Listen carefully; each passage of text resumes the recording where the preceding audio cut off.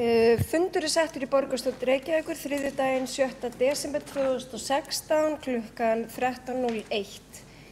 Fyrsta mál á dagskrá síðari umræðu fjárhagsáætlun Reykjavíkurborgar fyrir árið 2016. Annað mál á dagskrá síðari umræðu 5 ára áætlun Reykjavíkurborgar.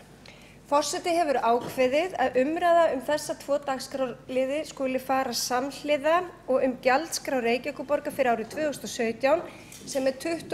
og 6. liður á dagskrá borgarráðs frá 1. desember síðastliðnum. Forseti vekur einnig athygli á að 27. liður sem nefndur í dagskrá eftir fundargerð borgarráðs frá 1. desember og annar liður B og C heyra undir 1. lið á dagskrá og koma til atkvæðagreiðslu þegar umræðu lýkur, en það eru breytingartillögur við fjárhagsáætlun Reykjavíkurborgar 2017. Jafnframt hefur forseti ákveðið að þegar atkvæðagreiðsla hefst að loknum umræðum þá munum við taka fyrst til afgreiðslu gjaldskrár Reykjavíkurborgar fyrir árið 2017 áður en greidd eru atkvæði fjárhagsáætlun og 5 ára áætlun. Þannig að það skýrt, við tökum fyrst fyrir gjaldskrá Reykjavíkurborgar, afgreiðum það og afgreiðum svo fjárhagsáætlun og 5 ára áætlun. Einnig minnir forseti á að ræðutími óbundinn við seinni umræðu fjárhagsáætlun og mælendaskrá liggur fyrir og hefur verið birt á vef borgarstjórnar. En þá tekur til máls hæstvirtur borgarstjóri. Forseti, ágætu borgarfulltrúar. Það ánægjulegt að hefja hér síðar umræðu frumvarp að fjárhagsáætlun Reykjavíkurborgar og 5 ára áætlun. En ég held að sé ástæða til þess að byrja á því að fara lauslega yfir 9 mánaða uppgjör A-hluta og samstæða borgarinnar sem var lagt fram í borgarráðs síðastliðinn fimmtudag. Vegna þess að þar sést skýrt hvar við stöndum í þeim stóru verkefnum sem við höfum tekist á hendur að undanförnu varðandi fjármál borgarinnar. Uppgjörið sýnir svo ekki verið vilst að fjármál borgarinnar á réttri leið, þannig hefur tekist að ná afgangi. Þrátt fyrir 750 milljóna króna hækkaða gjaldfærslu vegna lífeyrisskuldbindingar og 760 milljóna króna niðurfærslu skatttekna vegna nýs fasteignamats Hörpu. Ástæðan einföld, þessi árangur að nást vegna þeirra hagræðingaraðgerða sem ráðist hefur verið í. Annar rekstrarkostnaður 770 milljónum króna undir fjárheimildum, aðrar tekjur en skatttekjur 400 milljónum yfir áætlun og nettó fjármagnsgjöld 400 milljónum krónum lægra en áætlun gerir ráð fyrir. Ég sá þann meinlega misskilning á bloggi hins ágæta borgarfulltrúa Áslaugar Friðriksdóttur að hagræðingarmarkmiðin væru ekki innifalin í niðurstöðum 9 mánaða uppgjörs, en það að sjálfsögðu þannig. Mig minnir að borgarfulltrúinn hafi tekið sem dæmi að útgjöld væru einungis 180 milljónum undir markmiði og þar með mætti draga þá ályktun að hagræðingu upp á 600 milljónir eða ekki náðst, en hagræðingin sjálfsögðu inn í áætlunni, þannig að bæði búið að ná hagræðingunni sem átti að ná og 180 milljónum að auki.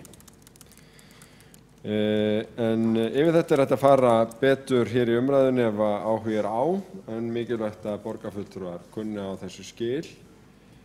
Afkoma málaflokkanna sýnir nefnilega að þeir eru allir undir áætlun, sumir verulega. Eina undantekningin velferðarsvið án bundinna liða. Það fyrst og fremst vegna stórs liðar þar sem að ríkið hefur ekki staðið við sinn hlut, þar að segja að þetta börn með fjölþættan vanda. En þegar bundnir liðir eru teknir með hjá velferðarsviði þá velferðarsviði líka verulega mikið undir. Þessi góða afkoma eykur vissulega bjartsýni og væntingar að við getum tekist á við aukin útgjöld, meðal annars vegna nýgerðra kjarasamninga og framlögð fjárhagsáætlun ber þetta með sér. Þar gert ráð fyrir fjármunum sem hægt að verja til kjarasamninga kennara og það ekki gert ráð fyrir að þar þurfi neina viðbótar hagræðingaraðgerðir að koma til, þannig að við það getur verið staðið. 9 mánaða uppgjör samstæðunnar síðan alveg kapítuli út af fyrir sig. Þar hækka allar tölur og viðsnúningurinn verulegur. Jákvæð rekstrarniðurstöðu upp á 17,5 milljarða en þá ber þess að geta að stóru tölurnar í því eru meðal annars matsbreytingar á fasteignum félagsbústaða og innbyggðar álafleiður upp á 12 milljarða og þessar reiknuðu stærðir eru í raun leiðréttingar á efnahag. En engu að síður ánægjulegt að sjá heildarrekstur samstæðunnar vænkast svona. Ef við horfum á þá mælikvarða sem að oftast ber á góma hér í sölum borgarstjórnar, að þá sjáum við að áætlunin stefndi að því að við yrðum undir varðandi veltufé en við stöndum þannig í 9 mánaða uppgjör að það í 10,6% af tekjum sem ánægjulegt. Þetta auðvitað býsna sterk stað þegar horft á samstæðuna líka varðandi veltuféð en hægt að fara ítarlegar yfir 9 mánaða uppgjörið ef áhugi á því hér í umræðu. Við miðuðum fjárhagsáætlunina við þjóðhagsáætlun að vori en nú hefur Hagstofan gefið út nýja þjóðhagsspá sem sýnir þróun hagtalna sem talsvert frábrugðin fyrri forsendum Hagstofunnar og þar með þeim forsendum sem við notuðum í júní síðastliðnum. Þannig spáð að verðbólgan verði ekki 2,2% heldur 1,8% á þess ári, að gengi styrkist ekki aðeins 6% heldur 9,5% og breytingarnar eru allnokkrar varðandi 2017. Verðbólga lægri og einu stigi undir forsendum fjárhagsáætlunar, gengisstyrkingin henni spáð áfram á árinu 2017 sem ræður auðvitað miklu verðbólguspána og það verið að spá auknum kaupmætti launa og vaxandi spennu á vinnumarkaði í stuttu máli. Það ástæða til að fara yfir þetta hér því að Fjármálaskrifstofa hefur farið yfir áhrif nýrrar þjóðhagsspár á rekstur A-hlutans og telur áhrifin vera meir en svo að hægt sé að við lítum framhjá þeim. Þannig að fyrstu breytingartillögurnar við fjárhagsáætlun lúta að áhrifum nýrrar þjóðhagsspár. Við erum að lækka, nú verður allir að fylgjast vel með, við erum að lækka hækkun gjaldskrártekna. Það er að segja hækkun gjaldskrár vegna verðbólgu verði minni vegna þess að það verði að spá minni verðbólgu. Við munum hækka gjaldskrárnar 2,4% en ekki 3,9%. Fjárheimildir svið og stofnana verða líka lækkaðar vegna annars rekstrakostnaðar. Í fjárhagsáætluninni gildir eftir sem áður að málaflokkarnir fá hækkun á öðrum rekstrakostnaði bættan, en bæturnar miðast við þróun neysluvísitölu og nú ekki lengur verið að spá því að neysluvísitala hækki 3,9% heldur 2,4% og annar rekstrarkostnaður verður bættur til samræmis við það. Sama á við innri leigu, hún lækkar og fjárheimildir stofnana til greiðslu á henni jafnframt. Við höfum líka beinti til Orkuveitu Reykjavíkur, Félagsbústaða og Strætó að þau leggja fram endurskoðaða fjárhagsáætlanir á grundvelli breyttra forsendna og það hér líka undir. Þessar breytingar allar sjást í breytingartillögum 1-6 sem voru lagðar fyrir borgarráð 1. desember og liggja fyrir þessum fundi. Það kannski ein eyða sem ekki beinlínis auð, en við skulum segja mikilvæg forsenda, mikilvæg ytri forsenda sem að rétt að bera á góma og lýtur að fjárhagslegum samskiptum við ríkið. Það starfsstjórn í landinu, það ekki komin ný ríkisstjórn, það verður að vísu lagt fram fjárlagafrumvarp í dag og við munum ásamt fjármálaskrifstofu einhóndökur í að rýna það og koma ábendingum til fjárlaganefndar sem verður skipuð á þinginu í dag í samræmi væntanlega við stærð flokka á þingi en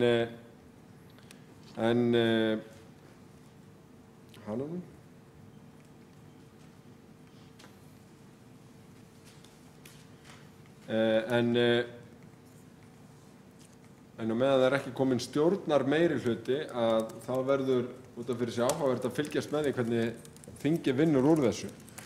Ég held að sé þeim ríkar ástæða til að koma skýrum tillögum og ábendingum til fjárlaganefndarinnar og þingsins það sem að við höfum í sumum tilvikum árum saman verið að benda á en þar geta verið hlutir sem leiða af framsetning og forgangsröðun í nýju fjárlagafrumvarpi sem lagt fram af starfandi fjármálaráðherra. Við á þessum tímapunkti hins vegar, því að fjárlagafrumvarpið kemur ekki fram fyrr en eftir 2 tíma, býst við, vitum ekki nákvæmlega innihald þess, hvorki varðandi almenningssamgöngur, varðandi lækkun tryggingagjalds, varðandi framlög jöfnunarsjóðs og framlög til reksturs hjúkrunarheimila, svo bara nokkur dæmi séu nefnd. En þetta getur haft verulega áhrif á ytra umhverfi okkar og einstaka liði. Milli umræðina voru lagðar fram í borgarráði af hálfu meirihlutans breytingatillögur sem eru nokkrar. Í fyrsta lagi í tengslum við breytta þjóðhagsspá, það tillaga 1 gjaldskrár, tillaga 2 annan rekstrarkostnað, tillaga 3 fjármagnskostnað, tillaga 4 innri leigu og innri leigu gatna, tillaga 5 gjaldfærslu lífeyrisskuldbindingar og 6 hækkunar útsvarstekna. Þegar við erum komin í tillögu 7 að þá koma hins vegar málaflokka tillögurnar hver af annarri. Bakgrunnur þessara tillögugerðar raunar sú að það var auðvitað lagður fram býsna stór skólapakki í haust þar sem segja má að 1,3 milljarðar hafi verið settir inn í skólakerfið vegna þess að leik- og grunnskólar þurftu aukið fjármagn og þetta höfðum við vitað nokkuð lengi en það var ekki fyrr en að var orðinn viðsnúningur í rekstri sem við treystum okkur til þess að setja þessa fjármuni inn. Langar aðeins til að rifja þetta upp vegna þess að þetta eru líka stórar tölur í nýju áætluninni. Leik- og grunnskólar fengu aukið fjármagn vegna langtímaveikinda, sérkennslu og skólaaksturs. Alls 679 milljónir króna á þessu hausti og þessar fjárveitingar halda áfram á árið 2017. Meira fé hægt að verja til hráefniskaupa vegna skólamáltíða. Það þó ekki með beinum framlögum úr borgarsjóði heldur hækkun á fæðisgjöldum 100 krónur á dag og þeir peningar fóru óskiptir í hráefnisinnkaup til að bæta gæði máltíða. Framlög á námsgögnum til skapandi starfs í leikskólum hækkuðu úr 800 krónum á barn í 3.000. Auk þess voru settir fjármunir í liði til að efla faglegt starf í leikskólum með viðbótarframlögum til undirbúningsstarfa og sú áhersla heldur áfram 2017. Við þetta bætir svo aukið fjármagn til faglegrar stjórnunar í grunnskólum haustið 2016 sem heldur áfram 2017. Við ákváðum að opna fyrir inntöku barna sem fædd eru í mars og apríl 2015 og leikskóla borgarinnar frá og með áramótum núna næstkomandi. Þetta þó með þeim fyrirvara að sumir leikskólar eru býsna fullir og aðrir gætu þurft að ráða inn starfsfólk og það þarf að hafa fyrirvaru manneklu í þessu. En þetta tengist auðvitað því að það hefur verið ákveðið að ráðast í átak með fagfélögum í leikskólanum að gera starf á leikskólum eftirsóknarverðara. Í leikgrunn- og frístundamiðstöðvum verða úthlutunarlíkön endurskoðuð sem hluti af djúpgreiningu sem fer fram núna á fjármálum SFS og ætlunin að þessi nýju líkön taki gildi fyrir skólaárið 2017 og 2018. Í þeirri vinnu verða líka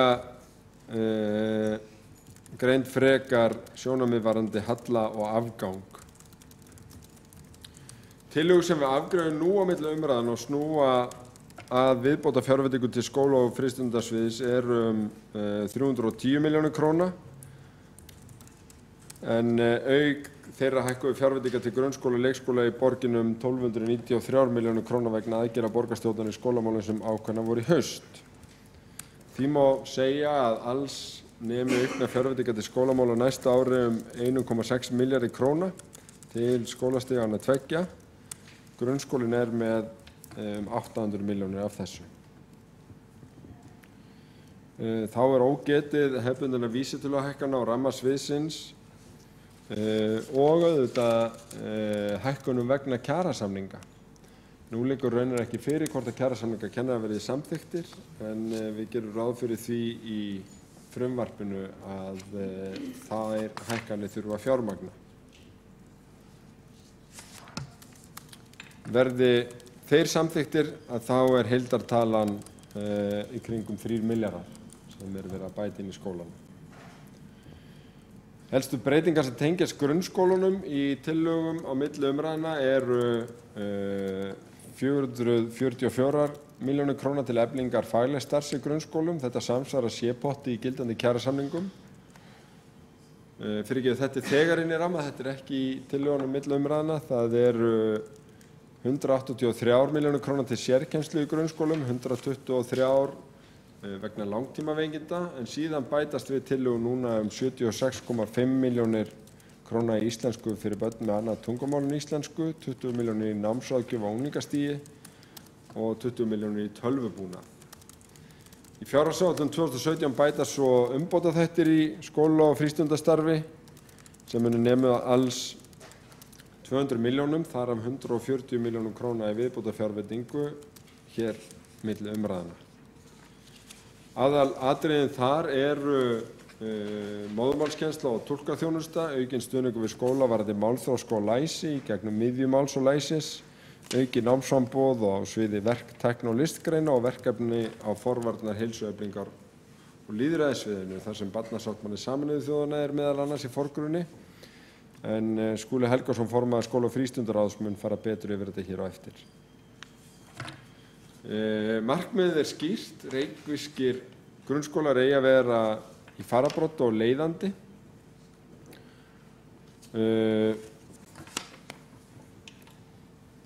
Og til þess þarf margt til, þar á meðal fjármuni, en líka betri frið skólastarfið heldur en ríkt hefur.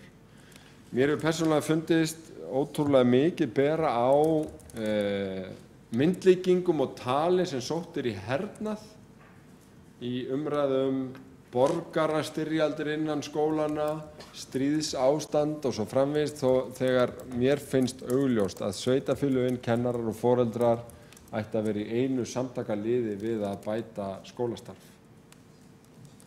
Og ég svolítið hugsi yfir þessu.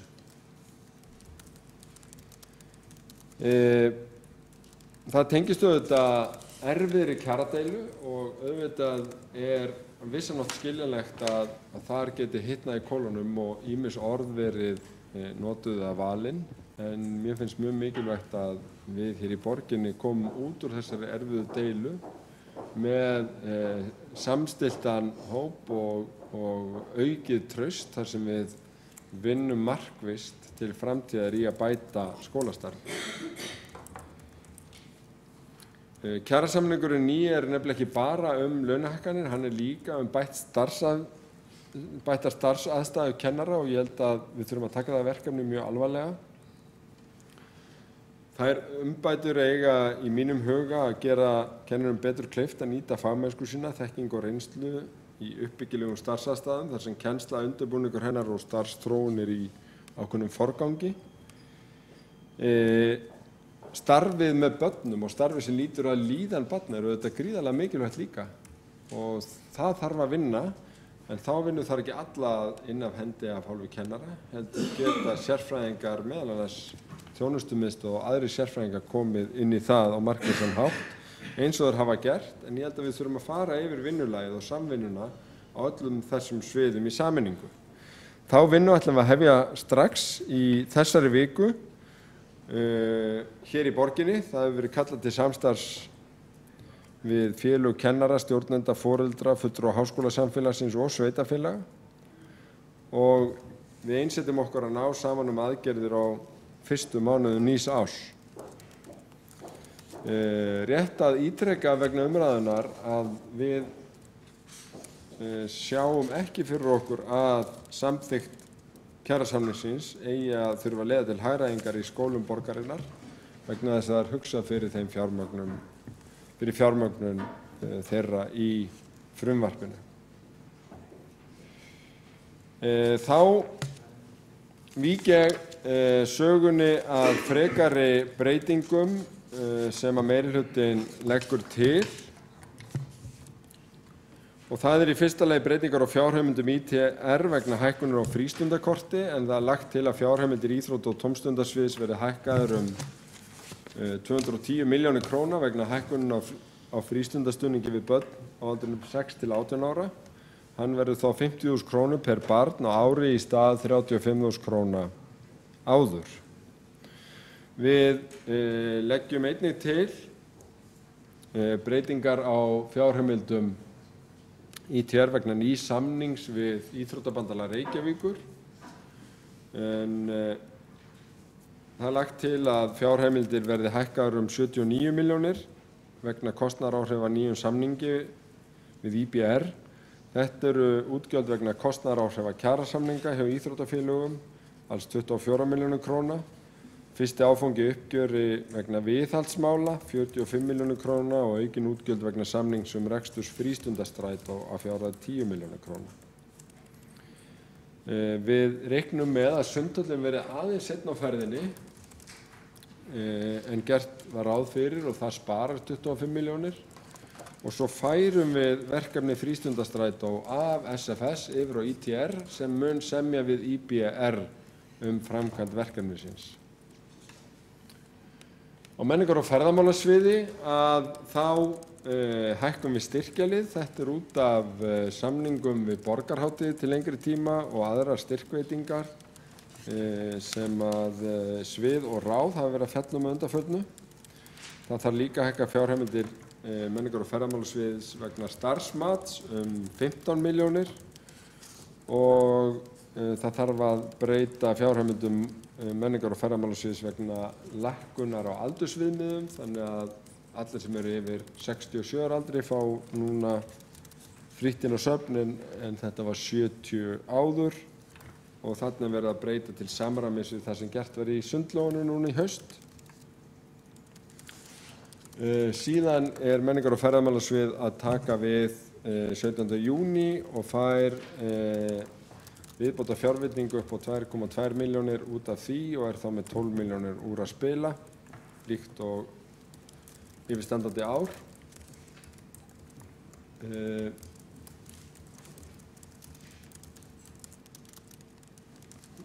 Ef við horfum á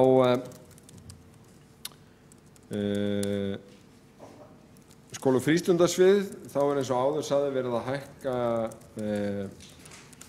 fjárveitingum 140 milljónir vegna fjármögnunar á sérstökum umbótaþáttum í skóla- og frístundastarfi, en 60 milljónir til þess að heildartalan sé 200 milljónir sótt í yfirstandandi hagræðingu sem mun nást. Af einstökum liðum má nefna 10 milljónir króna til innleiðingar barnasáttmála og fleira sem að formaður ráðsins mun fara yfir hér á eftir. Það eins og áður segir 76,5 milljónir í íslenskukennslu fyrir börn með annað móðurmál en íslensku. Við erum að hækka fjárheimildir vegna fjölgunar barna í skólahljómsveitum, áætlum að fjölga 10 börn í hverri hljómsveit.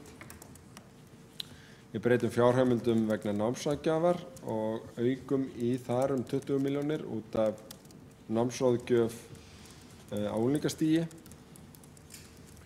og aukum við 23,6 milljónir vegna sértæks klúbbastarfs í félagsmiðstöðvum. Tölvubúnaði vegna samræmdra prófa meðal annars, það fara 20 milljónir í það og síðan eru nokkrar tæknilegar breytingar sem eru tillögur SIVF 21, 22, 23 og 23 sem eru vegna breytinga á barnafjölda. Við höfum alltaf áætlað fyrir barnafjöldunum og leiðrétta þegar rauntölur hafa komið fram og höfðum aðeins ofreiknað þarna inn í áætlunina og það breytist aðeins en þessar tölur koma alltaf til endurskoðunar á hausti þegar niðurstaðan liggur fyrir varðandi innritun að hausti.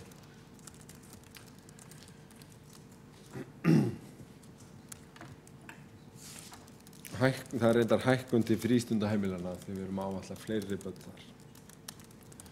Síðan er það leiðrétting á rammaúthlutun vegna frístundaklúbba á Vesturhlíðar. Það er 85,8 milljóna króna hækkun vegna fjölgunar barna í sjálfstætt grunnskólum, hækkunar á viðmiðunargjaldskrá. Þetta leiðir beint af lögum og það er líka verið að hækka 7,5 milljón húsaleigu á námsflokkunum vegna nýrra samninga sem var samþykktur á dögunum. Við erum að hækka vegna nýrra kjarasamninga Félags íslenskra hljómlistamanna og gera leiðréttingu vegna nýlegs samnings stuðning við nám á miðstigi í söng og miðstigi og framhaldsstigi í hljóðfæraleik. En ríkið að koma núna inn með peninga í nýjan framhaldsskóla og framlögin breytast aðeins í tengslum við þá breytingu. Á velferðarsviðinu þá er verið að hækka gjaldskrá til stuðningsfjölskyldna verulega 88% ef ég man rétt af gjaldskrá og Ilmur Kristjánsdóttir formaður velferðarráðs mun fara betur yfir þetta hér á eftir. Og við gerðum nýverið samning konukot, nýjan samning sem leiðir til 17,5 milljón króna hækkunar út af honum. Við erum að hækka lið vegna ferlimála fatlaðra hjá umhverfis- og skipulagssviði til þess að hann lækki ekki og það verið að koma inn með leigu á Bjarkarhlíð vegna þjónustumiðstöðvar fyrir þolendur ofbeldis.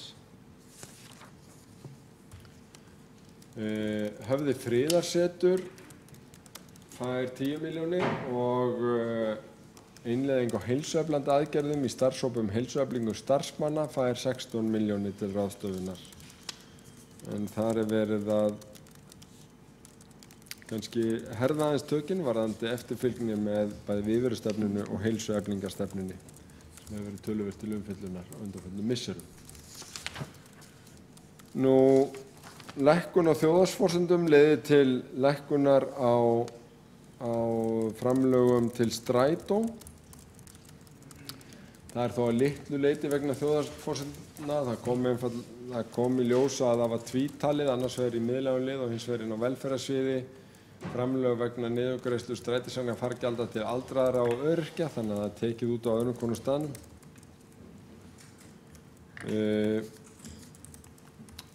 Þessar tillögur í heild sinni eru fjármagnaðar af ófyrirséð og dragast þá frá þar og Það líka lagt til að útgjaldaauki að fjárhæð 111 milljónum vegna tillagnanna sem tengjast þjóðhagsspá komi til frádráttar á liðnum launa og starfsmannakostnaður undir sameiginlegum kostnaði. Þannig að þetta blönduð fjármögnun. Þá það tilfærslur innan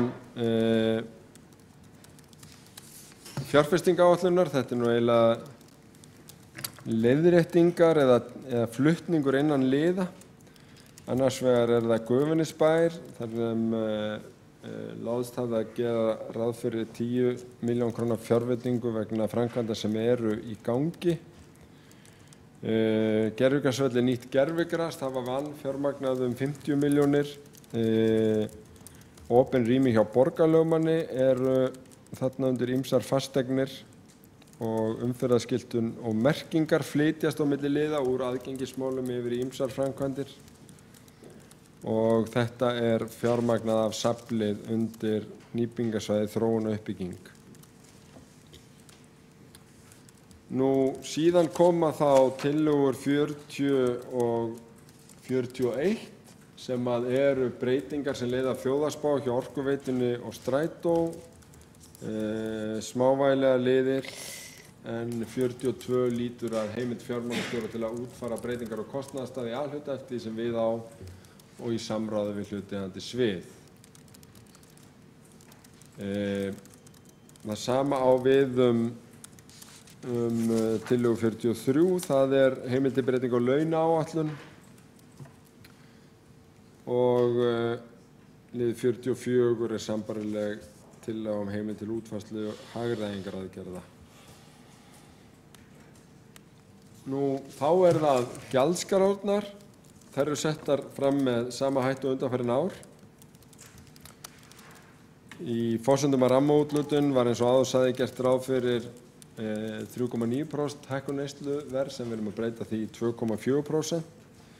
Gjaldskrár vegna mataráskrift og fæðisgjalda í leikskólum og grunnskólum taka þó ekki breytingum 1. janúar enda hækkuðu þær þann 1. október síðastliðinn vegna aukinna fjárheimilda til fæðiskaupa eða hráefniskaupa.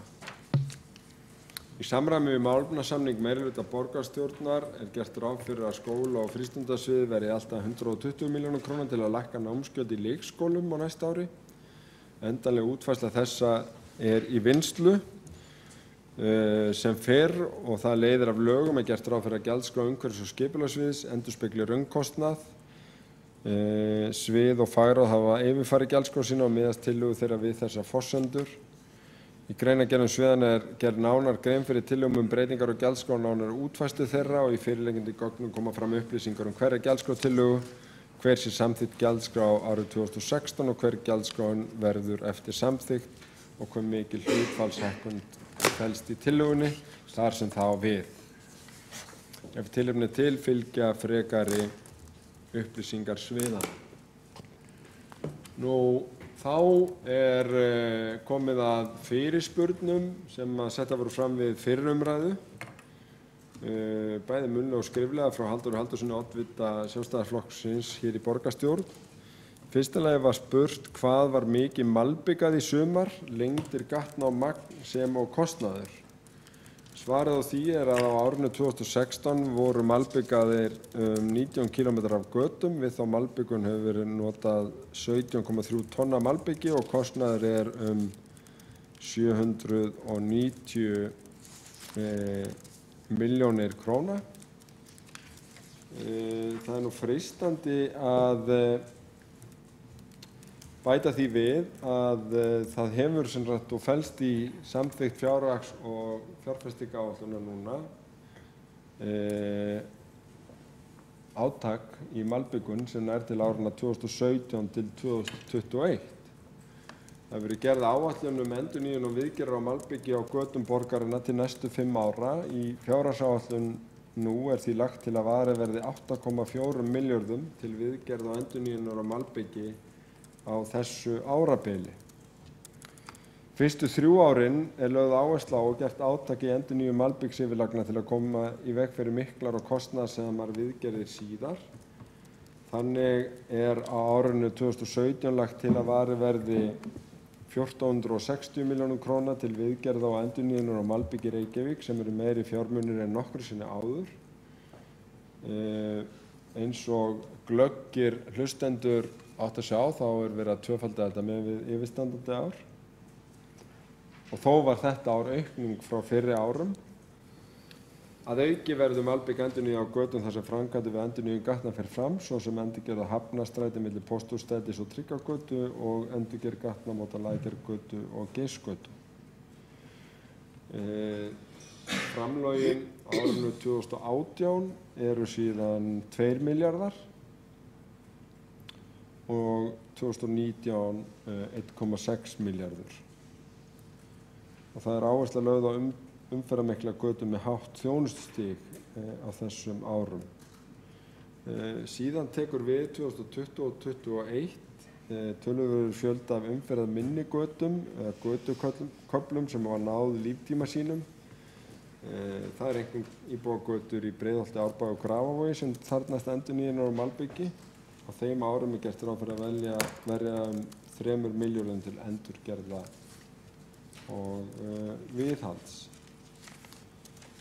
Ég held að sé megi til gamans nefna að það liggur fyrir drög að framkvæmdaáætlun fyrir þessa malbikun fyrir næsta ár og þær götur eða götukaflar sem eru í forgangi 2017 eru eftirfarandi: Álfabakki, Ármúli, Bílshöfði, Borgartún, Borgarvegur, Bústaðavegur, Bæjaráls, Hádegismóar, Flugvallavegur, Grensásvegur, Hálendisbraut, Höfðabakki, Kringlurampi, Laugavegur, Litlahlíð, Lækjargata, Miklubraut, Kringlan á Norðurrampa, Njarðargata, Nóatún, Skeiðavogur, Skotursvegur, Skógarsel, Snorrabraut, Stekkjabakka, Suðurgata, Suðurlandsbraut, Tryggvagata, Túngata, Vatnsmýravegur, Vesturlandsvegur, Víkurvegur, Vonarstræti, Antmarstígur, Arnarbakki, Álfheimar, Bankastræti, Bergstaðastræti, Bergþórugata, Bílshöfði, Bólstaðahlíð, Brautarholt, Brautarholtsvegur, Brúnavegur, Einarsnes, Eiríksgata, Engjagata, Eyrarland, Faxafen, Frakkastígur, Framnesvegur, Frostaskjól, Gagnvegur, Gnóðavogur, Grjótháls, Grófin, Gufunusvegur, Gunnarsbraut, Hafnarstræti, Hátæksvegur, Hátún, Heiðagerðið, Hofsvallagata, Holtavegur, Hraunberg, Hæðagarður, Jaðarsel, Katrínartún, Langholtsvegur, Laufásvegur, Laugalækur, Laugarósvegur, Lágmúli, Logafold, Lokinhamra, Miðskógar, Neshagi, Njálsgata, Norðurfell, Reynisvassvegur, Réttarholtsvegur, Rofabær, Síðumúli, Skipholt, Spöngin, Stakkahlíð, Stjörnugróf, Stórholt, Stórhöfði, Strengur, Suðurfell, Suðurhlíð, Sæbraut, Skúlagata, Vatnagarðar, Veiðimannavegur, Vesturberg, Vesturgata, Viðarhöfði, Vínlandsleið, Ægisgata, Öldusel, Bjarkagata, Brekkulækur, Fossvogsvegur, Hellusund, Hestáls, Ingóls, Stræti, Kænuvogur, Ljósamar, Skaftahlíð, Smiðsjóði, Sölvhólsgata, Sörlaskjól, Vagnhöfði, Vatnsveituvegur, Vesturhlíð, Þingholtsstræti, Þverholt, Svarthöfði, Jörfagrönd, Kleppsvegur, Kollagrönd, Kristnibraut og Móvað. Þá var spurt niðurstöðu samráðshóps sveitarfélaga á höfuðborgarsvæðinu og Vegagerðarinnar malbikunarþörf og áætlun til að stemma stigu við niðurbroti gatna á höfuðborgarsvæðinu. Og því til að svara að hluti sveitarfélaganna á höfuðborgarsvæðinu var í fyrstu ekki tilbúin að taka þátt og skrifa undir samkomulagið þar til að Vegagerðin og Reykjavíkurborg ákváðu að halda áfram með verkefni engu að síður og bjóða sveitarfélögunum aftur til leiks og hafa þau nú meira eða minna öll ákveðið að vera með. Þannig að ég á von á því að það verði skrifað undir þetta sirka í næstu viku.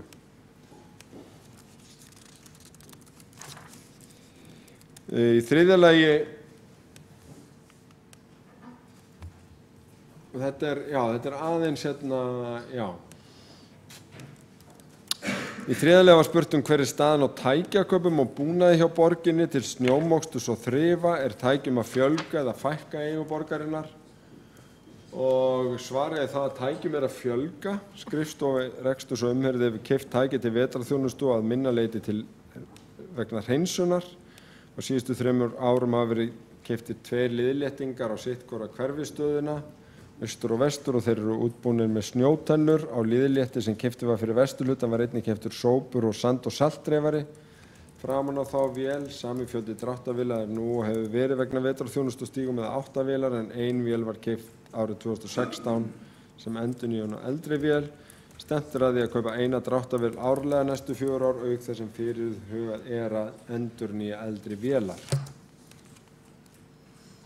Í fjórða lagi var spurt þróun fasteignagjalda hjá Reykjavíkurborg á kjörtímabilinu og skiptingu eftir hverfum og þetta svar verður lagt fram skriflega. Ég held ég sé ekki að æra óstöðan með að lesa allar þessar tölur, en í stuttu máli þá hefur fasteignaverð hækkað í öllum hverfum, mest í miðborg og næstmest líklega í Breiðholti og Fossvogi, og fasteignamatið endurspeglar það. Þó má geta þess að á síðasta kjörtímabili þá lækkaði þáverandi meirihluti álagningarhlutfall fasteigna gjalda í 0,2% og álagningin nú sú lægsta á landinu í kjölfarið.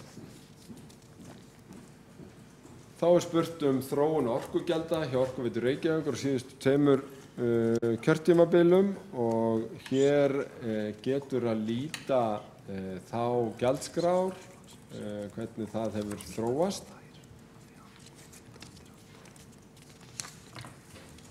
Og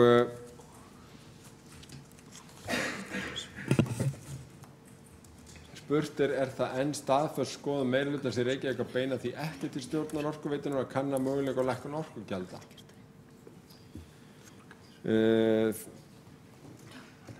Það rétt að fara yfir það að gjaldskrá Orkuveitunnar sú lægsta þegar kemur að samanburði við löndin í kringum okkur. Það reyndar ánægjulegt að geta sagt frá því að áramótin munu veitur lækka gjöld fyrir raforkudreifingu og kalt vatn. Hvers vegna? Jú, það vegna þess að okkur hefur tekist að spara það mikið í fjárfestingum og rekstri þessara veitna að afkoman hefur batnað það mikið að gjöldin lækka. Miklar fjárfestingar í hitaveitum og fráveitum leyfa ekki lækkun og hækka þær því í takti við vísitölur, en rafmagnsdreifing mun lækka 5,8% nú áramótin. Það oft helmingur rafmagnskostnaðar heimila. Aðrir liðir á rafmagnsreikningi veitna eru flutningsgjald sem Landsnet fær og Landsnet að hækka, gerði það núna 1. desember, og svo eru opinber gjöld, jöfnunargjald og virðisaukaskattur.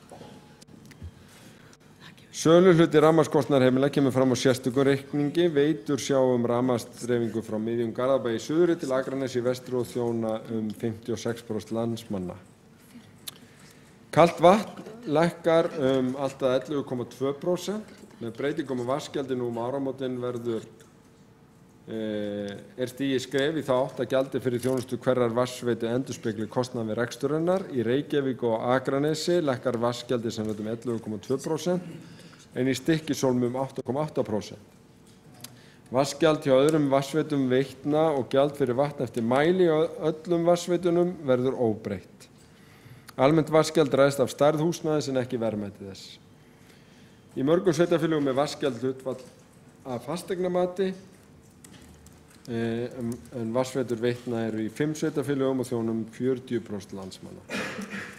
Gjaldskrá hitaveitna hefur fylgt vísitölu neysluverðs undanfarin ár og gerði það áfram sinn. Mikla fjárfestingar standa yfir við endurnýjun stofnlagna, til dæmis lagna milli Reykjavíkur og jarðhitasvæðanna í Mosfellsbæ og frá Deildartunguhverfum, byggðir Borgarfjarðar og Akraness. Gjaldskrá hitaveitna hækkaði síðustu mitt ár og þar var hljóta staðfestingu atvinnuvegar og nýsköpunarráðuneytis. Gjald fyrir fráveituþjónustu Veitna hefur fylgt breytingum á bingavísitölu og endurspeglar hækkunin nú breytingunum á milli ára. Fráveitugjaldi á veitum miðast við stærð húsnæðis og meðal fjárfestingar sem standi yfir uppbygging nýrra fráveitukerfa á Kjalarnesi, Akranesi og í Borgarbyggð. Það þarf ekki að tíunda af þeim eru miklar umhverfisbætur og að þeim loknum mun skolp ekki lengur streyma út fjölda lítilla útrása í fjörurnar. Veitur annast uppbygging og rekstur fráveitu í Reykjavík, Borgarnesi, á Akranesi, Bifröst, Hvanneyri, Varmalandi og í Reykholti. Af öllum gjaldskrárbreytingum Veitna samanlögðum lækkar veitukostnaður heimilis í Reykjavík. Með algenga ársnotkun heimilis lækka veitugjöldin tæplega 4.400 krónur á ári. Þannig að stuttasvar já, það verið að lækka gjaldskrá í Orkuveitunni. Örlítið lengra svar að ástæðan fyrir lækkunin ekki Pólitískur þrýstingur heldur vegna þess að við erum búin að setja upp býsna trausta umgjörð gjaldskrámálin, bæði þannig að menn falli ekki í pólitíska freistni að lækka gjaldskrár umfram það sem efni til, en líka til að tempra gjaldskrárnar þegar að tækifæri gefast og bættum rekstri þannig skilað til neytenda. Sjötta spurningin, hvað eru langir biðlistar eftir félagslegu húsnæði hjá Reykjavíkurborg? Hve lengi ætlar Reykjavíkurborg sér að vera að koma til móts við þá þörf? Hér getur að líta fjölda þeirra sem eru á biðlista. Það er 626 á bið eftir 1 til 2 herbergja íbúðum, 132 eftir 3 herbergja og 68 eftir 4 herbergja og stærri.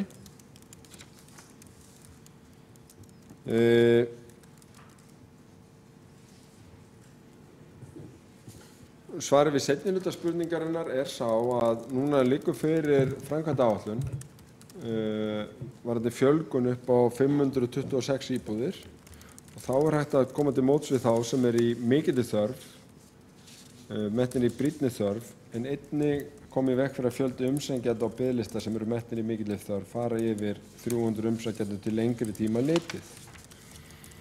Þeir sem eru á þessum lista eru raunar eiga margir sameiginlegt að fá húsnæðisstuðning frá borginni. Er að fá sérstakar húsaleigubætur og núna sérstakan húsnæðisstuðning eftir áramótin. Þannig er ekki það að þeir, og sumir eru bara með liggjandi umsókn þó þeir séu á einkamarkaði vegna þess að það er áhugavert fyrir marga að komast í það húsnæðisöryggi sem fylgir því að leigja hjá félagsbústöðum. Síðan var spurt hvað nú?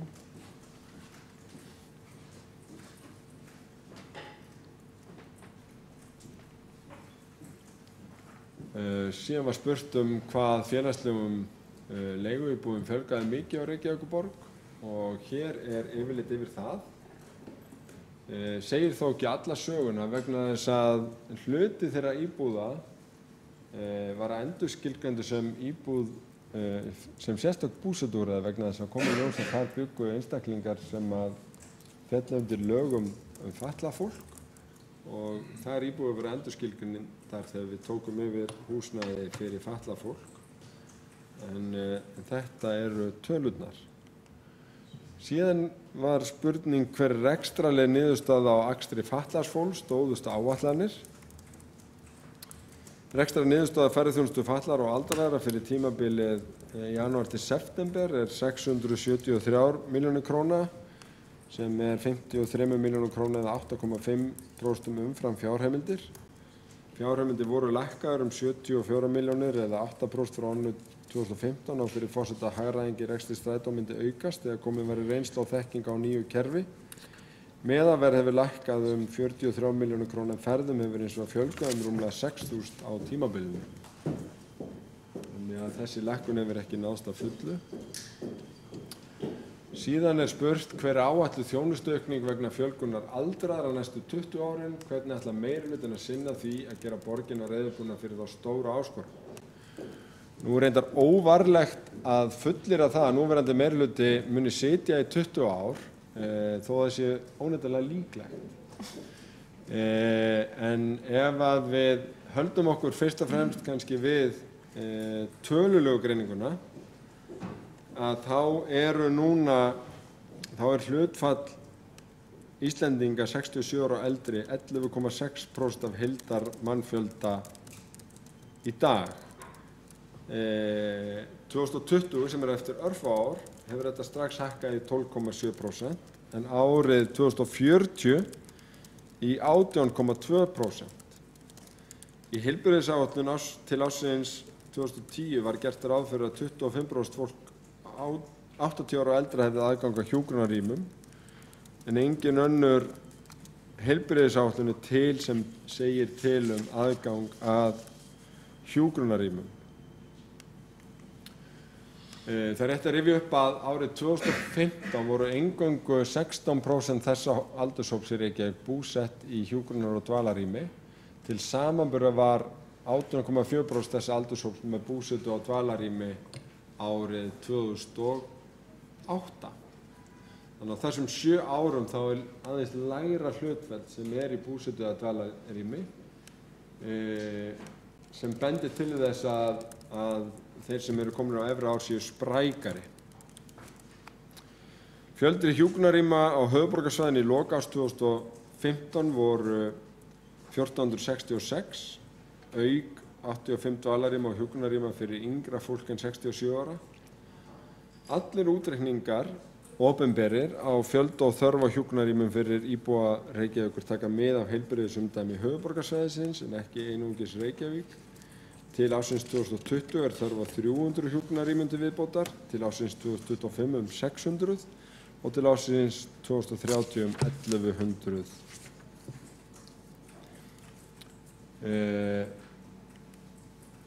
Þess verður þó að geta samþætting heimahjúkrunar og heimaþjónustu lokið með því að hafa verið byggður upp 3 öflugir heimaþjónustustaðir sem eru burðugir til að taka á móti auknum fjölda og nýjum áskorunum í þjónustu við aldraða. Farið verður í fleiri sérhæfð verkefni eins og endurhæfingu í heimarúsum í samstarfi við Landspítalann varðandi þá veikustu sem búa heima og við erum líka að horfa á þróun á tæknilausnum. Við viljum styrkja þjónustukeðjuna og til dæmis hægt að sjá fyrir sér fleiri almenn dagdvalarrými, fólk sem þá sefur heima, borðar heima á kvöldin. En á næsta fundi borgarráðs gert ráð fyrir kynningu á heildstæðum tillögum aldursvænu borgina, Age-Friendly City, sem kemur inn á mjög margt af því sem að með grunar að sé undirliggjandi í spurningunni. Það að segja, eigum við að forgangsraða fyrst og fremst á þennan í raun læknisfræðilega enda sem eru hjúkrunarrýmin og spítalapláss, eða hvað ætlum við að gera varðandi forvarnirnar og svona fremri hlutan af þessu. Þessu tengjast kannski spurningar 10 og 11. Hvaða fjármagn hefur farið í verkefni vegna nýsköpunar í málefnum aldraðra og fatlaðra? Þetta eru spurningar 10 og 11. Og svarið það að 1 stöðugildi deildarstjóra heimaþjónustu hefur verið varið til að vinna nýsköpun í tæknilausnum fyrir þessa hópa. Vinnan hefur einkum falist í 2 samstarfsverkefnum á vegum Norrænu ráðherranefndarinnar og afleiddum verkefnum með varðar nýsköpun í tæknilausnum. Samstarfið spannar 2,5 ár en lýkur nú í lok þessa árs. Launakostnaður vegna þess hefur verið 26 milljónir. Við höfum líka gert þróunarsamning nýsköpun í skráningu heimaþjónustustarfsmanna í gegnum snjallsíma. Það verkefni hefur kostað 150.000 krónur. Ferðakostnaður vegna funda erlendis tæknilausnir hefur verið tæplega 500.000 en þetta hefur verið sótt innan fjárheimilda sviðsins. Forseti, ágætu borgarfulltrúar, meirihluti Samfylkingar Bjartrar framtíðar, Vinstri grænna og Pírata leggja nú fram sína 3. fjárhagsáætlun. Hún varfærin og einkennist af góðum rekstri, þar sem tekjur duga fyrir gjöldum. Við smíðum aðgerðaáætlun í fyrra sem fjallaði minni rekstrakostnað og auknar tekjur og hvoru tveggja hefur gengið eftir. Fjármálin eru því á góðum stað nú þegar við leggjum fram þessa 3. fjárhagsáætlun kjörtímabilsins. Þar kennir margra grasa. En ég held að einn rauði þráðurinn sé sókn í skólamálum eða öllu heldur að vörn snúið í sókn í skólamálum.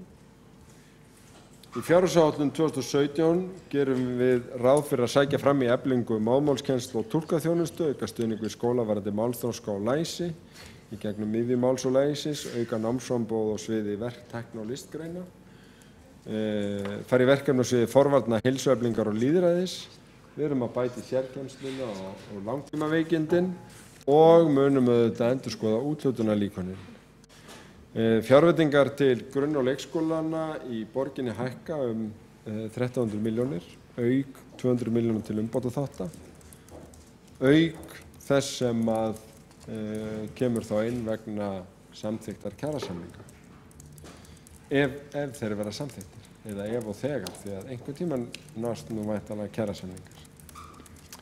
Ég vil að endingu þakka öllum sem komu að gerð fjárhagsáætlunar, þakka málaflokkum fyrir samstarfið og fjármálaskrifstofu alveg sérstaklega, hlakka til innleiðingarinnar og framhaldsins.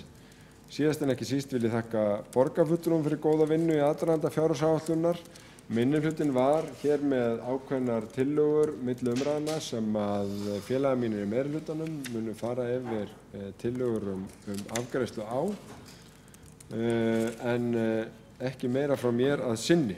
Ég hef nú, forseti og ágætu borgarfulltrúar, mælt fyrir frumvarpi fjárhagsáætlun Reykjavíkurborgar 2017 og frumvarpi 5 ára áætlun 2017-21 fyrir A-hluta á samstæðu Reykjavíkurborgar ásamt breytingartillögum meirihlutans og legg til að hún ásamt gjaldskrám verði samþykkt svo breytt.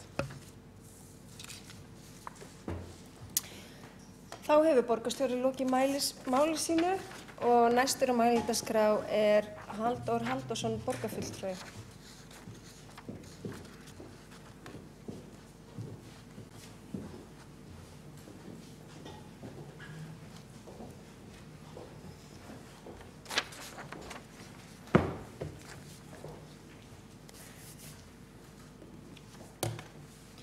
Já, forseti og góðir borgarfulltrúar.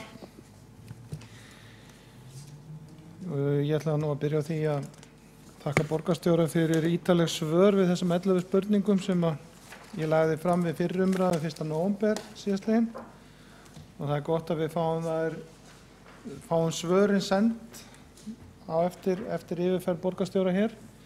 Þetta voru ágætlega ítarleg svör og fæ ég kannski aðeins að grípa inn í þau svona þegar líður á ræðu mína. Ég ætla að fara yfir nokkrar glærur hérna á eftir aðeins reksturinn sem er 3. fjárhagsáætlun meirihluta Pírata, Samfylkingar, Bjartar framtíðar og Vinstri grænna á þessu kjörtímabili og við sjáum sem betur fer að það er rofa til í rekstrinum.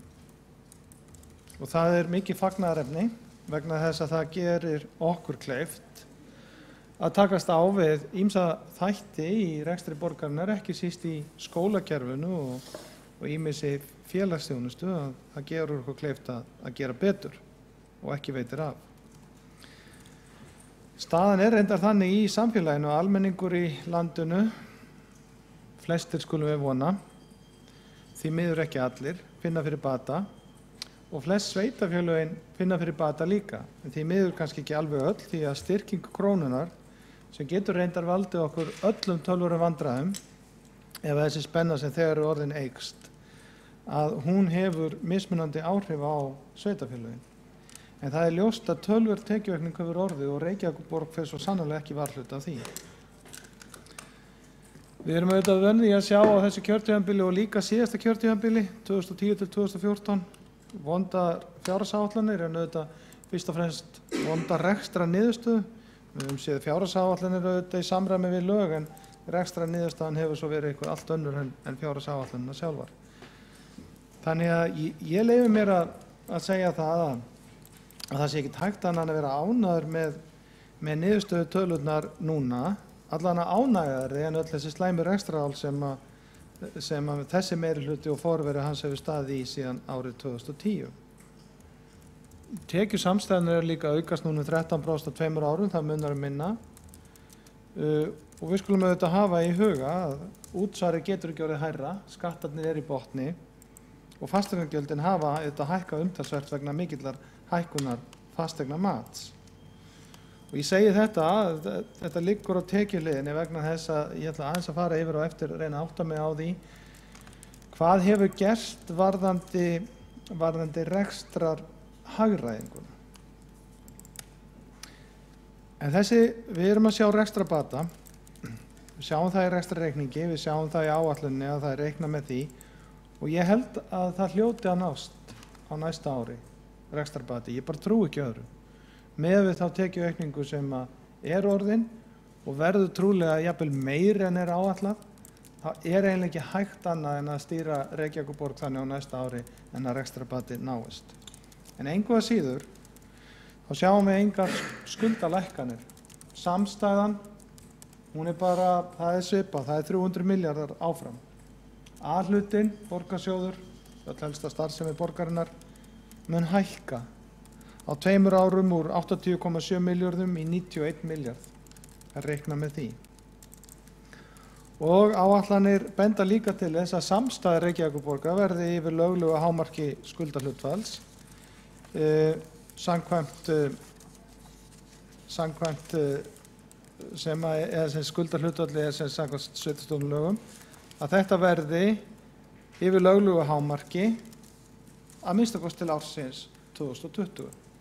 Þannig að Reykjavíkurborg verður áfram í hópi skuldugustu sveitarfélaga landsins.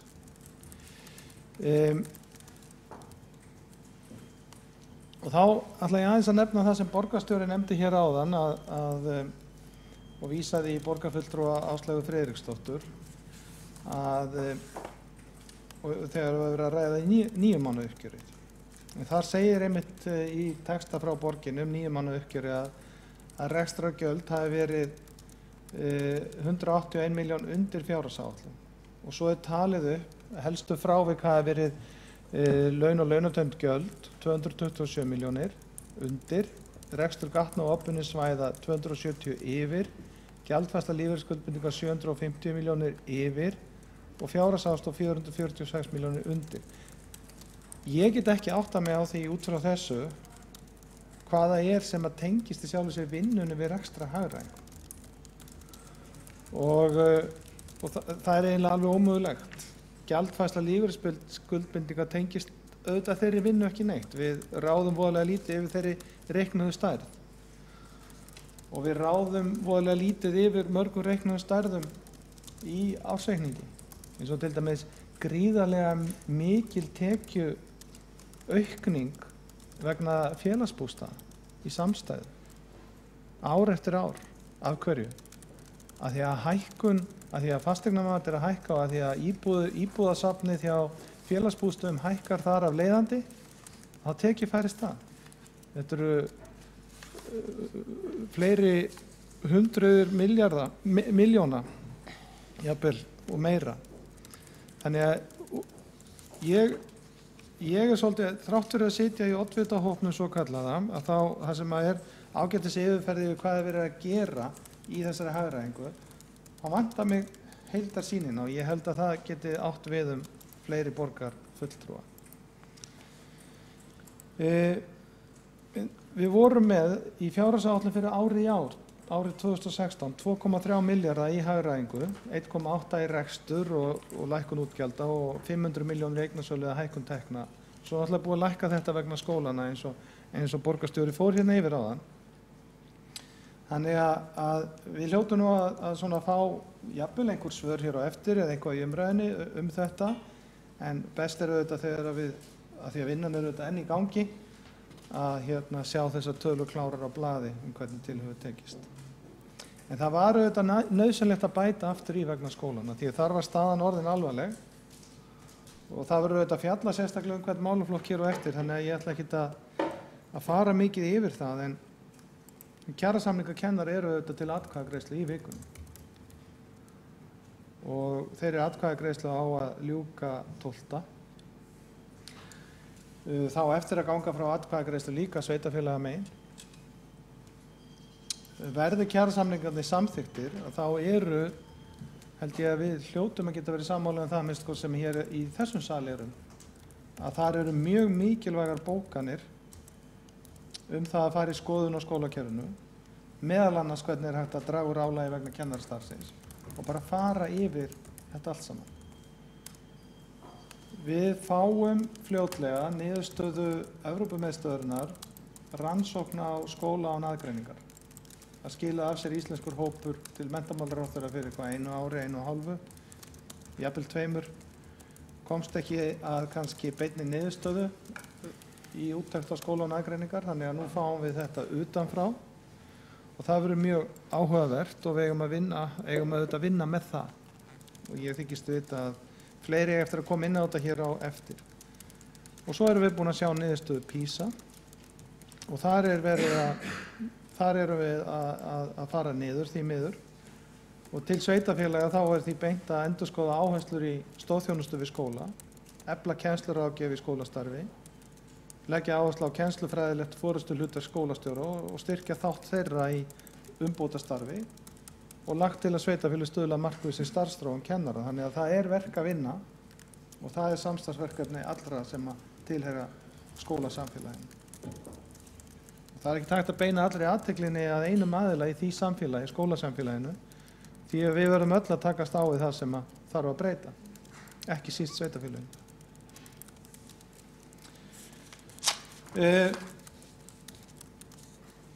Aðeins að renna hérna yfir nokkra glærur. Það er auðvitað orðið tímabært að það sé einhver ekstra bati.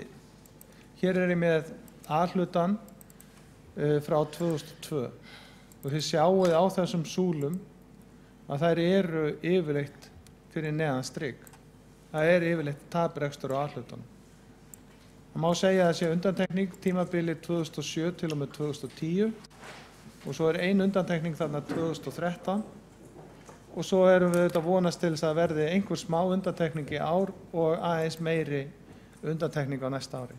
En gegnum gangandi þá hefur rekstrarafkoman verið neikvæð og eins og þið vitið að þá var nú hrun á þessu tímabilið 2007 til 2010 og 4 meirihlutar, en Sjálfstæðisflokkurinn var nú í þeim flestum. Þetta er auðvitað ekki nógu góður rekstur. Ef við skoðum svo skuldir A-hlutans frá 2002, hvernig þær hafa þróast, að þá eins og ég kom aðeins inn á áðan, að þá halda þær áfram að aukast og stefna í það að verða á næsta ári 91 milljarðar í A-hlutunum og samstæðan svona stendur í stað nokkurn veginn 300 milljarðar. Og Reykjavíkurborg verður áfram yfir löglegu skuldahlutfalli að minnsta kosti til ársins 2020. Ef við skoðum veltuféð, þarna setti ég línuna á 11%, borgarstjóri var með línuna í 9%, það hefur löngum verið í skýrslum fjármálaskrifstofu 9%, en ég sá í einhverju greinargerð frá fjármálaskrifstofunni að meðan að væri verið að fara í gegnum erfiðasta tímabili þá væri æskilegt að vera í 11%. Ég hef líka miðað við 11%, náttúrulega eftir því sem að skuldirnar aukast þá er enn meiri þörf auðvitað fyrir meira veltufé fyrir rekstri. En þarna er auðvitað bil frá þessari 7,6% súlu upp í 11% línuna og væri líka bil upp í 9% línuna sem að verður náttúrulega brúa með skuldaaukningu og það ber reikningarnir með sér.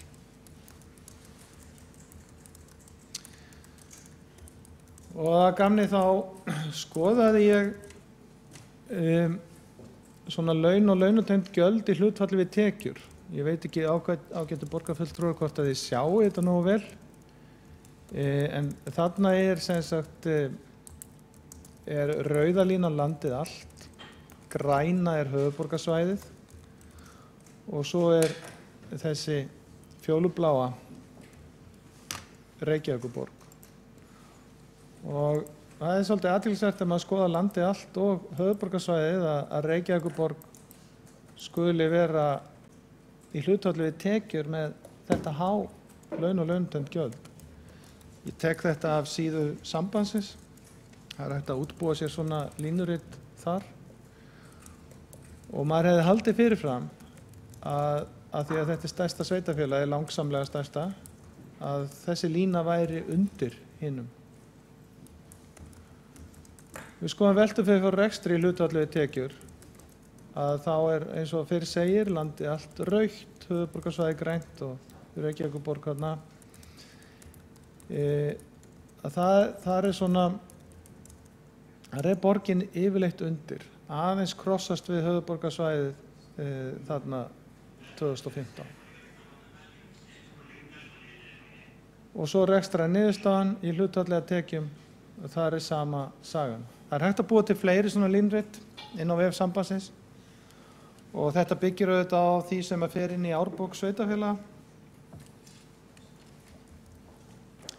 En svona fyrirfram myndi maður ætla það að þetta stórt sveitarfélag, að því að öll sveitarfélögin eru nú að fást við eftirmála hrunsins og öll sveitarfélög eru að fást við einhvers konar glímu við ríkið varðandi fjármögnun verkefna, af því að það var sérstaklega farið inn á það hér. Þannig að þetta áhugavert að borgin skuli ekki í rauninni alltaf vera bara með besta mælikvarða. Við förum hér, ágætu borgarfulltrúar, yfir nokkrar tillögur frá okkur á eftir. Ég mun fara yfir nokkra þeirra og aðrir borgarfulltrúar Sjálfstæðisflokksins munum svo fara yfir fleiri. Við munum þurfa að óska eftir við forseta að 4 þeirra sem bárust ekki á föstudaginn verði samþykktar inn með afbrigðum, væntanlega. En við Sjálfstæðisflokknum við göngum út frá því að varðandi útgjaldahliðina við viljum ganga miklu lengra í því að nýta kosti útboð á verkefnum, auka samkeppni og valfrelsi. Ein af spurningunum hér áðan, hún sneri að því hver var í staða á tækjakaupum og búnaði hjá borginni. Og það kom fram í svari borgarstjóra að tækjum að fjölga. Það kann að vera að þið teljið að meirihlutinn telji að það sé hentur að borgin eigist tæki. En ég hefði svona fyrirfram talið að það væri betra að bjóða alla svona hluti út og borgin ætti sem minnst á svona tækjum. Tæki sem að standa oft heilu mánuðina án verkefna. Við trúum á þetta minnstakosti við borgarfulltrúar Sjálfstæðisflokksins og við sjáum það að sveitarfélögin hringinn í kringum landið gera það líka. Til dæmis er Reykjavíkurborg væntanlega eina sveitarfélagið sem býður ekki út sorphirðu. Ég ætti kannski ekki að vera að hafa mörgum orðum það. Við stöndum auðvitað frammi fyrir alls konar áskorunum í þessu opinbera kerfi sem eru auðvitað ekkert að minnka. Og þörfin fyrir þjónustun að aukast. Í öðru svari kom hér fram að hver fjölgun aldrara verður til dæmis næstu 20 árin eða til 2040. Þannig að auðvitað þarf að innleiða einhverja nýja hugsun til þess að reksturinn festist ekki í viðjum vanans og fylgi ekki nauðsynlegri þróun. Og tillögurnar okkar hér ganga mjög mikið út á það og hafa auðvitað gert. Og stundum þarf auðvitað að koma með útgjaldatillögur til að spara til framtíðar. Og það höfum við líka leyft okkur að gera því að við teljum að fjárfestingar í tækninni eins og velferðartækni munu skila okkur í ákveðum rekstrarárangri til lengri tíma litið. Forseti, ég ætla að fara yfir eina glæru. Ég ætla að varast fullyrðingar stöðugildina þessu sinni. Ég hef á undanförnum árum farið yfir þróun stöðugilda sem ég hef bara lesið upp úr þessum skýrslum. Og ég ætla bara að varast einhverjar stóra fullyrðingar það núna vegna þess að mér sýnist að þegar ég skoðaði lykiltölunar þessum sinni í skýrslunum að það hlýtur að vera einhvers staðar átalið. Það bara hlýtur að vera. Það getur ekki verið og ég held að út af aðhaldsaðgerðum nema þessi ekkert að virka að þá hafi nú frekar verið einhver fækkun stöðugilda en ekki fjölgun 155 stöðugildi eins og ég les. Ég er margbúinn að fara yfir þetta. Ég fer yfir sem sagt lykiltölurnar og í skýrslunum fyrir hvert og eitt svið. Og þarna nú svona bara sagan hver fjölgunin hafði orðið 2010 til 2014 og hvaða mörg stöðugildi fylgdi málefnum fatlaðs fólks og svo framvegis. Þannig að í árslok 2014 eru 178 og útskýrð fjölgun stöðugilda. Þeim fjölgar 34 2015 en þeim getur ekki hafa fjölgað 155 núna milli ára. Ef svo þá myndi það kosta 1,2 milljarða. Og þess vegna segi ég það, forseti, ég ætla ekki að fullyrða stöðugildina þessu sinni. Ég held að við hljótum eiga að vera að sjá einhverja aðra tölu. Þannig ég ætla nú ekki svo sem að segja fleira þetta. En sagan segir að það hefur orðið fjölgun í gegnum árin. Sumt að þessu útskýrt og annað ekki. Aðeins að langar mig að tala um húsnæðismálin. Skortur á lóðum. Nú alltaf ágreiningur það hvort þessi skortur á lóðum. Við segjum það hiklaust, borgarfulltrúar Sjálfstæðisflokksins og Framsóknar og flugvallavinna líka vegna þess að þaðan hafa líka oft komið tillögur varðandi lóðir. Og þessi skortur hann skapar auðvitað hærra lóðaverð. Og það ýtir upp verði fasteigna og fasteignamati í Reykjavík hækkar og hækkar. Þannig að fasteignagjöldin hækka. Og þetta verður allt miklu erfiðara. Og við höfum auðvitað meira byggingarland. Við höfum talað fyrir því að fólk eigi að geta haft möguleika á lóðum undir fjölbreyttari húsagerðir. Til dæmis undir smærra einbýli og raðhús en núna er mögulegt. Og það þarf ekki að brjóta nýtt hverfi undir það. Það er hægt að stækka það sem fyrir er. Og gera til dæmis Úlfarsárdal og Grafarholti að sjálfbærri einingu með alla þjónustun er í dag.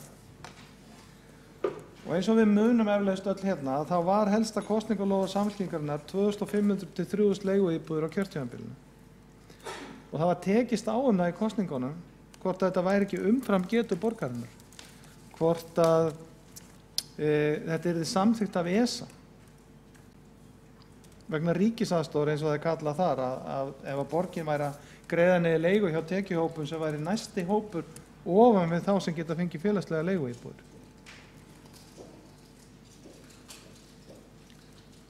Svo þegar við skoðum hvað hefur gerst í þessu og í svari borgarstjóra hér áðan varðandi almenna félagslega leiguíbúðir, þá var það fjölgun upp á 54. Það fer svona aðeins eftir í hvernig þetta talið, 54, 57, 75. 75 er hæsta talan sem ég hef séð út úr þeim talningum aðeins misjafnt hvaða svör maður fær. Síðan 2009, einhvers staðar á bilinu 54 til 75 íbúðir, fjölgun, síðan 2009. Það er auðvitað mjög langt frá loforðum 2500 til 3000 leiguíbúðir á kjörtímabilinu. Og ég veit að meirihlutinn bregst við þessu með því að segja að telja íbúðir sem aðrir byggja inn í þetta loforð. Við skildum það ekki þannig. Ég held að enginn hafi skiljað þannig í kosningabaráttunni. Það er náttúrulega voðalega þægilegt að lofa bara fyrir hönd annarra. En jafnvel þó að aðrir eigi að byggja upp í loforð Samfylkingar og nú loforð auðvitað meirihlutans frá því að hann var stofnaður 2014. Að þá er ljóst að fullgerðar íbúðir árin 2015 til og með 2017 að verði 1759. Blaðsíða 48. Greinargerð fagráða. Og hér erum við væntanlega að tala um allar íbúðir í borginni, allar. Þannig að mér sýnist nú að við vera ansi langt frá þessu kosningaloforði. Jafnvel þóttu myndum telja allar íbúðir sem eru tilbúnar í borginni á þessu kjörtímabili. Forseti, ég ætla að renna yfir nokkrar af þeim tillögum sem við höfum lagt fram hér, borgarfulltrúar Sjálfstæðisflokksins. En áður en að kemur að því að þá langar mig bara til þess að vekja athygli á því og kannski fá með einhverja umræðu þessa, að því að einu af tillögunum snýr að fasteignasköttum, að búið að vera tölur umræðu fasteignamatið. Jú, vissulega er 0,2% álagning á íbúðarhúsnæði hér í borginni sem er það lægsta á landinu eins og borgarstjóri sagði, en hér er líka hæsta fasteignamatið, svona jafnaði. Þannig að álagningarpróstan segir kannski ekkert mikið svo hvað hver og einn er að borga, því að grunnurinn er auðvitað mjög hár og hefur auðvitað hækkað mjög mikið á undanförnum árum. Þannig að við erum með tillögu, eina af tillögunum hér snýr að því að lækka álögur á borgarbúa með því að lækka þetta eitthvað. Svo ef við horfum á atvinnuhúsnæðið, að því að það nú verið tölvur umræðum þá, mér segja fjölmiðla umfjöllun að undanförnum atvinnuhúsnæðið, að þá hefur það hækkað núna 9,1% á höfuðborgarsvæðinu. Þar er álagningarprósentan í botni. Hún má ekki vera hærri, hún er 1,65%. Það er ekki heimilt að hafa hana hærri. Og auðvitað hefur atvinnulífið, ég meina við lifum auðvitað á því. Þannig að svona fyrir utan alveg umræðina hversu heppilegt það er að leggja skatta á eignir fólks, hvort sem það er íbúðarhúsnæði eða atvinnuhúsnæði. Mér auðvitað að mjög mörgu leyti óheppileg skattheimta. þá finnst mér að við eigum með þetta að skoða það hversu mikið álag ætlum við að vera með á atvinnulíf. 1,65% á atvinnuhúsnæði þar sem að hækkun á fasteignamati hefur verið töluverð og verður væntanlega töluverð á næstu misserum. Og ég las grein það að einmitt þetta, ég svo sem lesi fleiri en eina, ég las nýlega grein þetta álagningu fasteignaskatta og sem sagt hvernig umræðan hefur verið í Danmörku og hvað Svíar hafa gert varðandi þetta, þar sem hefur svona verið farin aðeins önnur leið heldur en að við þekkjum hér á landi. Það er kannski svolítið önnur umræða, en það er þetta spurningi sko á verðhækkun eigna, hvort sem að það eru fasteignir einkaaðila, fyrirtækja eða hins opinberar, á hún að vera grundvöllur aukinnar eyðslu. Og við erum að leggja skatt á eign sem að fólk búið að borga skatta til þess að eignast. Þetta er auðvitað mörguleyti ósanngjarn skattheimta, en við vitum það auðvitað ef hún yrði lögð af eða henni yrði breytt, þá yrði auðvitað eitthvað annað að koma í staðinn. Það gera sér allir grein fyrir, held ég. Fyrsta tillaga okkar, með leyfi forseta, er sem sagt að það sem við leggjum til að fjármálasviði verði falið að gera úttekt á því hvað hægt er að lækka útsvar í stórum áföngum á móti bættum rekstri borgarinnar. Með því er greinargerð.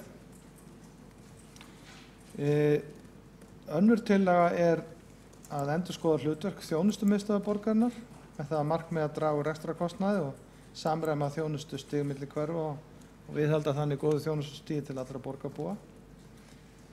Þriðja tillagan snýr að því sem ég var aðeins að ræða áðan, að úthluta fleiri lóðum undir fjölbreyttar húsagerðir í borgarlandinu. Og það er því beitt til fjármálaskrifstofu og skrifstofu eigna og atvinnuþróunar að reikna það út. Og þá auðvitað við þessar tillögur hljótið er brautargengi að marga þeirra þarfnast að fara í einhvers konar nákvæma útreikninga sem að einungis fjármálasviðið eða stofnanir borgarinnar ráði yfir, en kannski ekki alveg 4 borgarfulltrúar sem að útbúa þær. Fjórða tillagan snýr að gera úttekt á hagkvæmni þess að bjóða út sorphirðu í Reykjavík, gera það í áföngum, til dæmis með því að byrja í 1 eða 2 hverfum og meta svo reynsluna og tryggja það að núverandi starfsmenn haldi störfum og réttindum.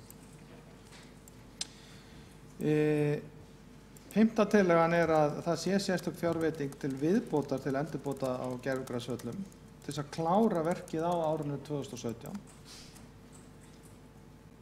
Við verðum ekkert að bíða með það lengur, koma því bara frá. Þar settum við 100 milljónir og það fer eftir í hvort að við teljum þá alla battavellina með eða ekki. Þetta gæti verið 150 milljónir. Sjötta tillagan er varðandi fjárhagsaðstoðina, að endurskoða með hliðsjón af fjárhagsaðstoð í öðrum sveitarfélögum á höfuðborgarsvæðinu, af því að það er ekki samræmi.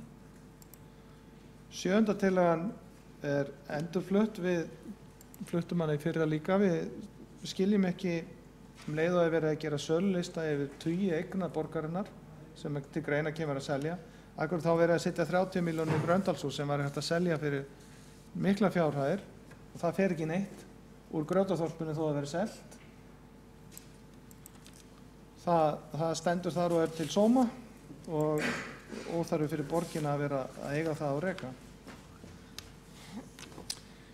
Áslaug María Friðriksdóttir, borgarfulltrúi, mun gera grein fyrir tillögum númer 8 til og með númer 18. Borgarfulltrúi Marta Guðjónsdóttir mun gera grein fyrir tillögum 19, 20 og 21. Og að lokum mun ég gera grein fyrir tillögu 22 sem er að tillaga að lækka fasteignaskatta verulega í takt við mikla hækkun og fasteignaverði. Markmið er að borgin taki ekki til sín tekjur vegna mikilla hækkana en leyfi íbúum að njóta þeirra. Hækkun fasteignamats stuðla jafnframt að hækkun húsnæðisverð sem nú þegar er orðið óviðráðanlegt, sérstaklega fyrir ungt fólk. Þetta er nú mín yfirferð ágætu borgarfulltrúar og og yfirferði yfir hluta af tillögum okkar borgarfulltrúa Sjálfstæðisflokksins og svo fáum við tækifæri til þess að fara betur yfir svör borgarstjóra við þeim 11 spurningum sem ég lagði fram við fyrri umræðu. Mér langar bara hér að lokum aðeins að fara yfir fyrstu spurninguna, það sem var spurt hvað var mikið malbika í sumar, lengdir gatna, magn og kostnaður. Og það kom fram að það hefði verið malbikaði 19 km og það hefði kostað 790 milljónir og í það hefði verið notuð 17.300 tonn. Og maður veltir þessu fyrir sig þá það þannig að það veitir ekkert af að malbika 19 km vegna þess að ef við skoðum tímabilið 2006 til 2009 þá vorum við malbikaði meðaltali 15,3 km og það hefur verið einhvers konar viðmiðun hjá borginni að 15 km sé lágmarkið á ári bara til þess að halda götum svo nokkurn veginn í lagi. Þannig að 2006 til 2009 var meðaltali 15,3, meðaltali 2010 til 2013 10,8. Þannig að, og ef við bætum svo við árunum 2014 og 2015, þá erum við í dag með þessa viðmiðum þörf á 15 km malbikun á ári, þá erum við 34,9 km undir. Þannig að það veitir ekkert af að gera átak í þessu, bara til þess að vinna upp þetta. Þannig að ég fagna því að það skuli hafa náðst að malbika 19 km í sumar og að það eigi að halda áfram á þeirri braut að vinna þetta upp. Og það fer auðvitað ekki fram hjá neinum ástandið á götunum og ástæðan er auðvitað svo að þetta hefur auðvitað verið vanrækt í töluvert mörg ár. En Fosti, ég hef lokið máli mínu. Þá hefur Halldór Halldórsson borgarfulltrúi lokið máli sínu og borgarstjóri hefur óskað eftir því að fara í andsvar. Forseti, ágæta borgarstjórn, örstutt. Fyrsta lagi þá það rangt hjá borgarfulltrúunum að Reykjavíkurborg sé yfir skuldaviðmið, löglegu skuldaviðmið og þetta veit borgarfulltrúun bara rétt að halda þessu til haga. Í öðru lagi að þá hefur fjármálaskrifstofa Reykjavíkurborgar miðað við 9% veltufjárrekstri af tekjum. Það má fara rök fyrir því að í þenslu þá sé sniðugt að safna í sjóði og þetta sé hærra en þetta viðmið sem fjármálaskrifstofan hefur verið með. Í þriðja lagi varðandi samband áætlunar og hagræðingar að þá hefur hagræðingunum verið komið fyrir innan áætlunar með viðaukum þannig að með að lesa áætlunina sem heild að þá sést hvort að hagræðingin sé að nást. Í fjórða lagi þá það alltaf matsatriði hvort að eiga eða leigja tæki og það hefur verið metið þannig að við hefum verið of tækjasnauð hérna þegar það byrjaði að snjóa aftur en þau tæki sem hafa verið keypt hafa bæði verið notuð fyrir snjómokstur til dæmis á stígum og í grasslátt á sumrin þannig að það nýtast nokkuð vel. Og í fimmta lagi þá vildi ég bara hnykkja á því að mér farið að leiðast hvað Sjálfstæðisflokkurinn að reyna að endurskrifa söguna 2500 leig- og búseturéttaríbúðir. Þær áttu að sjálfsögðu aldrei allar að vera á vegum félagsbústaða, þar áttu að vera það bil 500, síðan áttu að vera 1000 stúndaíbúðir, 500 búseturéttaríbúðir, tæplega 500 íbúðir fyrir aldraða og svo aðrar. Nú verkalýðshreyfingin komin inn með samstarfsverkefni upp á 1000 og þannig mætti áfram telja þannig að mér finnst ég vera settur í það stöð á hverjum einasta borgarstjórnarfundi að leiðrétta Sjálfstæðisflokkinn og ef hann man þetta svona illa þá alveg hægt að leggja þetta fram bara skriflega og borgarfulltrúi Hildur Sverrisdóttir hefur sjálf vitnað það hér í sölum borgarstjórnar að það hafi verið farið mjög skýrt yfir þetta nákvæmlega svona daginn fyrir kjördag í sjónvarpinu og Sjálfstæðisflokkurinn getur bara horft á það eða farið yfir einhver af þeim viðtölum sem höfðu voru við mig eða aðra fulltrúa Samfylkingarinnar fyrir síðustu kosningar. Nú eða þá þau gögn sem voru lögð fyrir í borgarráði veturinn fyrir kosningar vegna þess að þetta allt samhljóða hvað þetta varðar. Sjálfstæðisflokkurinn hefur bara ekki haft áhuga á húsnæðismálum og hefur boðað hér í sölum borgarstjórnar að markaðurinn sé bara best fallinn til að leysa þetta og var þar að vísa til þess að GAMMA væri komið vel á veg og það væri svona einhver áhugi á einkareknu leigufélögum að koma inn í þetta. Þá hefur borgarstjóri lokið við andsvar sitt og fleiri hafa ekki kvað sér ljós. Þá næstur á mælendaskrá Sigurður Björn Blöndal, borgarfulltrúi.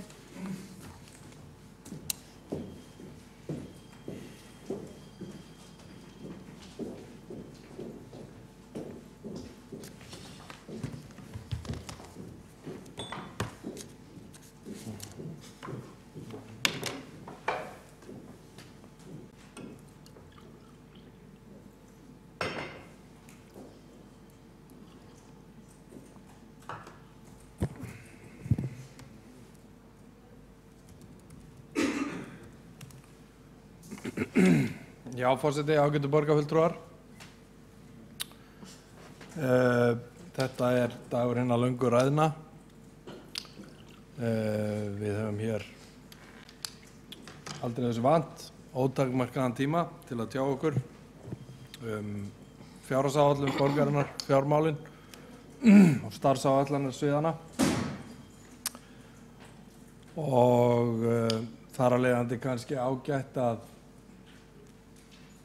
einhverjir taki að sér að nýta sér ekki út í ystu æsar það frelsi sem að þeim fært með þessu móti, og ég ætla að vera einn af þeim, ég ætla ekki að halda mjög langa ræðu. Borgarstjóri fór hér vel yfir þær breytingatillögur sem að eru lagðar fram af meirihlutanum. Góðar tillögur, fókus á ungmenni fyrst og fremst, skólana og þetta frystakortslækkunina, og þetta eru tillögur sem ég held að verði til mikilla bóta og muni efla starfið í skólunum og frystamiðstöðunum og frístundastarfið í raun og veru. Þannig að ég fagna því nú alveg sérstaklega.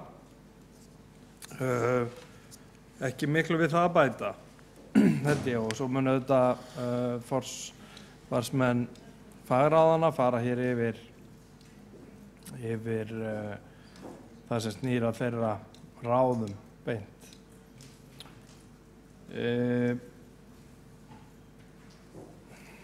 Aðeins varðandi ræðu borgarfulltrúa Halldórs Halldórssonar, oddvita Sjálfstæðisflokksins, að hún var bara eins og hún var og sérst ágætt sem slík. Það voru svona allskyns, það er furðulegt í raun og veru að hlusta á þennan söng sem að Halldór, sem að ég sit með honum til dæmis í stjórn Sambands íslenskra sveitafélaga, þar sem hann formaður, og þar upplifi ég að hann fylgist bara ágætlega með málum. Hann auðvitað að stýra þeim fundum, borgarfulltrúinn Halldór Halldórsson, og ég upplifi það að hann sé alveg að meðtaka það sem fram fer og sé bara fínn, sé bara dálítið með margt á hreinu, en honum virðist algjörlega fyrirmunað að skilja það að borgarfulltrúanum Halldóri Halldórssoni að það var hvorki, þó ég ætli nú ekkert endilega að vera að túlka, en það þarf ekkert að túlka þær áætlanir sem að Samfylkingin setti fram í aðdraganda kosninga og voru svo teknir inn í samstarfsáttmála þessa meirihluta. Það var aldrei neinn sem að talaði að Reykjavíkurborg ætlaði á eigin handafli að byggja hér 2500–3000 íbúðir. Aldrei. Það virðist enginn hafa túlkað þetta svona nema borgarfulltrúinn Halldór Halldórsson. Og ég bara velti fyrir mér hvort að það náttúrulega maður þekkir það nú svo sem það er til svona fyrirbæri sem heitir þráhyggja, og þá er alveg erfitt að ná réttum upplýsingum inn. Ef maður er haldinn þráhyggju þá svona kannski erfiðar að meðtaka upplýsingar, en þetta er sérkennilegt að þessi söngur sé hafður hér uppi á borgarstjórnarfundum aftur og aftur, og þetta er leiðrétt. Já, ég held að það sé rétt á hverjum einasta fundi. En það væri kannski, já, maður ætti kannski að klippa saman KFS-bólu, afhenda borgarfulltrúanum bara með þessum upplýsingum. En athyglisvert. Líka varðandi malbyggið, borgarfulltrúi Halldór Halldórsson sagði að jú, það var ágætt að það væri gert átak í malbyggun, en það væri náttúrulega vegna þess að það væri þörf á því. Það er nákvæmlega pointið, það er ástæðan fyrir átakinu, það er vegna þess að það er þörf á því. Við héldum að okkur höndum í viðhaldi þegar að kreppan stóð sem hæst og hér var verið að fókusera á fólkið sjálft, skólana, velferðina, þá sem þurfti að njóta fjárhagsaðstoðar og svo framvegis. Og það var bara tekin meðvituð ákvörðun það að láta göturnar aðeins bíða. Nú er reyndar ástand gatna orðið þannig eftir mikið átak í sumar að það er bara víðast hvar ansið bærilegt, en við munum gera enn betur. Og það er ánægjulegt, eins og kom fram í máli borgarstjóra, að sveitarfélögin hér í kringum okkur hafi ákveðið að fylgja fordæmi okkar Reykvíkinga og hefja átak í þessum málum í samstarfi við Vegagerðina. Sem að leiði nú að því að ég ætlaði að fara aðeins yfir að því að ég kem nú hér upp næst á eftir borgarfulltrúa Halldóri Halldórssoni og hann bar upp hér nokkrar breytingatillögur borgarfulltrúa Sjálfstæðisflokksins við frumvarp að fjárhagsáætluninni og ég ætla bara að nota tækifærið og við höfum rætt þessar tillögur, allavega það af þeim sem var búið að senda út svona með skikkanlegum fyrirvara, eðlilegum fyrirvara og höfum við í meirihlutanum farið yfir þetta og koma okkur saman hvernig við viljum bregðast við þessum tillögum, hver á einni. Ekkert komið fram í máli borgarfulltrúa Halldórs Halldórssonar það sem hefur breytt þeirri afstöðu sem við höfum komist að nú þegar. En við sjáum til hvernig það verður með aðra tillögur sem ekki búið að ræða hér með fánulegum hætti. En þessar tillögur borgarfulltrúa Sjálfstæðisflokksins eru nú einhverju marki svona það sem maður mætti kalla góðkunningjar. Einhverju marki sýnir þetta auðvitað svona áherslumun og svo slæðast þarna einn svona einstaklega gæluverkefni sem kölluð eru. Eitt þeirra er fyrsta tillaga borgarfulltrúa Sjálfstæðisflokksins varðandi lækkun útsvars í stórum áföngum á móti bættum rekstri borgarinnar.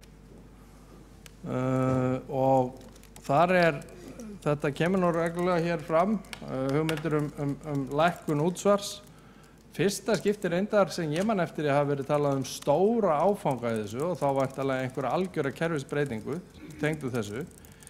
Því maður hefur auðvitað séð þetta þegar að kollegar Sjálfstæðisflokksins hér í til dæmis sveitarfélögunum í kringum okkur að lækka útsvar, þá náttúrulega í raun og veru fyrst og fremst einhvers konar svona táknræna aðgerð að ræða. Þetta hefur raun og veru sáralítil áhrif á beinan fjárhag einstaklinga nema þetta þeirra sem eru mjög tekjuháir og þar af leiðandi má spyrja sig af hverju ekki eðlilegt að það sé tekin skattur fyrir þá miklu grunnþjónustu sem að sveitarfélög veita og hvort það sé ekki hægt að bæta hag fólks betur en með því að kroppa einhver 0,01% af útsvarshlutfallinu. Þetta kannski að skila 500 til 1000 kalli í veskið á mánuði hjá fólki og jú, gott að blessað en þjónustan hins vegar sem að á móti kemur, hún nú kannski töluvert mikils meira virði fyrir flesta. nema kannski þá sem að hæstar hafa teiknar auðvitað. Og það auðvitað þannig með þessi sveitarfélög sem eru svona aðeins að kroppa í útsvarshlutfallið hérna í kringum okkur. Ég leyfi mér að fullera að það auðvitað gert fyrst og fremst vegna þess að þessi sveitarfélög þau njóta nálægðarinnar við höfuðborgina og þeirrar þjónustu sem þar veitt. Og þar á leiðandi geta þessi sveitarfélög skákað í því skjóli að þurfa ekki að halda úti nema afmörkuðum þáttum í sínum rekstri,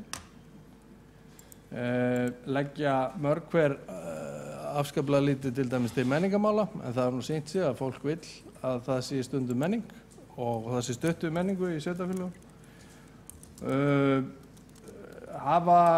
Eiga við lítinn vanda að stríða þegar kemur að fjárhagslegri og félagslegri aðstoð, enda oftar en ekki þá flytur fólk úr þessum sveitarfélögum og hingað til Reykjavíkur þar sem að þjónustan einfaldlega betri og aðgengilegri. Og síðan státa sveitarfélögin af því að vera með lægra útsvar og þar sé allt í miklum blóma. Og þetta auðvitað svona, það kom nú hér fram, það var nú ansið skemmtileg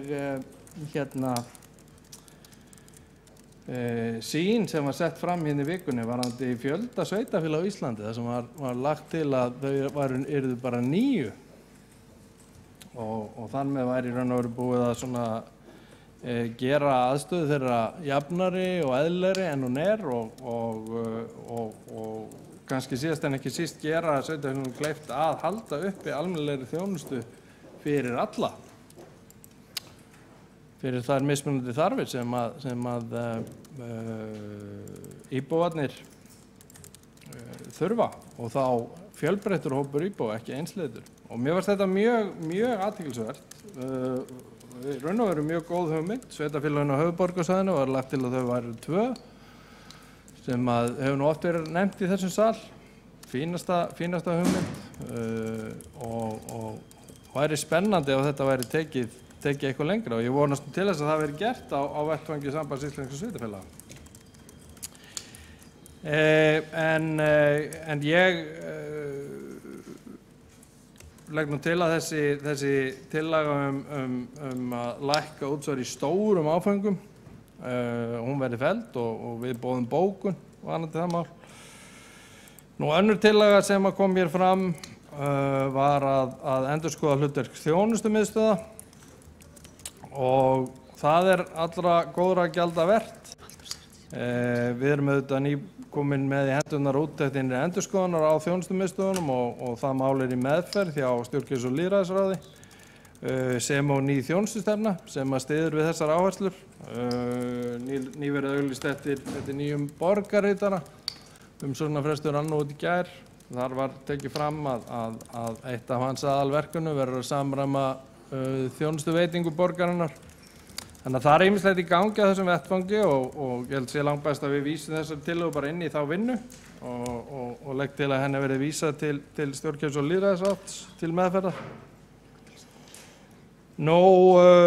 Þriðja tillagan hér fjallar að úthluta fleiri lóðum undir fjölbreyttar húsagerðir og eins og kom nú mál fram, það fylgir þessu ekki greinargerð, en það kom fram í máli borgarfulltrúans Halldórs Halldórssonar að þarna auðvitað fyrst og fremst verið að vísa til Úlfarsárdals þar sem að borgarfulltrúar Sjálfstæðisflokksins hafa lagt mikla áherslu á að verði farið í umtalsvert meiri byggð en þar áætlur. Það er útskýrt mjög vel í gildandi aðalskipulagi hvers vegna það var fallið frá þeim áformum og ég held að svona þorri fólks sé sammála að það sé hinn rétta stefna. Það á allan hátt miklu hagkvæmara og betra að þétta borgina inn á við. Það auðvitað verið að gera það og meðal annars í undirbúningi að úthluta lóðum bæði í Elliðavogi og eins í Skerjafirði á landi sem að losnaði við lokun þriðjubrautarinnar svokölluðu.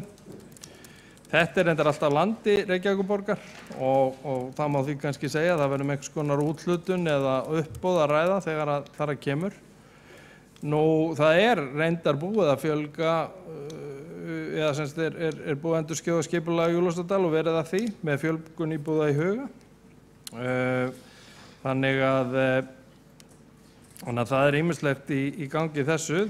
Nú auðvitað að fara á stað mikil uppbygging í Vogabyggðinni.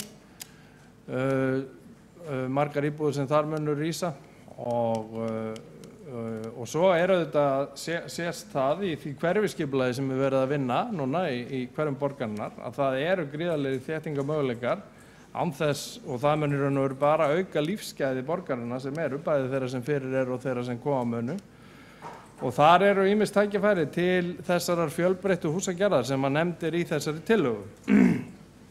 Þannig að þetta nú allt í skoðun. Þessi tillaga hins vegar í sjálfu sér þess eðlis að það bara að úthluta fleiri lóðum undir fjölbreyttar húsagerðir og við sjáum einhvern veginn ekki alveg með hvaða hætti hægt að gera það á þessum nótum.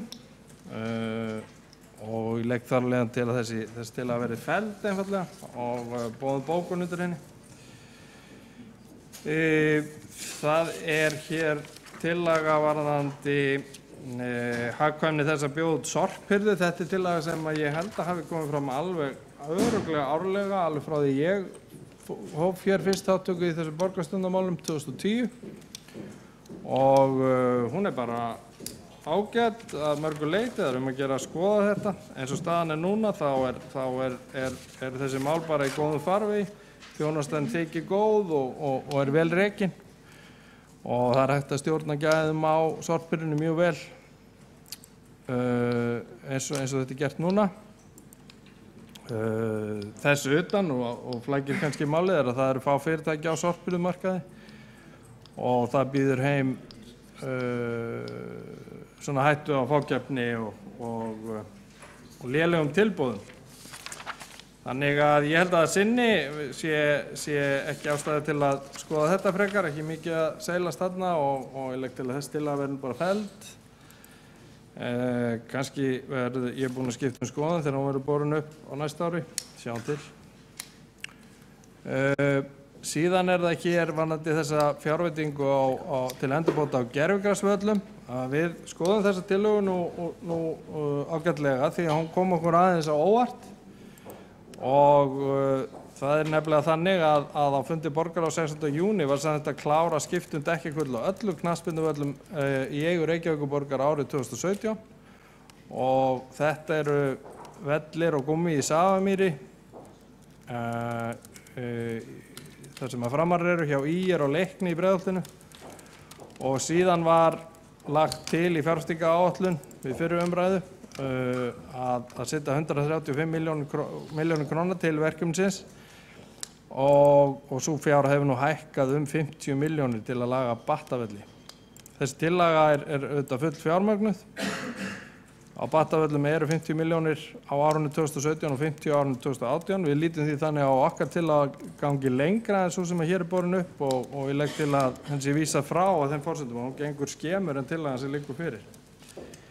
Sjötta tillagan, ef ég skildi það rétt, þá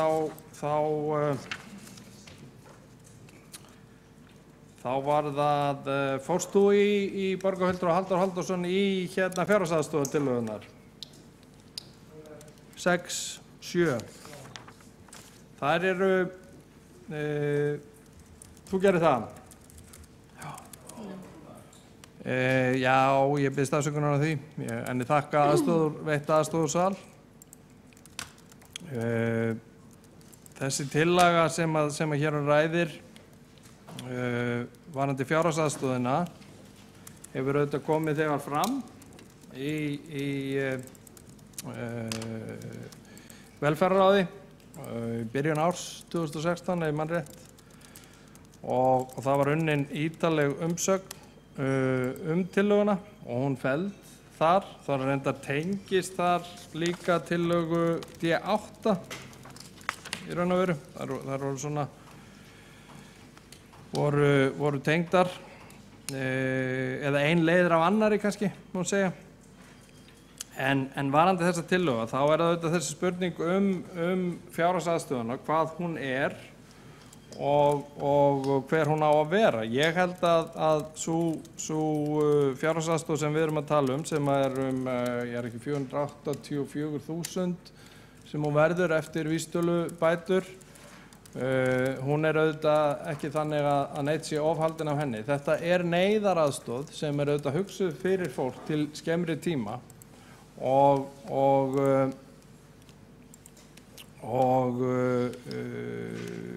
ég sé í raun og veru, og við fáum ekki séð hvernig það einhvern veginn bætir stöðu þeirra sem þurfa að njóta þessarar aðstoðar, að lækka hana. Ég meina, við sjáum að Akranes greiðir reyndar meðað við 2016 140.000 tæpar, Reykjanesbær 130 tæpar, Hafnarfjörður 135, Mosfellsbær 162.000, Kópavogur 162.000, Akureyri 151.000, Garðabær 156, Fjarðabyggð 148 og Árborg 134. Við höfum viljað reyna að nálgast svona einhver lágmarks framfærslu viðmið í þessari fjárhagsaðstoð og við sjáum einhvern veginn ekki neina ástæðu til þess að þessi neyðaraðstoð verði knýfuð meira en orðið Það hefur náðst gríðarlegur árangur hér í Reykjavík að koma fólki sem á fjárhagsaðstoð í virkni og sem leiðir til þess að það þarf ekki að njóta þessar aðstoðar lengur og komið út á vinnumarkað nú eða í einhverjum tilvikum búið að skilgreina varanlega sjúkleika sem sagt veikindi eða annað slíkt sem setur fólk þá á annan stað í kerfinu. Og við skiljum ekki hugmyndafræðina á af hverju til dæmis fjárhagsaðstoð ætti að vera miklu lægri en atvinnuleysisbætur, því að þetta jo neyðaraðstoð sem á að vara í skamman tíma og sjáum ekki neina, við finnum engar samhljómi þeirri hugmyndafræði að lækka þetta verulega.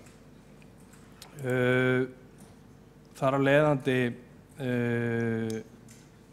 það verður nú væntanlega komið aðeins inn á það í svörum við þegar að tillaga D8 verður borin upp sem að snýra virkni en það held ég að ef ég man rétt á árinu 2016 að þá hefur 1000 manns hefur fækkað tæplega 1000 manns á fjárhagsaðstoð. Þetta ég man nú ekki alveg hvað þetta í prósentum, 24% eitthvað svoleiðis. Og þetta auðvitað frábær árangur og það frábært að bæði það að aðstæður í þjóðfélaginu skulu vera þannig að fólk getur fengið vinnu. Það líka frábært starf sem hefur verið unnið í því að virkja fólk og koma fólki í það stand að það geti fungerað, geti tekið fullan þátt í samfélaginu.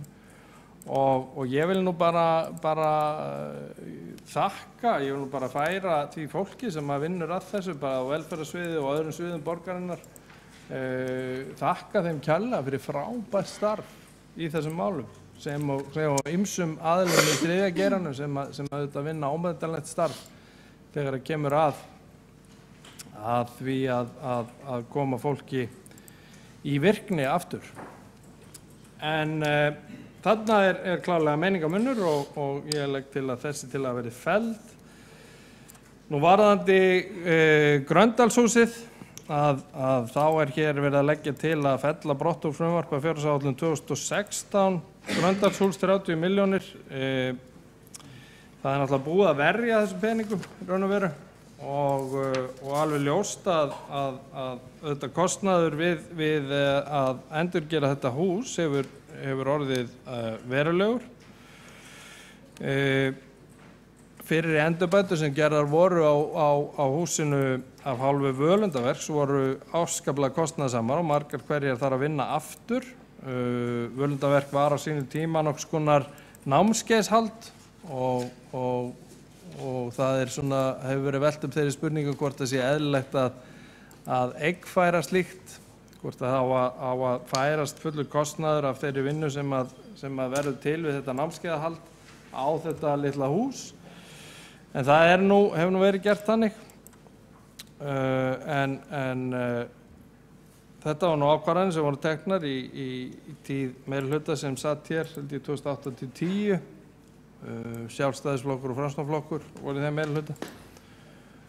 Og við teljum dálítið seint að fella eitthvað út úr fjárhagsáætlun sem þegar búið að verja og við leggjum því til að við viljum meina til að þessi einfaldlega seint fram komin og ég legg til að henni sé þar af leiðandi vísað frá þessari tillögu. Sé ekki tæk í raun og veru. En ég hlakka til að fylgjast hér með umræðum í dag og fram á kvöld. Þetta er ágætis vettvangur til þess að ná svona yfirsýn yfir árið framundan. Væntingar og vonir og hugsanlega ágreining manna á millum varðandi hvernig er best að haga málum. Þó að það sé nú svo sem ýmislegt látið flakka hér í þessum ræðustól að þá held ég, eða ég vona það allavega, að allir þeir sem að hér eru inni, og ég trúi því alveg hreint einlægt, að þeir vilji gera vel. Það vilja allir gera vel. Og það vilja allir að borgin sé vel rekin, það vilja allir að borgin sé falleg og það vilja allir að fólki líði vel hérna. Og ég held að ég stórefast það að það komi einhvern veginn inn í pólitík og vilji gera rosa lélegt. Og sé svona munað eftir honum fyrir að hafa gert lélegt. Já, hann gerði verulega lélegt. Hann bara laði sig allan fram að gera lélegt og tókst það svo sannarlega. Þú veist, ég held að það sé ekki legacy sem að neinn er að leita eftir og þar af leiðandi verðum við bara að virða hvort annað þann skoðana ágreining sem að við kunnum að hafa og meiningarmun á útfærslu á einstökum liðum. Ég ætla að neita að trúa því að einhver sé hér inni með það markmið að gera lélegt. Ég er það ekki, ég er hérna með það markmið að gera mitt allra besta og ég er stoltur af mjög mörgu sem að við höfum gert og ég er mjög stoltur af því að við höfum náð alveg frá því koma að þessum málum 2010 að sigla borginni ótrúlega vel í gegnum mikinn ólgusjó á tíma, erfiða fjárhagsstöðu sem að orsakaðist fyrst og fremst af ytri aðstæðum og þar af leiðandi finnst mér mjög gaman að vera komin í þá stöðu núna í fyrsta skipti að ytri aðstæður hjálpi okkur að reka þessa borg. Hins vegar þá nú rétt að geta þess að hér hefur ríkt stöðuleiki í nokkra mánuði og það er ekki víst að það verður mjög varanlegur stöðuleiki og ég held að við þurfum kannski að skilgreina stöðuleiki aftur. Er það eitthvað sem að, þú veist, er eitthvað limit, má það, ef það fer undir 30 mánuði, er þá hægt að kalla það stöðuleika? Við erum svona cirka í 30 mánuði núna, þess að hefur verið svona kannski hægt að tala einhvers konar stöðuleika og ýmsir komið að því og þar á meðal til dæmis ríkisstjórnir þær sem hafa setið hér eftir hrun og ég menna alveg saman með þær vilja ekki, eða flestir allavega, vilja ekki gera lélegt, skilur, vilja ekki vera munað eftir, já það var þess að gera svo lélegt, það var svo flottur. Þannig að ég held að við hefum bara að reyna að leggjast öll á eitt að gera okkar besta og nýta þessa fjármuni sem við höfum hérna sem best og í þágu þeirra sem við þurfum mest að halda. Takk fyrir. Þá eru Sigurður Björn Blöndal, borgarfulltrúi, lokið máli sínu og næst á mælendaskrá er Sveinbjörg Birna Sveinbjörnsdóttir, borgarfulltrúi.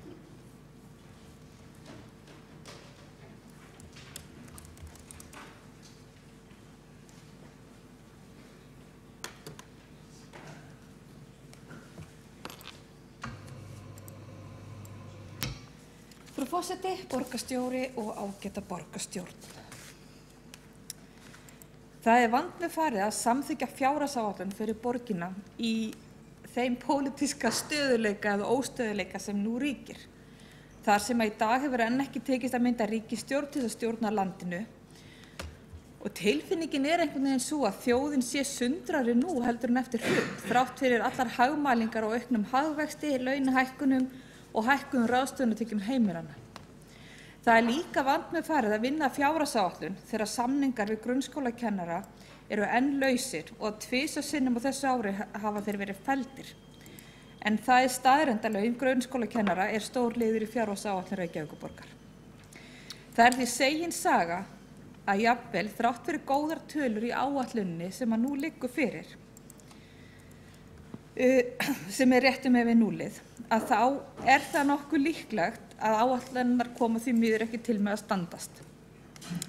En út frá því vinnum við og ég býst við að heyra endurómum og afsökunum þegar ársreikningur liggur fyrir vegna árs 2017 sem að þessi fjárhagsáætlun snýr að þar sem svona óvæntu launahækkunum og örugglega tekjuvanda verður líka kennt. En ég vil byrja á að þakka borgarstjóra fyrir greinargóða yfirferð við breytingatillögur meirihlutans. Og við hjá Framsókn og flugvallavinum getum með sanni sagt að við lýsum ánægju með marga þeirra, enda hafa þær verið til umræðu eða vinnslu á öðrum stöðum í kerfinu hjá nefndum og ráðum og það að skila sér hérna inn í fjárhagsáætlunarvinnuna hjá okkur. Ég geri þó kannski enn athugasemdir við útfærsluna á nokkrum þeirra tillagna sem að veldur því kannski að við getum ekki, frá sem flugvallarnum ekki tilbúnir að samþykkja þær. En við komum alls ekki til með að standa í vegi fyrir góðum hlutum og mér fannst ræða borgarfulltrúa Björns Blöndal vera mjög góð og ég hef komið henni upp í pontu og sagt þetta áður. Við erum nefnilega öll að reyna að gera okkar besta, bæði í meirihluta og minnihluta og það mjög ánægjulegt að sjá núna þegar við erum að fara yfir þriðju fjárhagsáætlun hjá okkur að málefni okkar í minnihluta og áherslur hafa alveg skilað sér, kannski aðeins hægar en það hefur alveg verið tekið einhverju leyti tillit til þeirra og ég vil meina það að þannig náum við betri stjórnun þó svo auðvitað séum við alls ekki sammála áherslur og leiðir. Borgarfulltrúi Halldór Halldórsson kom hér upp og fór ítarlega yfir þá óeðlilegu stöðu sem uppi í skattlagningu fasteignaskatta í Reykjavík og fjölgun stöðugilda hjá borginni, sem svo sannarlega umhugsunarefni og eitt af þeim verkefni sem stjórnendur þurfa að hafa í huga, hafa ákveðna stefnu í og aðhafast þeirra stefnir í óefni. Og við þurfum að taka þá umræðu, stefnir í óefni hjá okkur í fjölgun stöðugilda og launaþróun og launakostnaði borgarinnar. Því að ég vil meina eins og kannski með öðrum orðum heldur borgarfulltrúi Halldór Halldórsson heldur fram að skattlagning á fasteignaskatta í hæstu hæðum í Reykjavík í dag. Já, vegna þess að fasteignamat á eignum, grunnurinn þar undir hefur aldrei verið svo hár. Þannig að tekjurnar, krónutölunar sem hver og einn að greiða, hafa aldrei verið jafn háar. Og það erum við öll sammála. Þannig að við erum, þess vegna með meiri tekjur á milli handana, en svona umræðu frá 1969 þegar var verið að leggja stóreigna skatt á stór húsnæði í Reykjavík og slíkt fór fyrir Hæstarétt. Það eiginlega svona bara hjóm við hliðina á þeim fjármunum sem greiddir eru í fasteignaskatta í dag. En gerð fjárhagsáætlunar á ekki verið neitt vinsældaleikur og þó svo að við lestur fjárhagsáætlunar þá hvarflar sú hugsun stundum að mér hvort að markmiðið sé þannig að þegar hún unnin að það sé að halda öllum góðum. Það eigi ekki að fara í erfiðu máli. Það sem hrópar á lesandann eins og ég segir áður á lesanda fjárhagsáætlunar mikill launakostnaður og kannski skortir okkur stjórnendur tæki til þess að meta framlegð. Og ég hef því velt því fyrir mér hvort að verkbókhald sé einhverju leyti haldið hjá sviðum Reykjavíkurborgar eða hvort að sé tækifæri þá til þess að innleiða það og þá með markvissari þá hætti heldur en í dag. En við erum ekki að leggja fram tillögu slíkt henni í dag, heldur verður það mögulega bara gert á öðrum vettvangi borgarkerfisins og þá í samráði við svið borgarinnar. En það má samt sem áður færa margvísleg rök fyrir að nauðsyn sé á verkbókhaldi á sviðum Reykjavíkurborgar. Það hefur hingað til þekkst frekar í einkafyrirtækjum, en það ljóst að með vel útfærðu og skilgreindu verkefnum hvers sviðs fyrir sig og mjög nákvæmlega sundurliðun, þá getur starfsmaður skrifað tímana sem fara í ákveðin verkefni, hvernig dagurinn nýtist, og það síðan þá orðið grundvöllur eða stjórntæki fyrir stjórnendur bæði sviðsins og okkur í borgarstjórn á hverjum tíma. Og þegar til þess eitt svið eins og skóla- og frístundasvið sem hefur núna í dag yfir 100 stöðugildi, þá veltir maður því fyrir sér hvort að það sé ekki einmitt á slíku sviði sem verkbókhald ætti vel heima og sé ágætur þáttur í að skoða og meta framlegð. Reykjavíkurborg er hún stór og hún stækkar og hlutverk kjörinna fulltrúa hefur aukist og breyst í tímanna rás. Nú er það þekkt í nokkrum borgum í Evrópu að það eru kosnir 2 borgarstjórar, það er að segja annars vegar pólitísku borgarstjóri og hins vegar fjármálalegu borgarstjóri. Ég þarf ekki að fara að koma einhverja tillögur stjórnkerfisbreytingar hér, en ég hef velt því fyrir mér við lesturinn á fjárhagsáætlun enn og aftur hvort að þörf sé á raunverulega rekstrarstjóra innan einingana, rekstrarstjóra Ráðhússins, rekstrarstjóra upp á Höfðatorgi, sem hefur yfir umsjón með þessum hlutum. Þessar hugmyndir hafa einnig kviknað hvað varðar rekstur grunn- og leikskóla og þá með fækkun mögulega skólastjórnenda samhliða. Við hjá Framsókn og Flugvallavinnu teljum að stærstu áskoranirnar sem að stjórnendur Reykjavíkurborgar standi frammi fyrir liggi í því að ná böndum yfir rekstur skóla- og frístundasviðs með gagngerum kerfisbreytingum og síðan innan velferðarsviðs. Í ágúst 2015 lá fyrir skýrsla starfshóps sem fjárhagslega rýni á skóla- og frístundasviði. Og þar komu mjög margar tillögur og ábendingar fram sem hafa einhvern veginn ekki farið mjög hátt í vinnu okkar síðastliðið ár. En eru til þess fallnar að við ættum að beina sjónum okkar fyrst og síðast að því hvernig reksturinn þar inni stendur raunverulega í dag.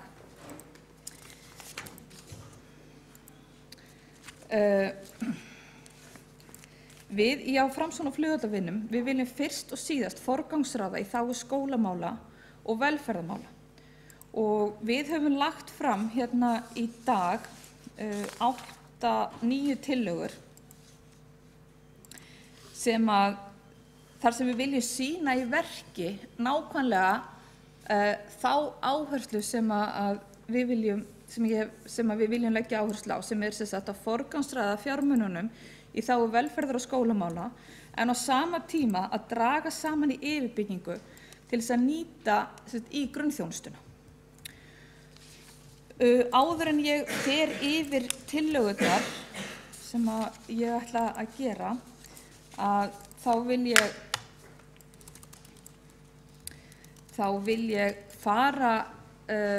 þakka starfsfólki fjármálaskrifstofu fyrir það miklu og góða aðstoð og tíma og sérfræðiráðgjöf sem það hefur veitt okkur við útfærsluna á tillögunum. Og við teljum að þær allar tillögurnar séu einkenndar með 4 þáttum. Það felur í sér að kerfið sé að draga saman, yfirbyggingin fækkun með því að fækka ráðum. Við sjáum fram á aukna samlegðaráhrif verkefnanna sem að þarna verða færð undir, sparnaður og að þarna fáum við tækifæri til þess að nýta fjármuni í þágu þessara 2 málaflokka. En tillögurnar eru eftirfarandi. Það er númer 1. Lagt til að Mannréttindaráð Reykjavíkurborgar verði lagt niður og verkefni þess alfarið færð yfir til velferðarráðs sem verði nefnt Velferðar- og Mannréttindaráð Reykjavíkurborgar. Tillagan felur í sér aukna skilvirkni í stjórnkerfinu. Áætlað er að tillagan leiði til rúmlega 16 milljóna króna sparnaðar í aðalsjóð og A-hluta. Við teljum þarna að það sé mikil samlegð með því að færa mannréttindaráð yfir til velferðarsviðs. Mannréttindaráði verður áfram gert hátt undir höfði, þessi ráði fær nafnabreytingu líka og verkefni þess eru skýr og skilgreind innan velferðarráðs. Og ný samþykkt og endurskoðun mannréttindastefna Reykjavíkurborgar styður í raun þessa tilfærslu þar sem að frumkvæðisskylda mannréttindaráðs er nánast engin en eftirlitshlutverkið er mjög mikið þvert á öllu svið og við teljum að það sé mjög auðvelt að vinna það, eiga að vera mjög auðvelt að vinna það þegar sem þetta verður mannréttindaskrifstofa inn á velferðarsviði. Nú tillaga númer 2 er að lagt til að mannréttindaskrifstofa verði færð undir velferðarsvið og þar verði fækkun stöðugilda 2,5. Áætlað er að tillagan leiði til 23,7 milljóna króna sparnaðar í aðalsjóði A-hluta og það eru sömu sjónarmið sem eiga við þarna og að ofan. Tillagan 3 snýst það að inn á mannréttindasviði eru málefni ferlinefndar og umferðaröryggismál. Við teljum að þau eigi betur heima á umhverfis- og skipulagssviði og tillagan felur ekki í sér neina fjárhagslega lækkun á neinum liðum en aukna skilvirkni í stjórnkerfinu. Við teljum að ferlinefnd og umferðaröryggismál eigi miklu betur heima undir starfsstjórn umhverfis- og skipulagsráðs og það sé líklegra að þau fái meira vægi þar heldur en hjá mannréttindaráði þar sem að frumkvæðisskylda mannréttindaráðs er samkvæmt samþykktu ráðsins mjög lítil eða engin en við aftur á móti framkvæmum stefnuna á öllum sviðum Reykjavíkurborgar út frá samþykktu mannréttindaáætluninni. Þá er að tillaga 4 þar sem lagt til að menninga- og ferðamálaráð verði lagt niður í núverandi mynd og verkefni menningarráðs verði færð undir íþrótta- og tómstundaráð og verkefni ferðamálaráðs verði færð til umhverfis- og skipulagsráðs. Tillagan felur í sér aukna skilvirkni í stjórnkerfinu og áætlar að tillagan leiði til 18 milljóna króna sparnaðar í aðalsjóði og A-hluta.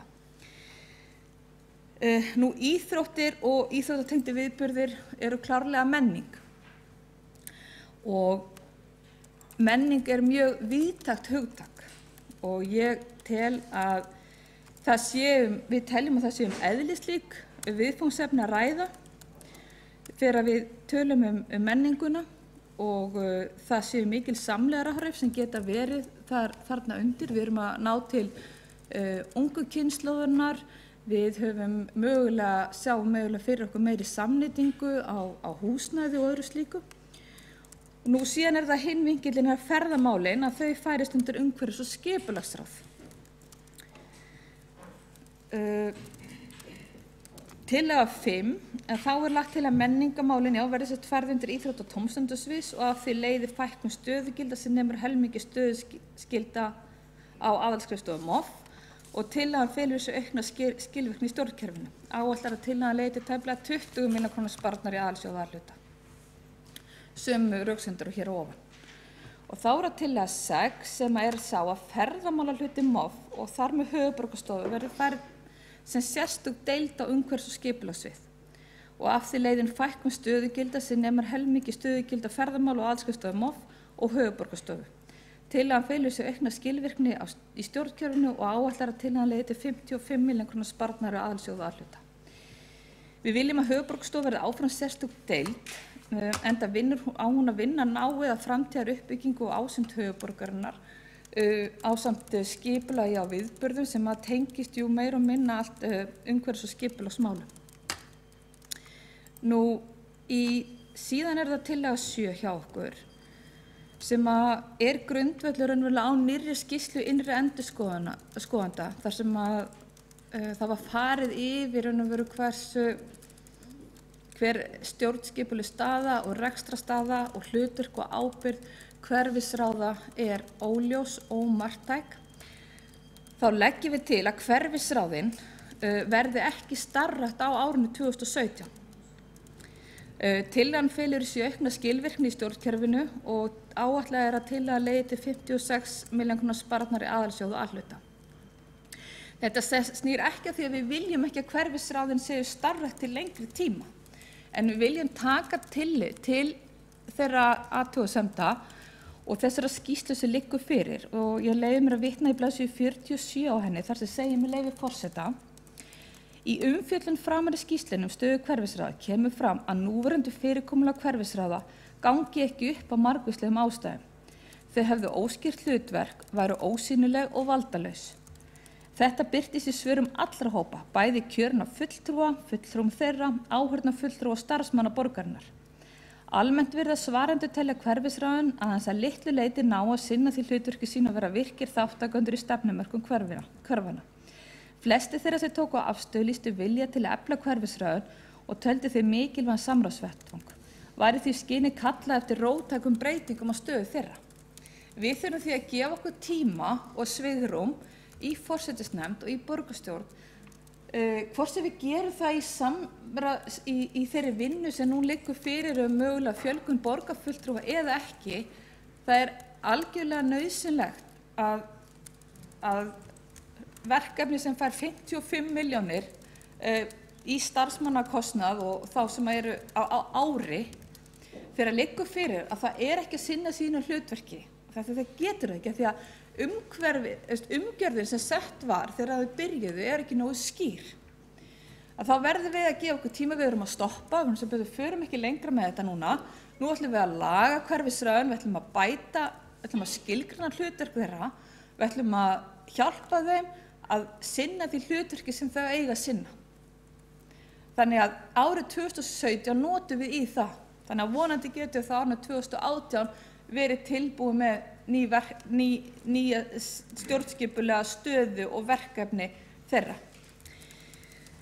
Nú, af öllum þessum sparnaðaraðgerðum sem við leggjum til henni tillögu 1-7, að þá leggjum við fram tvær útgjaldatillögur sem eru númer 8 og 9 og það tillaga 8 þar sem við leggjum til að helmingi á sparnaði sem fæst samkvæmt tillögum 1-7 verði ráðstafað til fjáraukningar á skóla- og frístundasviði eða tæplega rúmlega 94 milljónir og það verði sérmætt til stuðnings á sérkennsluúrræðum í grunn- og leikskólum borgarinnar. Hin tillagan okkar sú að hinn helmingurinn af sparnaðinum sem næst samkvæmt tillögu 1-8 verði ráðstafað til fjáraukningar á velferðarsviði eða 95 milljónir sem verði sérmætt til uppbyggingar dagvistunarúrræða fyrir Alzheimersjúklinga yngri en 67 ára. Þannig að þetta eru þær tillögur sem við leggjum fram Framsóknarflugvallavinir. Það liggja fyrir fjöldinn allur á tillögum eins og ég segi frá meirihlutanum og líka frá kollegum okkur í Sjálfstæðisflokknum og eins og ég segi, við erum ánægð með mjög margar, komum örugglega til með að skoða atkvæðagreiðsluna þeim mjög vel, en að þessu sinni hef ég ekki meira málið að segja. Takk fyrir. Þá hefur Birna Sveinbjörnsdóttir borgarfulltrúi lokið máli sínu og 2 hafa óskað eftir að gera andsvar við ræðu borgarfulltrúans og fyrstur upp í andsvar borgarfulltrúi Skúli Þór Helgason, borgarfulltrúi. Forseti, ágæta borgarstjórn, bara tvennt sem ég vildi árétta staðreynda leiðréttingar varðandi annars vegar starfsmannamálin og hins vegar hagræðingaraðgerðir. Það kom fram í máli borgarfulltrúa Sveinbjargar Birnu Sveinbjörnsdóttur að á SFS væru 100 stöðugildi. Þau eru auðvitað miklu fleiri ef við tökum alla grunnþjónustuna en ég gef mér að hún sé að vísa í miðlægu skrifstofuna. En þá rétt að það komi fram að þar eru stöðugildin í kringum 60 og hefur fækkað heil 10% á þessu ári. Og það bara undirstrikar það sem við höfum talað mjög oft að fókusinn í hagræðingaraðgerðunum á sviðinu hefur verið einmitt að draga saman seglin í miðlægu þjónustunni og reyna að gera allt til að straumlínulaga hana en hlífa starfstöðunum sem mest. Hitt atriði varðandi hagræðingaraðgerðina frá 2015, hárrétt á því ári komu fram fína tillögur sem voru unnar í samvinnu fulltrúa allra flokka og annarra sem að tengja skólasamfélaginu. Það alls ekki rétt að þær hafi einhvern veginn gleymst eða gufað upp, heldur voru þær þvert á móti hryggjarstykkið í þeim hagræðingaraðgerðum sem við höfum staðið í á þessu ári. Sem betur fer, annars hefði þetta verið tíma illa varið ef við höfum bara gefið út skýrslu og síðan sett hann upp í hillu.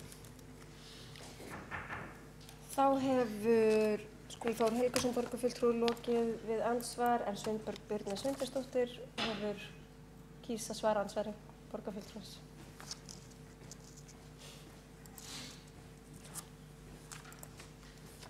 Frú forseti, borgarstjóri ágæta borgarstjórn. Ég þakka borgarfulltrúa og formanni skóla- og frístundaráðs Skúla Helgasyni fyrir að koma upp og leiðrétta þetta. Ég var undir að vona að hann var að koma og klappa fyrir því að ég ætlaði að fara með 94 milljónir til viðbótar í skóla- og frístundasvið.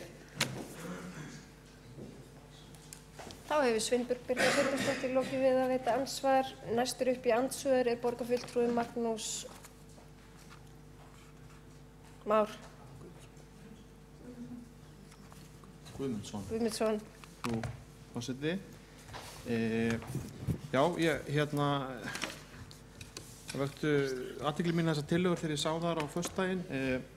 Svolítið svona suslegar, Samband ungra sjálfstæðismanna þekktir fyrir að fara ekki fjárlög og pikka út tiltekin atriði sem er svona líklegt til að vera óvinsæl svona mál og til að leggja fram með þeim hætti að það sé svo auðvelt að hagræða í rekstri þá ríkisins og hérna þá í rekstri borgarinnar. Það er alltaf,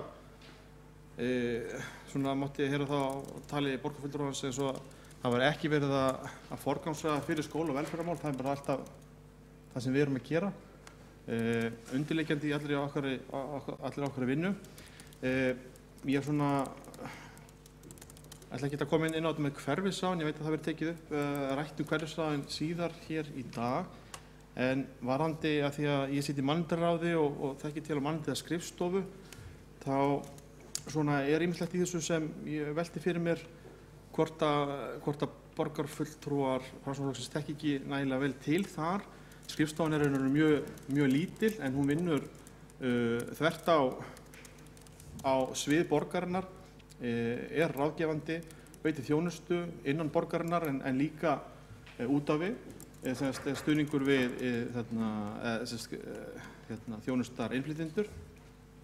Þar inni er stór liður að það verið að horfa á upphæðina, þriðjungur sem snýr að heimilisofbeldisverkefninu Samverkjum ofbeldi sem þar er vistað og fleiri slík verkefni. Undir á liðnum er líka 4 ráð, öldungarráð, fjölmenningarráð, ofbeldisvarnarnefnd og ferlinefnd, og ég velti fyrir mig þegar ég horfi á þessar tillögur hvaðan þessar tölur koma fækkun stöðugilda, af því að eins og sé skrifstofan er mjög lítil.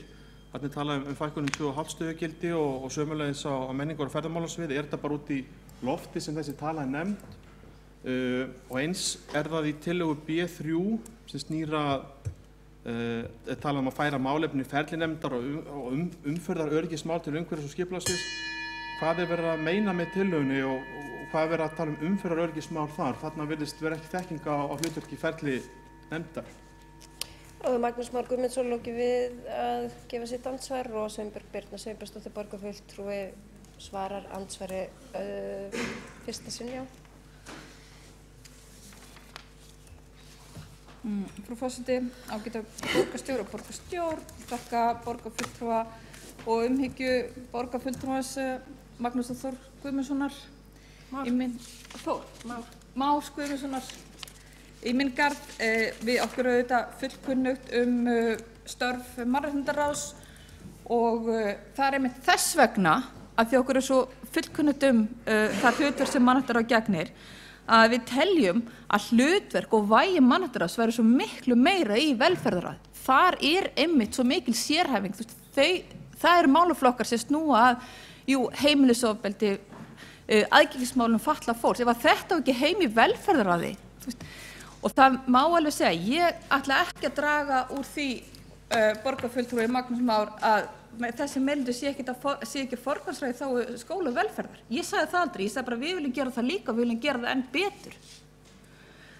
Og það er þess vegna sem við komum fram með þessa tillögu, að við teljum að þarna sé hægt að spara án þess að draga úr þjónustu.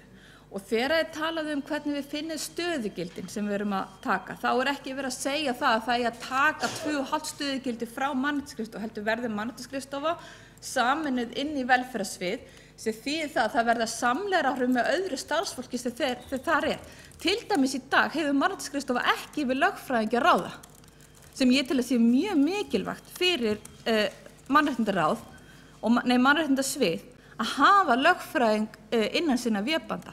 Það geta þeir fengið ef þeir væru með inn á velferðarsviði. Og þannig að samlegar áhrifin þarna eru mörg og miklu fleiri heldur en við teljum upp hérna í einhverju 2 mínúta andsvari. Þegar við tölum umferð öryggismál, það tengist náttúrulega bara inn í fyrir nefndina og náttúrulega aðgengi fatlaðra og aðgengi þeirra sem þurfa á þjónustu að halda, hvort sem það yfir gangbrautir eða aðgengi inn í strætó og annað slíkt. Tengingarnar eru mjög margar. Þá hefur Sveinbjörg Birna Sveinbjörnsdóttir lokið við að svara andsvari og Magnús Már Guðmundsson hefur beðið að koma upp í annars sinn í andsvar.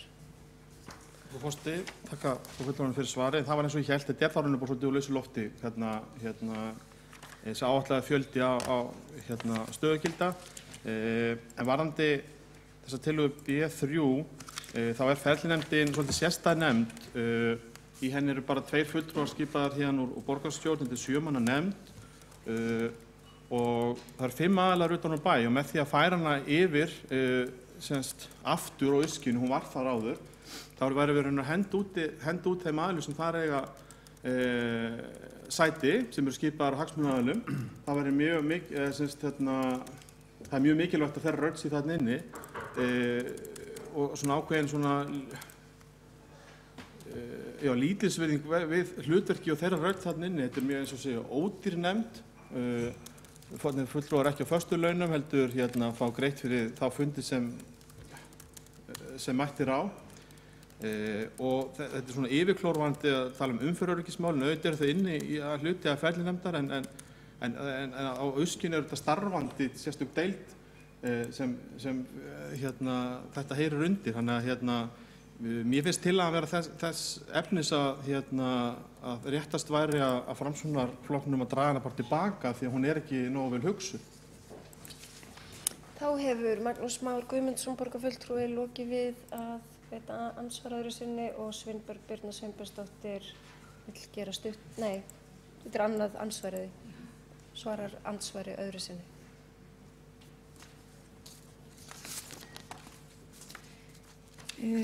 Ég velti fyrir mér, þessum sjónarmiðum, frú forseti, borgarstjóri, borgarstjórn, ég velti fyrir mér þessu sjónarmiðum sem uppkoma hjá borgarfulltrúa Magnúsi Má Guðmundsssyni. Af hverju, honum svona, þegar við erum að leggja fram þessar tillögur hér, þá erum við ekki að segja endilega að ferlinefndir þurfa að vera öðruvísi skipuð. Við erum ekki að gera lítið úr öðrum þeim sem þarna eru þeim 5 aðilum sem eru skipaðar á hagsmunahópum. Ég tel einmitt að hlutverk þeirra og rödd fengi meira vægi ef þessi nefnd heyrði undir Öskju. Þannig að ég held að tillagan okkar hjá Framsókn og flugvallavinum sé ekki óskýr, en þetta útfærsla sem hvorki tekið af eða á í tillögunni það hvort að ferlinefndin sem færist inn í Öskju verði eins skipuð eða hvort hún verði skipuð öðru fólki. Ég geri ráð fyrir hún verði eins skipuð. En stjórnskipuleg staðinnar færist frá mannréttindaráði yfir á umhverfisskipulagsráð og það algjör óþarfi að vera eitthvað viðkvæmi fyrir því að við ræðum breytingatillögur hérna sem að við í minnihlutanum teljum vera til góðs, meðal annars af því að við viljum auka fjárframlög til skóla og velferðarsviðs í samræmi við stefnu flokks borgarfulltrúa meðal annars Magnúsar Más Guðmundssonar.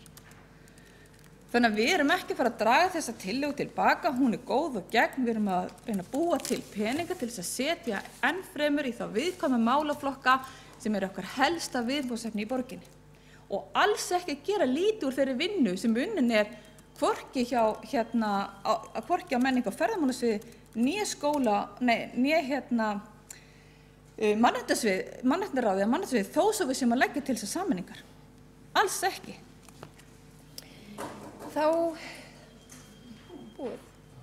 Þá hefur Birna Sveinbjörnsdóttir lokið við að svara andsvari í annað sinn og borgarfulltrúi Magnús Már Guðmundsson vill koma og gera stutta athugasemd. Forseti leyfir honum það náðarsamlegast. Bera fyrir sakir. Það er engin borgarfulltrúi, það er engin viðkvæmni sem felst í orðum mínum að það með ekki leggja til þessar breytingar. Þetta er á móti. Borgarfulltrúi fullyrir að nefndin heyri undir mannréttindaráð. Það kom ítrekað fram hjá henni borgarfulltrúanum að það er ekki þannig. Þetta heyrir undir mannréttindaskrifstofu og nefndin tilheyrði að var áður staðsetta á Öskjunni en var færð þaðan til þess að víkka nákvæmlega þannig hvernig komið að og haldið utan málaflokkinn. Þannig var það, þessu var breytt fyrir alltaf ekki 2 ár síðan. Þannig að þó að borgarfulltrúinn þekki ekki þessa forsögu þá er það ekki þar með sagt að það sé einhver viðkvæmni hér stendur að það með ekki ræða málin. Mér það er miklu frekar fúsk þessar tillögur og er þetta hluti af miklu stærri umræðu sem borgarfulltrúinn þekki til sem við erum í sem snýra breyttum stjórnkerfi borgarinnar sem meðal annars í tengslum við fjölgun borgarfulltrúa sem við erum öll í og svo umræðu við tekið víða á formulegum og óformulegum fundum. Þá hefur Magnús Már Guðmundsson lokið við að bera af sér sakir og andsvörum telst lokið og umræðumegnið hér og næstur á mælendaskrá er Þórgnýr Thoroddsen.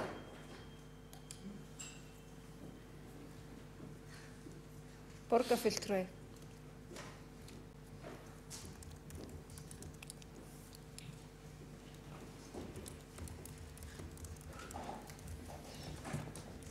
Forseti, borgarstjóri, borgarfulltrúar.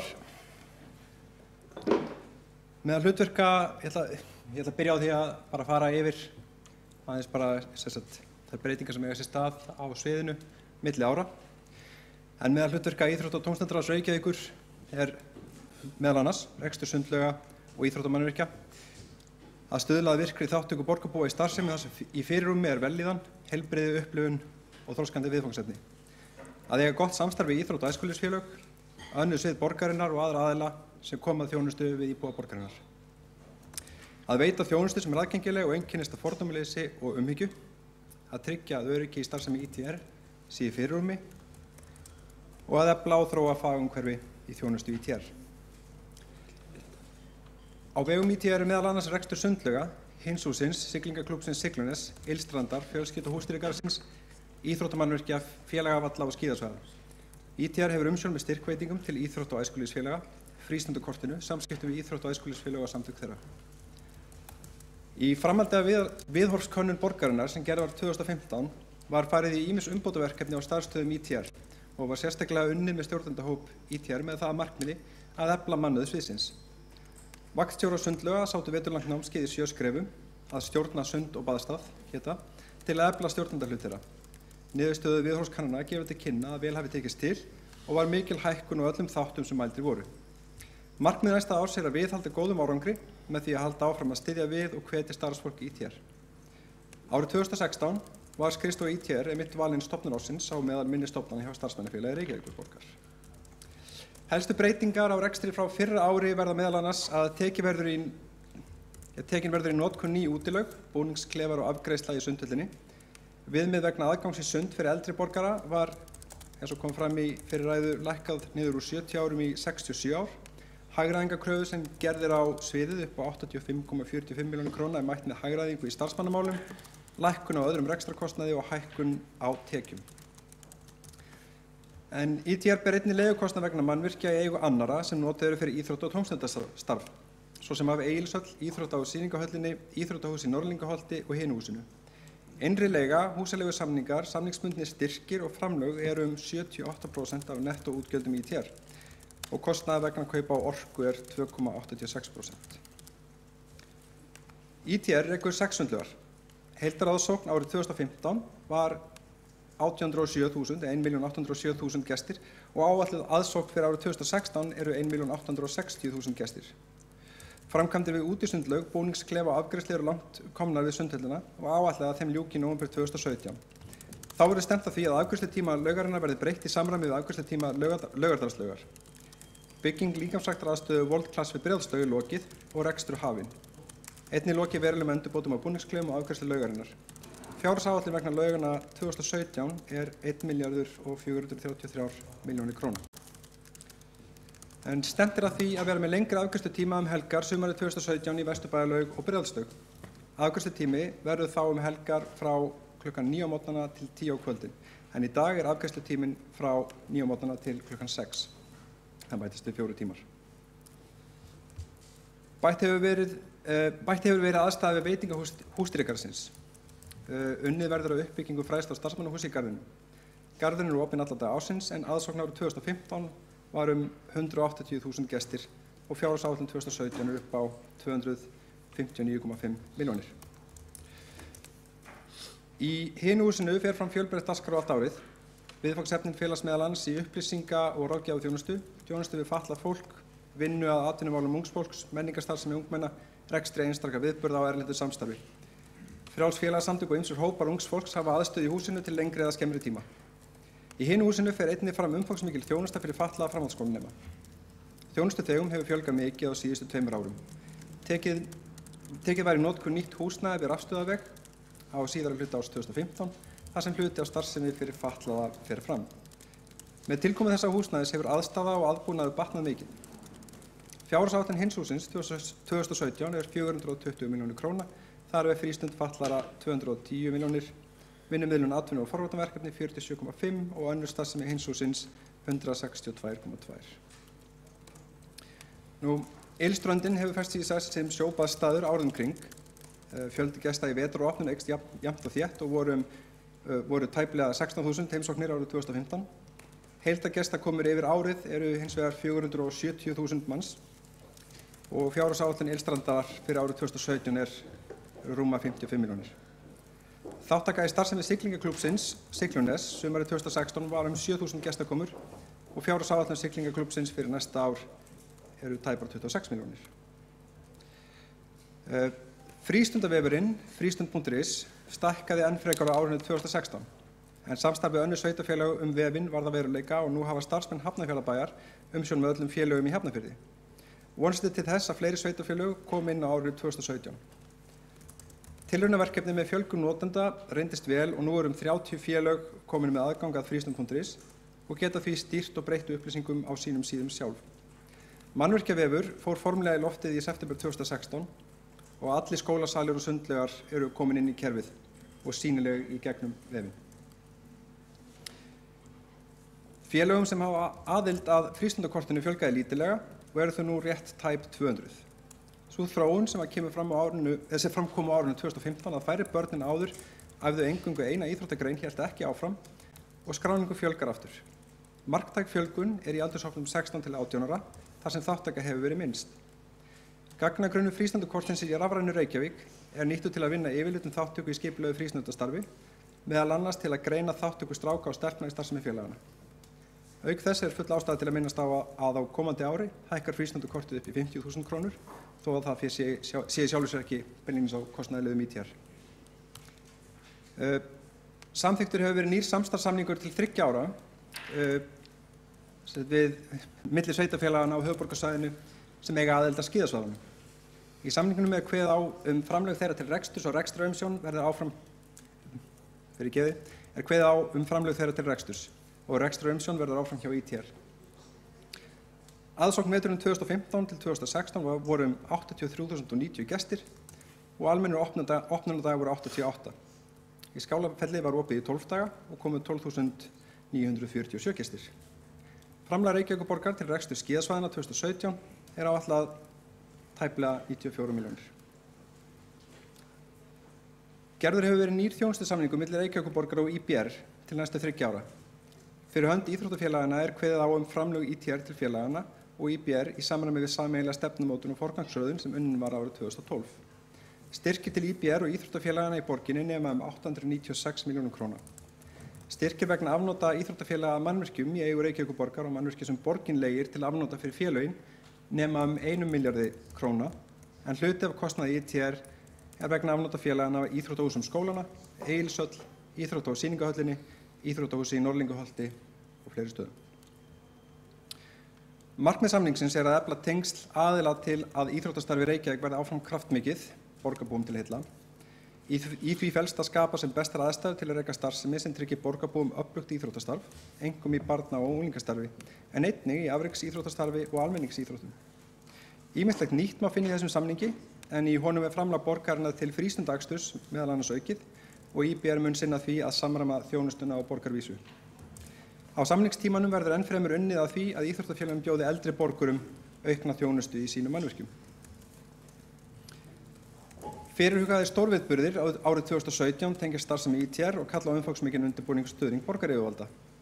Reykjavík International Games, Reycup, einnig má nefna vetrarhátíð, þjóðhátíðina 17. júní, Reykjavík Marathon og menninganótt. Á komandi ári verða laun og launatengd gjöld rúmir 2 milljarðar og annar rekstrarkostnaðar 6,6 milljarðar og gerir það samtals 8,7 milljarðar. Á móti koma tekjur upp á 1,5 milljarð. Rekstrarniðurstaðan verður því rúmir 7,2 milljarðar. Og ég vil ljúka máli mínu með því að þakka starfsfólki skrifstofu ITR kærlega fyrir mikla og góða vinnu. Þá hefur Þórgnýr Thoroddsen borgarfulltrúi lokið máli sínu og Marta Guðjónsdóttir borgarfulltrúi hefur beðið að gera andsvar, koma upp í andsvar við ræðu borgarfulltrúans.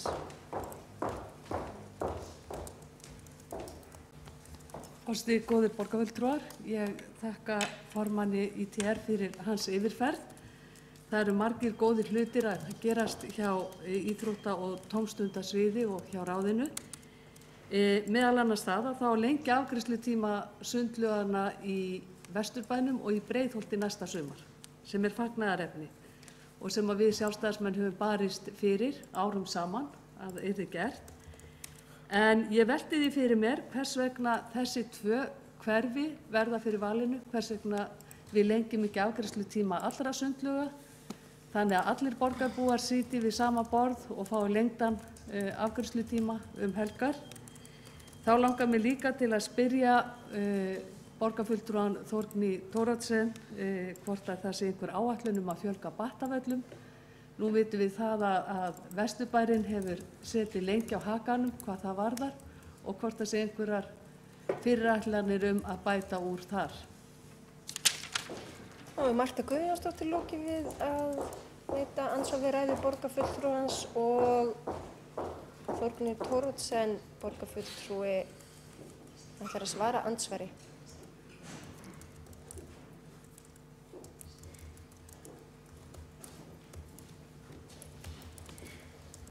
Forseti, borgarstjóri, borgarfulltrúar.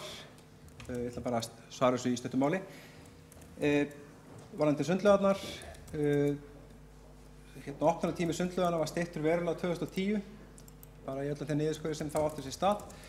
Niðurskurðurinn átti sér aðallega stað í opnunartímanum helgar, hreinlega á þeim forsendum að nýting sundlaugana var minnst á kvöldin helgar og það hefði við skorum meira niður á einhverjum öðrum stöðum og þá hefði það líklega bara komið verð við borgarbúa. En þar er rétt að núna hefur aðsókn í sundlaugarnar aukist töluvert, ekki síst með auknum túrisma og við höfum verið að lengja svo opnunartímann í laugunum svolítið bara svona í takt við það breytingar sem hafa átt sér stað í laugunum. Vesturbæjarlaugin náttúrulega er fyrir nokkru síðan fekk nýjan heitan pott og hefur líka í auknum mæli verið sótt af ferðamönnum meðal annars. Sundhöllin augljóslega verður opnuð ný og betri í miðbænum, gefur sterklega ráð fyrir mikilli aðsókn þangað og í Breiðholtslaug er nýbúið að opna World Class og það er raun og veru bara verið að pröfa að sjá hvort aðsókn í laugina aukist samhliða því. En sú laug hefur almennt séð verið verst nýtt af þeim laugum sem eru hjá Reykjavík. Nú hvað battavelli varðar, að allavega á vegum ITR er smíðið fleiri battavalla ekki á teikniborðinu. Það er bara eitthvað sem við skoðum. Þá hefur Þórgnýr Thoroddsen borgarfulltrúi lokið við að svara andsvari og andsvarinu telst lokið og næstu mælendaskrá er Eilífur Kristjánsdóttir borgarfulltrúi.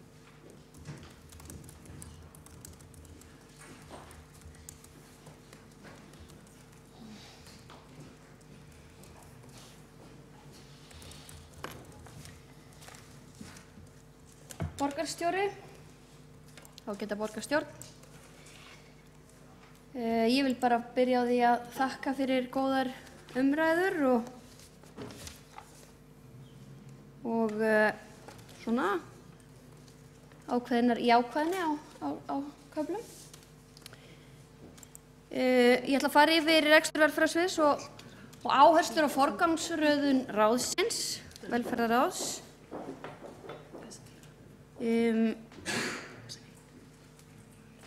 Já, reksturinn hefur í stuttu máli gengið vel og áætlanir í hagræðingu hafa að mestu gengið eftir og ber helst að nefna fækkun fólks á fjárhagsaðstoð. En eins og fram hefur komið þá fækkaði notendum 1000 cirka bát, eða 23%. En það eru mörg spennandi verkefni framundan og óhætt að segja að maður finnur fyrir eldmóði og ástríðu í starfsfólki velferðarsviðs. En við vitum það að ánægt og fullnægt starfsfólk skilar betri og persónulegri þjónustu. Það er auðvitað það sem við viljum. En í sumar var samþykkt í velferðarráði þetta plagg sem eru áherslur á forgangsröðun velferðarráðs 2017 til 2021 og við fórum í þessa vinnu með það svolítið að markmiði að einfalda og gera skýrt og aðgengilegt plagg sem að síðan starfsáætlun velferðarsviðs er byggð á ásamt stefnum sem að er búið að vinna og það er stefna Reykjavíkurborgar í málefnum eldri borgara, stefna í málefnum utangarðsfólks, stefna Reykjavíkurborgar í þjónustu við fatlað fólk á heimilum sínum og forvarnarstefna Reykjavíkurborgar, barna, unglinga og foreldra þeirra. En já, svo ég lesi hérna inngangsorðin, þá já, við sem sagt skiptum þau verkefni sem í forgangi á árinu 2017 og svo þau verkefni sem eru til lengri tíma til ársins 2021. Á árinu 2017 verður lögð áhersla á forvarnir og heilsueflingu með framtíð ungs fólks að leiðarljósi. Áframhaldandi þróun á þjónustu við aldraða með tilliti til fjölgunar eldra fólks og fjölbreyttra þjónustu þarfa. Við þróun á þjónustu við fatlað fólk skal tekið tillit til fjölbreytts hóps og einstaklingsbundinna þarfa. Leggja þarf áherslu á þjónustu við einstaklinga sem hafa komið hingað til lands, hælisleitendur og flóttafólk og finna leiðir til að efla og samræma þjónustu við þann hóp. Notendasamráð skal haft að leiðarljósi við veitingu þjónustu sviðsins. Áhersla verður lögð á að framkvæmd aðgerðaráætlana verði með þeim hætti að nýsköpun, heilsuefling og tengsl við notendur og lykilaðila utan og innan borgarinnar verði höfð að leiðarljósi. Og þarna erum við auðvitað að vísa í að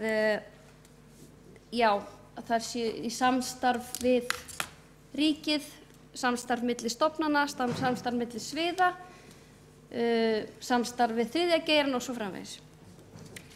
Lykilatriði, virkni og vellíðan, frumkvæði og sköpunarkraftur, samsköpun eða co-creation, sem þetta er ný þýðing, og samfélagslega ábyrgð. Helstu viðfangsefni, heilsuefling og forvarnir, stuðningur og einstaklingsbundin ráðgjöf við íbúa Reykjavíkurborgar, þjónusta við aldraða, þjónusta við fatlað fólk, þjónusta við innflytjendur, hælisleitendur og flóttafólk, húsnæðismál, nýsköpun og frumkvæði. Þessu er skipt í þessa 7 kafla og ég ætla að fara aðeins í þessa kafla. Fyrst heilsuefling og forvarnir. Vinna að heilsueflingu allra borgarbúa til að bæta lífsgæði þeirra í daglegu lífi og til framtíðar. Sérstök áhersla er lögð á börn og ungmenni í samræmi við forvarnarstefnu og stefnumótun í heilsueflingu. Og mér langaði aðeins að tala að því þegar við tölum forvarnir þá hugsum við oft áfengi og tóbak eða vímuefni og þegar við tölum heilsueflingu þá verða svona hugrenningatengsl við hreyfingu. En við þurfum auðvitað að reyna að breyta þessu af því við erum auðvitað að tala forvarnir gagnvart vanlíðan fólks, gagnvart forvarnir gagnvart fátækt og einangrun og líkamlega kvilla. Og heilsueflingin allsherjar hreyfing en líka aðgengi að þjónustu, sálfræði þjónustu, jafningjastuðningi og svo framvegis. Og á árinu 2017 verður lögð áhersla á eftirfarandi. Svo koma hérna nokkur atriði. Ég ætla kannski ekki að fara í öll atriði núna því að stefnan á vefnum og hún mjög aðgengileg og læsileg og ég bara hvet ykkur til þess að kynna ykkur hana. En ég ætla að tala D-lið sem fjölgun stuðningsfjölskyldna og efling þjónustu og ráðgjafa við börn og fjölskyldur þeirra. Og það hefur verið samþykkt, eða til samþykkta núna, að bæta inn í að hækka greiðslur við stuðningsfjölskyldur 88%, hvorki meira né minna. Og ég ætla að lesa hérna upp úr minnisblaði þessa hækkun. Þann 1. júní 2016 voru 169 notendur á bið eftir stuðningsfjölskyldu en á sama tíma 2015 176. Notendum hefur því fækkað lítillega á milli ára en eftir sem áður eru mjög margir á bið eftir slíkri þjónustu. Það mat sérfræðinga á skrifstofu velferðarsviðs að með því að veita börnum þjónustu stuðningsfjölskyldna megi draga úr ásókn í skammtímavistun sem úrræði sem bæði dýrara úrræði sem bæði dýrara en þjónusta stuðningsfjölskyldna auk þess sem takmarkaður fjöldi plássa í boði í skammtímavistun. Einnig æskilegra að börnin geti verið inn á heimilum í staðinn fyrir úrræðum eins og skammtímavistun eða öðrum úrræðum. Því nauðsynlegt að styrkja þjónustu stuðningsfjölskyldna til að minnka ásókn í skammtímavistun eða önnur úrræði og til að bjóða börnum og fjölskyldum þeirra upp á þá þjónustu sem þau þurfa og eiga rétt á. Samkvæmt þeim ráðgjöfum sem starfa á þjónustumiðstöðvum og vinna meðal annars við að ráða fólkin í störf stuðningsfjölskyldna launaþátturinn stór ástæða þess að fólk tekur ekki að sér að gerast stuðningsfjölskylda. Það þau lágu laun sem greidd eru fyrir störfin. Þetta hefur leitt til þess að oft eru það ættingjar eða vinir sem taka þessi störf til að létta undir álagi með fjölskyldu barnsins. Með því að hækka greiðslur til stuðningsfjölskyldna hægt að gera þau störf eftirsóknarverðari fyrir utanaðkomandi aðila.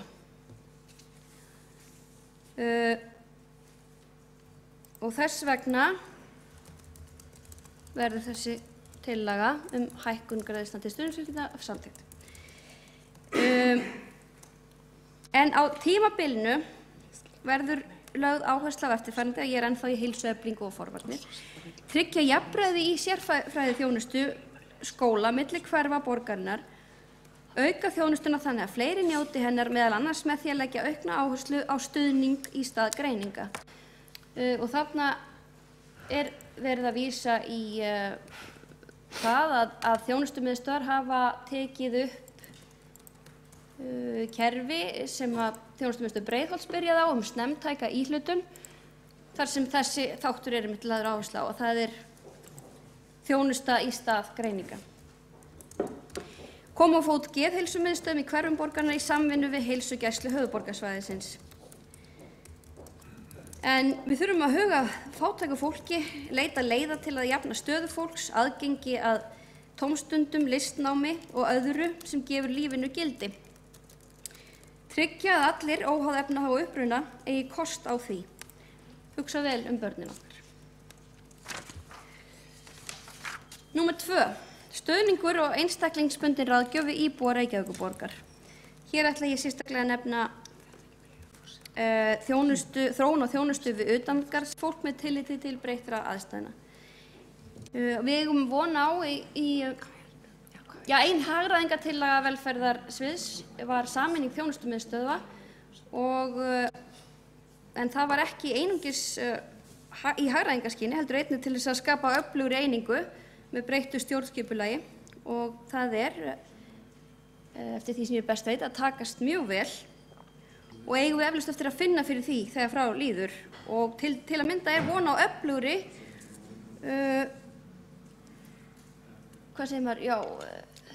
áætlun í breyttri þjónustu við þennan hóp utangarðsfólks Við eigum von á því að sjá þessa áætlun í janúar.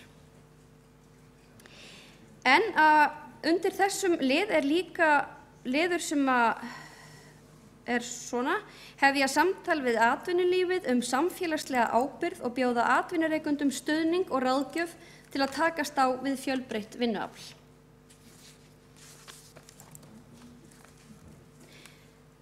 Númer 3. Þjónusta við aldraða. Vinna samkvæmt samþykktri stefnu Reykjavíkurborgar í málefnum eldri borgara og samþykktri aðgerðaráætlun. Í stefnunni meðal annars lögð áhersla á heilsueflingu, forvarnir, virkni, sjálfræði og þjónustu heim. Vinna þarf að því að gera borgina aldursvænni, meðal annars með því að innleiða tillögur frá starfshópi heilsueflingu aldraðra. En á árinu 2017 verður lögð áhersla á að vinna að gerð nýrrar stefnu í málefnum eldri borgara, því sú stefna sem verið að vinna eftir núna einungis til ársins 2018 og því ekki seinna vænna að hefja slíka vinnu. Einnig hérna undir D-lið endurskoðun á reglum og matstæki í félagslegri heimaþjónustu til að meta þarfir og forgangsraða svo hægt sé að tryggja þjónustu til þeirra sem mest þurfa á þjónustunni að halda. Á tímabilinu verður lögð áhersla á, og ég tek hérna E-lið, nýta þróun í nýjustu velferðartækni. Númer 4. Þjónusta við fatlað fólk. Mikilvægt að þróa alla þjónustu Reykjavíkurborgar við fatlað fólk í átt til sjálfstæðs lífs á eigin forsendum hvers og eins.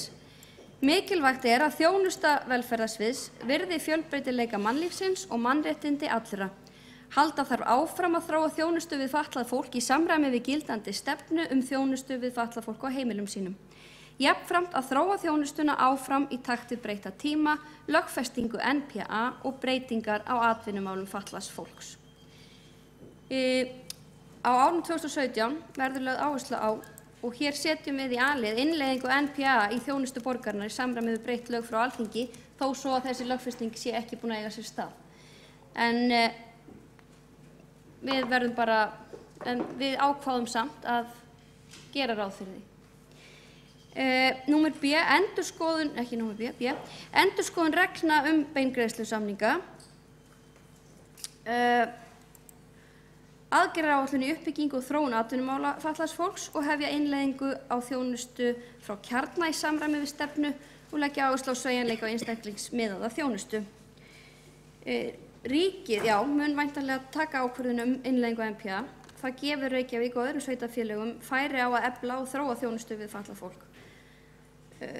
Í tengslum við það, en einnig óháð því, unnt að takast á við flókin úrlausnarefni eins og birtist í nýlegu máli sem dæmt var í Hæstarétti.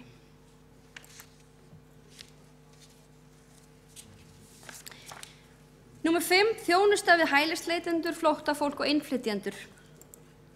Mikilvægt að vinna markvisst að þróun þjónustu við hælisleitendur og flóttafólk í samvinnu við velferðarráðuneytið og Útlendingastofnun, samanber samning þar Velferðarráð vill efla sérhæfða þjónustu við innflytjendur og auðvelda aðgengi innflytjenda að þjónustu sviðsins, meðal annars með bættri upplýsingagjöf. Og þarna undir D-lið segjum við styrkja þá foreldra af erlendum uppruna sem á þurfa að halda í uppeldishlutverki sínu og veita börnum innflytjenda markvissan stuðning. Og ég vil bæta því við líka í ljósi þeirra upplýsinga að börn innflytjenda eru síður að nota frístundastyrk, að þarna þurfi að leggja sérstaklega áherslu á upplýsingagjöf og fræða þá foreldra mikilvægi þess að börn þeirra nýti þann styrk og stundi tómstundir með öðrum. En þarna ekki endilega peningaleysi að ræða, heldur kannski einfaldlega menningarmun og það þurfum við að fræða.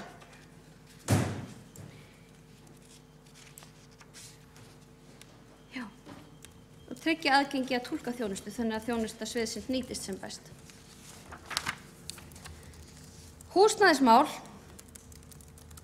Hlutverk velferðarráðs og velferðarsviðs í húsnæðisuppbyggingu í Reykjavík á næstu árum að tryggja nægilegt framboð af félagslegu leiguhúsnæði. Jafnframt að koma til móts við þann hóp sem þarf á stuðningi að halda vegna húsnæðismála. Ætíð skal vinna markvisst að félagslegum fjölbreytileika í öllum hverfum. Árinu 2017 verður lögð áhersla á eftirfarandi og þessi vinna þegar hafin og búin í einhverjum tilfellum. Endurskoða reglur félagslegt leiguhúsnæði og sérstakar húsaleigubætur. Endurskoðun á reglum í kjölfarið á nýjum húsnæðislögum. Þetta höfum við þegar farið yfir og nýjar reglur sérstakar húsnæðisstuðning taka gildi í janúar.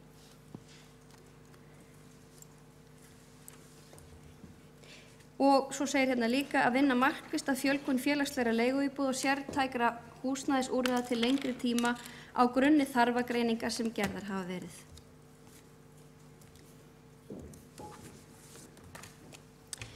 Númer 7. Nýsköpun og frumkvæði. Það þarf frumkvæði og metnað til þess að þróa þjónustu. Nýjar áherslur og nálgun í veitingu þjónustu.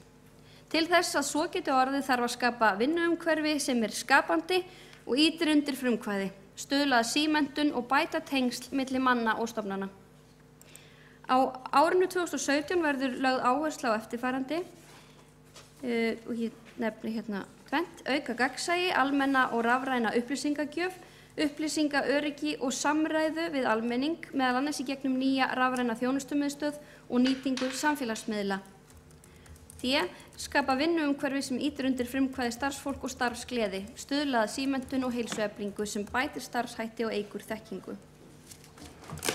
Á tímabilinu þróa nýjar leiðir og lausnir í velferðarþjónustu, meðal annars áherslu á tæknilausnir. Auka áherslu á rannsóknir og gæðastarf, meðal annars með því að efla samstarf við háskólasamfélagið á breiðari grunni en áður. Nú hef ég svona stiklað á farið svolítið bara vel í þessar áherslur og en næstu skref og ég þykist vita að eða við höfum rætt það í ráðinu að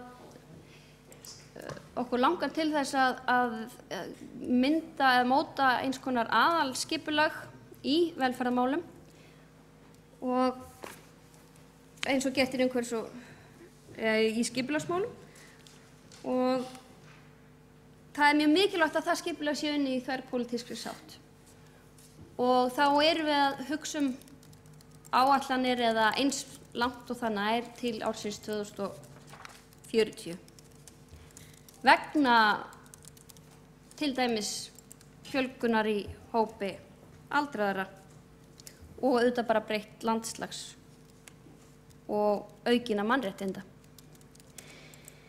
En já, við áætlum að vinna við slíkt skipulag hefjist á næsta ári. Þar verður skoðaðar möguleikar í velferðartækni og endurhæfingar áætlunum. Skoða nýja nálgun í þjónustuveitingu með áherslu á þjónustu á vettvangi. Skoða þróun vinnumenningar og hvernig vinnustað við viljum bjóða starfsfólki okkar í framtíðinni. Skoða nýjungar í fjárhagsáætlanagerð. En ég vil bara nýta tækifærið hér og þakka ráðsmeðlimum kærlega fyrir gott samstarf og skemmtilega fundi og hlakka til að heyra hér kannski ykkur viðbragð. Framtíðin björt og mörg spennandi og góð verkefni framundan og ég bið ykkur vel að lifa. Þá hefur Ilmur Kristjánsdóttir borgarfulltrúi lokið máli sínu og Birna Sveinbjörnsdóttir hefur beðið að koma upp í andsvar. Já, ég ætla að minna borgarfulltrúa, komdu bara. Ég ætla að minna borgarfulltrúa, láttu mig þetta. Ég ætla að minna borgarfulltrúa á að þegar þið vitna í texta sem að þegar skrifaðir að biðja leyfi forseta. Þetta eru fundarslöp. Gjörðu svo vel. Nei, texta sem að þegar hefur verið, sem ekki þeirra eigin. Frú forseti, ágæti borgarstjóri og borgarstjórn. Ég þakka formanni velferðarráðs fyrir sitt innlegg hérna og það sem ég lagði hérna á borðið hjá borgarfulltrúanum samantekt út frá íbúðum í félagsþjónustunnar. Málið að allar þessar fallegu markmið og áætlanir, allar langflestar þeirra, þegar það snýst að sjálfstæði fólks og við getum búið Reykvíkingum boðleg velferðarúrræði að það hafi húsnæði. Og við vorum búin að taka saman, ég vil kannski bara óska eftir hvort að borgarfulltrúi geti komið með skýringar og sem formaði velferðarráðs og sem félagsbústaðir eiga undir, að þarna erum við með áætlun 2015, það sem var áætlað að fjölgum 110 hvert einast ár. Ég hef búin að lita þetta. Síðan kemur þannig núna að 2016, að þá erum við með í fjárhagsáætlun fyrir 2016, þá 2015 áttan við 110, 2016 og 60, núna í nýjasta áætlun 34. Í áætluninni 2015 fyrir 2017 er 110, síðan er 61 og nú 46. Og 2018 þá aftur átt að vera 110 íbúðir, kemur reyndar 159 sem til síðustu fjárhagsáætlun en svo bara 42 í þeirri sem við erum með núna. Það þarna svo mikið misræmi og þetta einn af stærstu málaflokkunum sem að snúa að velferðarmáli Reykvíkinga. Ég óska eftir skýringum frá formanni og hvernig velferðarráð ætlar að veita allar þessa þjónustu ef við höfum ekki íbúð til þess að bjóða upp á. Þá hefur Sveinbjörg Birna Sveinbjörnsdóttir lokið andsvari sínu og við andsvari svarar Ilmur Kristinsdóttir borgarfulltrúi.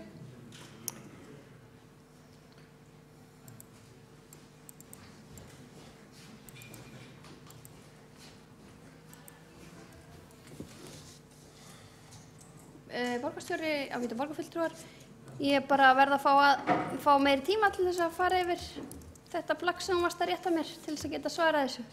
En ég skal gera það. Takk. Það er Ilmur Kristinsdóttir borgarfulltrúi lokið við að svara andsvari og andsvarum lokið og við gerum stutt hlé á fundi. 5 mínútur.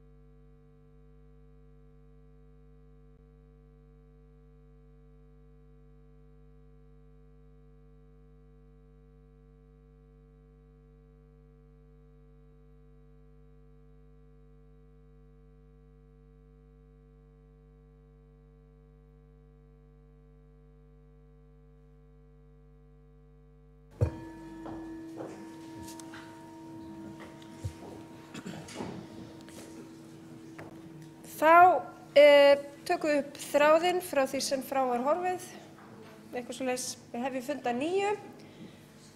Og næstur á mælendaskrá Hjálmar Sveinsson, borgarfulltrúi.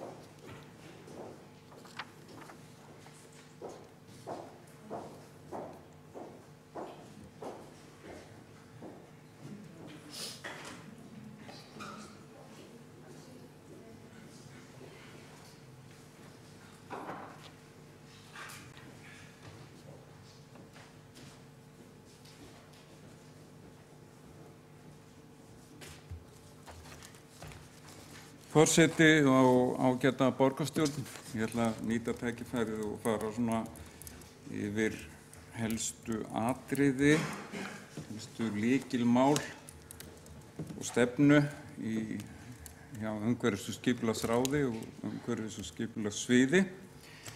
Allar tölur liggja fyrir í gögnum, þannig að ég verð spara á þær.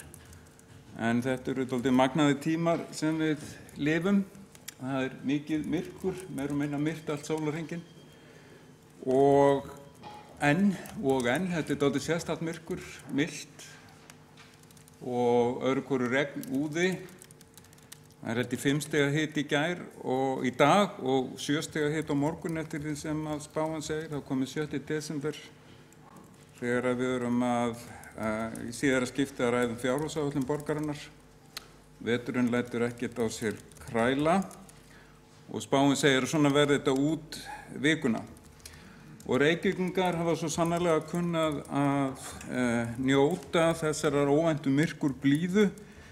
Þeir sem hafa haft leið okkar frábær útivistarsvæði í Fossvogsdal, Elliðaárdal og Laugardal, svo nokkrir helstu dölum borgarlandslagsins í upptaldir. Þeir hafa séð ótal hópa, ganga og skokka og hlaupa sér til heilsubótar, margir með höfuðljós. Það magnað að sjá alla þessa ljósaröð kljúfa myrkrið.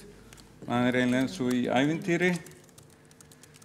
Og mikið nú gott að það skuli vera svona víðfemt og örugt stígakerfi fyrir alla þessar hreyfiþörf Reykvíkinga, aðgreindir stígar nota bene fyrir hjólandi og fyrir gangandi og hlaupandi fólk, annars væri þetta ekki hægt. Síðasta vor voru opnaðar 2 göngu- og hjólabrýr yfir Elliðaárnar rétt við gömlu rafstöðina, gamla rafveituhúsið. En fyrir 3 árum eða haustið 2013 voru einnig opnaðar 2 brýr norðar eða út við Elliðaárósana og þessar brúar framkvæmdir í báðum tilvikum hafa reynst frábærar samgöngubætur, þar kostuðu þetta sitt. En þar hafa sem sagt reynst frábærar samgöngubætur, jafnvel þóttið einmitt vegna þess að engir bílar keyri yfir þær. Á næstu misserum verður lögð hjól- og göngubrú yfir Elliðaárnar upp í Víðidal, þar sem heitir Dimma, og það mun koma brú yfir Fossvoginn sem tengir Kársnesið í Kópavogi við Vatnsmýrasvæðið og þar með háskólana og Landspítala nýja og gamla og miðborgina. Þetta eru miklu brúartímar sem við lifum á. Hver hefði trúað því fyrir sirka 10 árum að þörf væri á svo umfangsmiklu stígakerfi? Hver hefði trúað því að Reykjavík gæti verið svona frábær útivistarborg? Og hver hefði trúað því að svo margir Reykvíkingar nýtu þess að hreyfa sig, finna fyrir veðrinu, myrkrinu, rigningunni, út í borginni og snjónum þegar hann fellur, því hann mun falla, þó að það megi gjarnan aðeins bíða, allavega þangað til á aðfangadag, og þá helst ekki mjög mikið og annarkvort væri best að hafa heilmikið snjó og frost en þó samfleytt í 2-3 mánuði, en ekki þessi rysjóttu leiðindi, takk fyrir, ekki þessi eilífu umhleypinga eins og hafa verið síðustu 2 eða 3 veturs. Þeir vetur voru dýrkeyptir borgarbúum, ef ég man rétt á fór aukalegu kostnaður yfir 300 milljónir króna til að ryðja göturnar. Já, þetta eru magnaðir tímar. Borgirnar, þær eru heimkynni meiri hluta mannkynsins og hlutskipti fólksins, það ræðst í sífellt meira mæli í borgunum, hlutskipti einstaklinga, hlutskipti hverrar fjölskyldu. hlutskipti einstæðra mæðra og einhleypra karla, ungra og gamla, það ræðst allt meir og minna í borgunum. Það er umhverfi okkar daglega lífs, kvölds og morgna, og þetta umhverfi það getur verið heilnæmt, örugt, örvandi til útivistar, félagslega gefandi, aðlaðandi og hagkvæmt fyrir heimilið og samfélagið, en borgarumhverfi getur líka verið dragbítur og allt þetta. Byggðin getur verið svo gísin að það er ekki hægt að reka öflugar almenningssamgöngur, það er ekki hægt að hjóla í vinnuna eða í skólan, það er ekki einu sinni hægt að fara út í bakari eða búð að ganga þangað, því það er engin búð og það er ekkert bakari. Og það eru heldur engir almennilegir hjólaða göngustígar, bara bílagötur, svo allir þurfa að eiga bíla, helst 2. Slíkt umhverfi, bílaumhverfið verður yfirleitt mjög einsleitt og eyðilegt og hættulegt gangandi vegfarendum. Og það verður meðal annars til þess að foreldrar þora ekki að láta börnin sín ganga eða hjóla í skólan, en foreldrar sem að keyra börnin í skólan skapa hættu fyrir skólabörn í nágrenni skólans eða sjálfri skólalöðinni. Þannig er vítahringur bílismans. Það skipulag er heimilum og samfélaginu mjög dýrkeypt fyrir utan alla svifryksmengunina sem bílaumferðin veldur og kostnaðinn við rekstur bílanna og viðhald gatna og félagslegt ranglæti, því það er ranglátt að byggja upp allsherjarkerfi sem aðeins hluti samfélagsins getur nýtt sér, ekki börn og unglingar, ekki þeir sem get ekki keyrt, ekki þeir sem ekki eru með bílpróf og þannig mætti áfram telja. En fyrir utan allt það taka bílarnir svo gríðarlega mikið pláss að verðmætu byggingarlandi. 48% af þéttbýli borgarinnar að undanskildum stærri útivistarsvæðum fer undir samgöngumannvirki og helgunarsvæði þeirra. Sambærilegt hlutfall mun aðeins verið til í mestu bílaborgum í Ástralíu og í Bandaríkjunum. Segjum að undanfarin ár hafi orðið vitundarvakning austanhafs og vestan, fleiri gera sig grein fyrir öllum kostunum sem að gott skipulag fyrir gangandi og hjólandi, vegfarendur og öflugar almenningssamgöngur fel í sér. Fókusin í skipulagsmálum beinist nú miklu meir en áður á götunum sem grunn einingu borganna. Það er því dæmigert að í aðalskipulagi Reykjavíkur 2010–2030 er sérstakur kafli göturnar í borginni, göturnar sem borgarrými. Göturnar eru orðnar aftur útgangspunktur borgarskipulagsins fremur en nákvæm svæðisskipting borganna og hraðbrautakerfi á milli svæðanna. Raunar var það nákvæmlega þannig á 19. öld og fram á þá 20. að litið var á götur og torg og byggingar sem eina órofa heild og það er raunar áberandi þegar litið er á rit helstu frumkvöðla borgarskipulags hér á landi þegar Guðjón Samúelssonar og Guðmundur Hannessonar að þeir lögðu miklu áherslu á göturnar, á fagurfræði gatnanna, á göturnar og húsin sem eina heild. Þeirri hugsun var síðan gjörbylt miðja 20. öld þegar móderníska borgarskipulagið varð ráðandi í borgum. Þá var innleitt gatnakerfi sem leiddi til þess að göturnar þjónuðu bara einu hlutverki að vera hraðvirkt og þrautskipulagt kerfi fyrir mikla bílaumferð. Það var ótrúlega róttækt inngrip, ótrúlega róttæk breyting á borgunum sem höfðu í rauninni verið eins skipulagðar og svipað uppbyggðar í þúsundir ára. En síðustu 10–15 árin hefur farið fram gagnger endurskoðun á hlutverki borgargatnanna. Sú stefna hefur víða verið tekin að líta á göturnar og nálæga byggð sem eina heild, eins og áður var gert, sem eitt kerfi en ekki sem 2 kerfi. Annars vegar kerfi bygginga og hins vegar kerfi gatna. Árið 2013 voru ekki aðeins byggðar brýr fyrir fótgangandi og hjólandi vegfarendur yfir Elliðaárósa, heldur var líka ráðist í gagngerar endurbætur og borgartúnun eins og frekt er. Það var gert meira aðlaðandi og öruggari fyrir gangandi vegfarendur, hjólafólk og strætófarþega. Nýjar gangstéttir voru lagðar beggja vegna götunar og einstefnu hjólastígar í sitt hvor átt. Milli hjólastígana og götunar voru sett niður gróðurbelti og nýjir ljósastaurar. Einnig voru settar 4 miðeyjur til að auðvelda gangandi vegfarendum og komast yfir götuna. Við strætóstoppistöðvar voru ekki útbúin sérstök útskot fyrir strætó, heldur stoppar strætó í miðri götunni og bílstjórar einkabílum þurfa að bíða á meðan.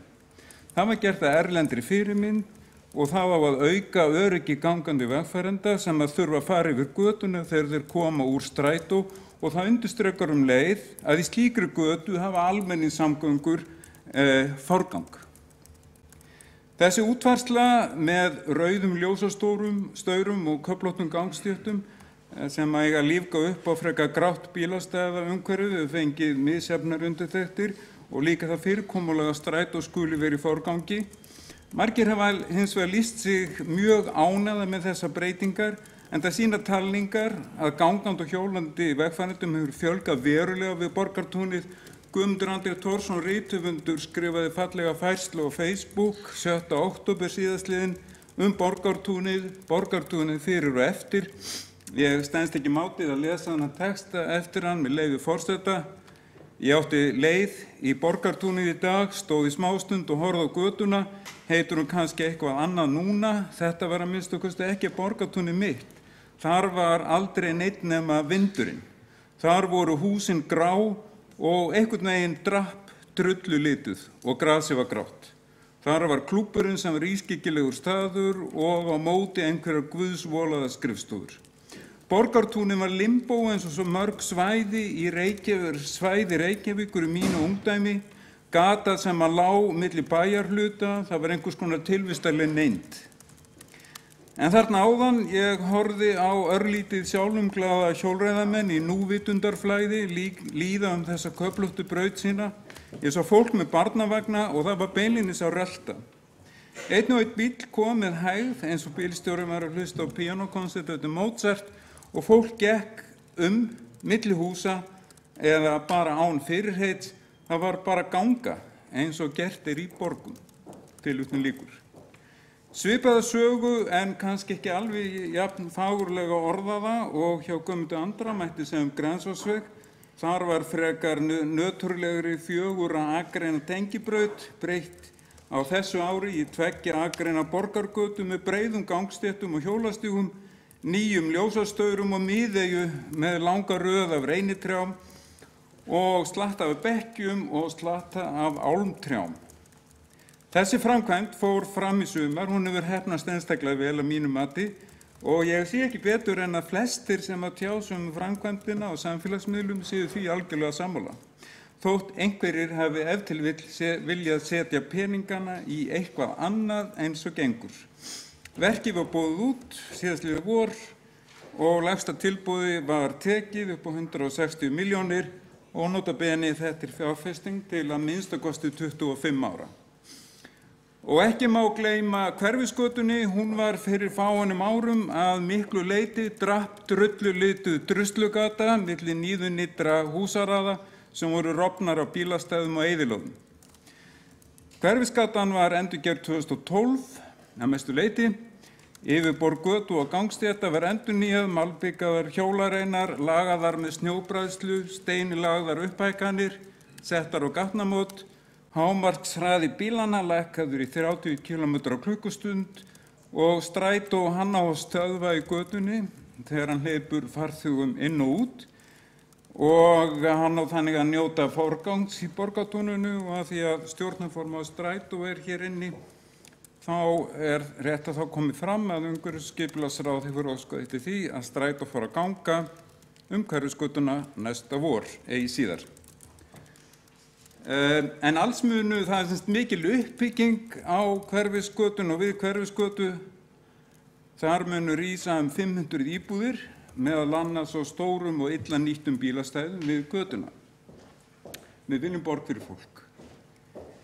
Í deiliskipulagsuppdráttum skilyrt að jarðhæðir Hverfisgötuhúsanna séu virkar og lifandi. Hverfisgatan á góðri leið með að verða einn skemmtilegasta gata miðborgarinnar en fyrir fáeinum dögum var haldið upp á opnun hljómalindareit sem á milli Hverfisgötu og Laugavegs eins og margir vita. En uppbygging á þeim reit hefur að mínu mati tekist einstaklega vel og þar hafa borgarbúar meðal annars eignast fallegt torg, fallegt almenningssvæði, skjólríkt og skjólsælt. Hljómalindatorg og þarna á þessum reit komið afar mikilvæg fyrirmynd af því hvernig hægt að þétta byggðina og byggja ný hús inn í gamalgróið fíngert umhverfi. Þar þessi hótel við Hverfisgötu og Smiðjustíg og 30 almennar íbúðir við Laugaveg og Klapparstíg, auk veitingastaða og verslana. Hilmar Þór Björnsson, arkitekt, sem heldur úti frábæru bloggi arkitektúr og skipulag, borgarskipulag á eyjunni, skrifaði daginn hljómlundarrit. Hann skrifaði, með leyfi forseta: Nú eru þarna heilsteyptur reitur með fjölbreyttum húsum sem eiga djúpar rætur í því sem fyrir var og í anda Reykjavíkur. Tilgangur hins nýja deiliskipulags var að koma til móts við breyttar áherslur og hugmyndir borgarbúa uppbyggingu viðkvæmra miðborgarsvæða. Markmiðið var að styrkja stöðu eldri húsa og reitnum og setja því í lifandi samhengi við vel hannaðar nýbyggingar. Það hefur tekist. Hér eiga allir sem að koma málinu hrós skilið, skipulagsyfirvöld, deiliskipulagshöfundar, húsahönnuðir og húsabyggjendur. Tilvitnun lýkur. Það var svo sannarlega ánægjulegt að lesa svo jákvæð viðbrögð, en svona lagað, svona skipulag, svona uppbygging gerist auðvitað ekki að sjálfu sér, heldur tók þetta það bil 1 hrun og síðan ítarleg samtöl við lóðarhafa, þar sem að skipulagsyfirvöld að mínu mati sýndu verulega mikla þrautseigju. Og það ekki tímann að tákn, ágætu borgarfulltrúar, að reiturinn, hljómalindareitur, að hann skuli draga nafn sitt af gömlu timburhúsi við Laugaveg sem átti að rífa á sínum tíma. Og það má líka alveg koma fram úr því að ég hér í ræðupúlti í borgarstjórn að einmitt núna árið 2016 talsvert mikil ásókn í að rífa eða flytja allmörg gömul hús, ekki síst í Skólavörðuholtinu, sunnanverðu og norðanverðu. Í sumum tilvikum liggja fyrir 10 til 15 ára gamlar deiliskipulagsheimildir fyrir slíku. Þau mál auðvitað svolítið erfið viðfangs. Ég tala nú ekki þegar Minjastofnun hefur fyrir löngu síðan lagt blessun sína niður í viðkomandi húsa.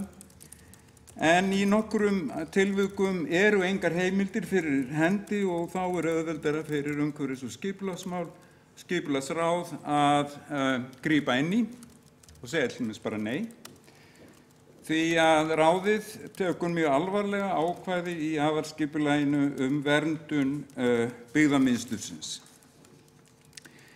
Í samstarfssáttmála hins pólitíska meirihluta Reykjavík mikil áhersla lögð á vistvænt skipulag byggðarinnar. Þar segir að innleiðing hins nýja aðalskipulags borgarinnar sem að gildir fyrir árið 2010 til 2030 skuli vera leiðarljós í umhverfis- og skipulagsmálum. En í aðalskipulaginu mörkuð afar metnaðarfull og ítarleg stefna í 4 lykilköflum: borgin við sundin, skapandi borg, græna borgin og borg fyrir fólk. Í samstarfssáttmálanum kemur enn fremur fram að bæta skuli upplýsingagjöf varðandi skipulagsmál og þar segir einnig að hverfisskipulag verði unnið í nánu samráði við íbúa viðkomandi hverfa, en markmið skipulagsins verði sjálfbær hverfi með heildstæða þjónustu, græn svæði og fjölbreyttar samgöngur. Við viljum efla hverfisvitund í öllum hverfum, stendur í þessum sáttmála. Þar kemur ennfremur fram að mikilvægt sé að minnka mengun af mannavöldum og einnig hvers konar sóun.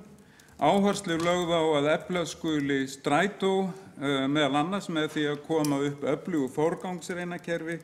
Sama að segja hjólreiðar og víðfeðmt net góðra hjólastíga og það svo sannarlega tekist og var reyndar löngu byrjað áður en byrjað fyrir nokkrum árum skulum við segja, áður en þessi meirihluti tók til starfa. Áherslu lögð á að auka menntun vistvæna lífshætti. Þarna segir að staðinn skuli vörður vatn sem auðlind og allt snýst þetta markmiðið að gera borgina bæði vistvæna og mannvæna og líka örugg og skemmtilega og fyrir alla muni upplífgandi mannlífsborg en ekki gráa og niðurdrepandi drullulitaði bílaborg. Eitt mikilvægasta verkefni umhverfis- og skipulagssviðs og hins pólitíska umhverfis- og skipulagsráðs að fylgja eftir þeirri stefnu borgarinnar eins og hún sett einmitt í þessu aðalskipulagi. í umhverfis- og auðlindastefnu borgarinnar, í stefnu líffræðilegan fjölbreytileika, í stefnu húsnæði og í nýsamþykktri loftslagsstefnu.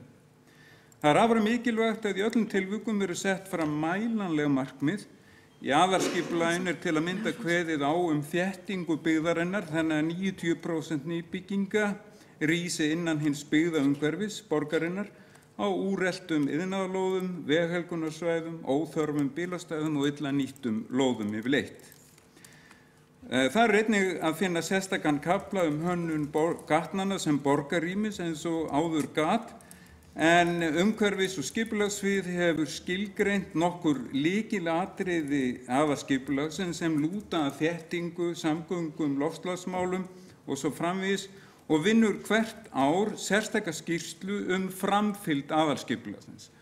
Og þannig á að vera tryggt eins vel og hægt að gera að aðalskipulagið sé ekki fín og flott bók prentuð í fjórlit en ekkert notuð öðru leyti heldur sé virt vinnuplagg.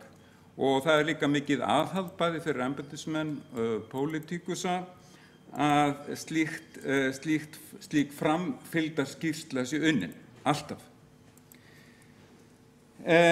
Í kafla aðalskipulagsins Grænuborgina eru sett fram mælanleg markmið breyttar ferðavenjur, það er að segja hlutfall þeirra sem að fara í og úr vinnu og skóla eða í strætó, fótgangandi, hjólandi eða bíl. Í sérstökum kafla umhverfis- og auðlindastefnu sett fram markmið endurvinnslu úrgangs- og loftslagsmála og svo var samþykkt sérstök hjólastefna, hjólaborgin í hausti 2015 og það sett framkvæmdaráætlun fyrir næstu 5 ár í Reykjavík en samkvæmt henni gert ráð fyrir 30 kílómetrum af nýjum hjólastígum. Á tímabilinu verða meðal annars lagðar hjólaleiðir í Elliðaárdal, meðfram Bústaðavegi og Kringlumýrarbraut og Sundlaugavegi, svo eitthvað sé nefnt. Og þá líka lögð sérstök áhersla á betrumbættar þveranir hjólaleiða yfir gatnamót en það oft langflóknasti hluti hjólaleiðana. Og það lögð áhersla á öryggistilfinningu og jákvætt viðhorf fólks til hjólreiða og það einnig að finna áætlun að auka hjólreiðar skólabarna og unglinga. En þetta ekki gefið út sem prentað plagg eins og margir vita heldur má finna þessa áætlun á aðgengilegri vefsíðu þar sem á velja milli kafla, kynna sér framkvæmdaráætlun með gagnvirkum kortum og kynna sér áhugaverðar staðreyndir hjólreiðar í borginni, Reykjavík, heimasíðan hjólaborgin.is.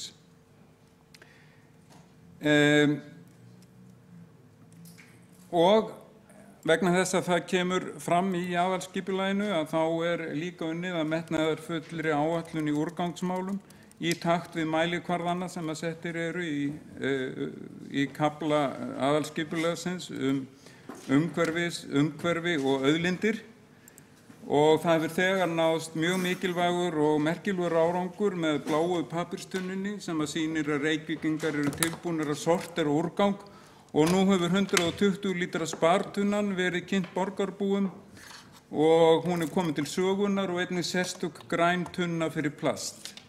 Það verður þá áfram valkostur fyrir borgarbúa hvort þeir nýti sér slíka tunnur eða hvort að þeir fari sjálfir með plast og pappír út í næstu grendarstöð en það eru 57 grendarstöðvar á höfuðborgarsvæðinu og í fæstum tilvikum meir en 500 metra í næstu grendarstöð. Það stefnt að því að grendargámar verði smám saman niðurgrafnir og áttu framkvæmdir í þá veru að hefjast núna á þessu ári við Túngötuna en að því að katólíkar starfandi í katólsku kirkjunni gátu ekki hugsað sér að sjá þennan þátt mannlegs lífs í sínu nágrenni og mótmæltu harðlega og fengu sendiráðin í lið með sér sem héldu því fram að terroristar gætu hent sprengjum ofan í djúpgámana að þá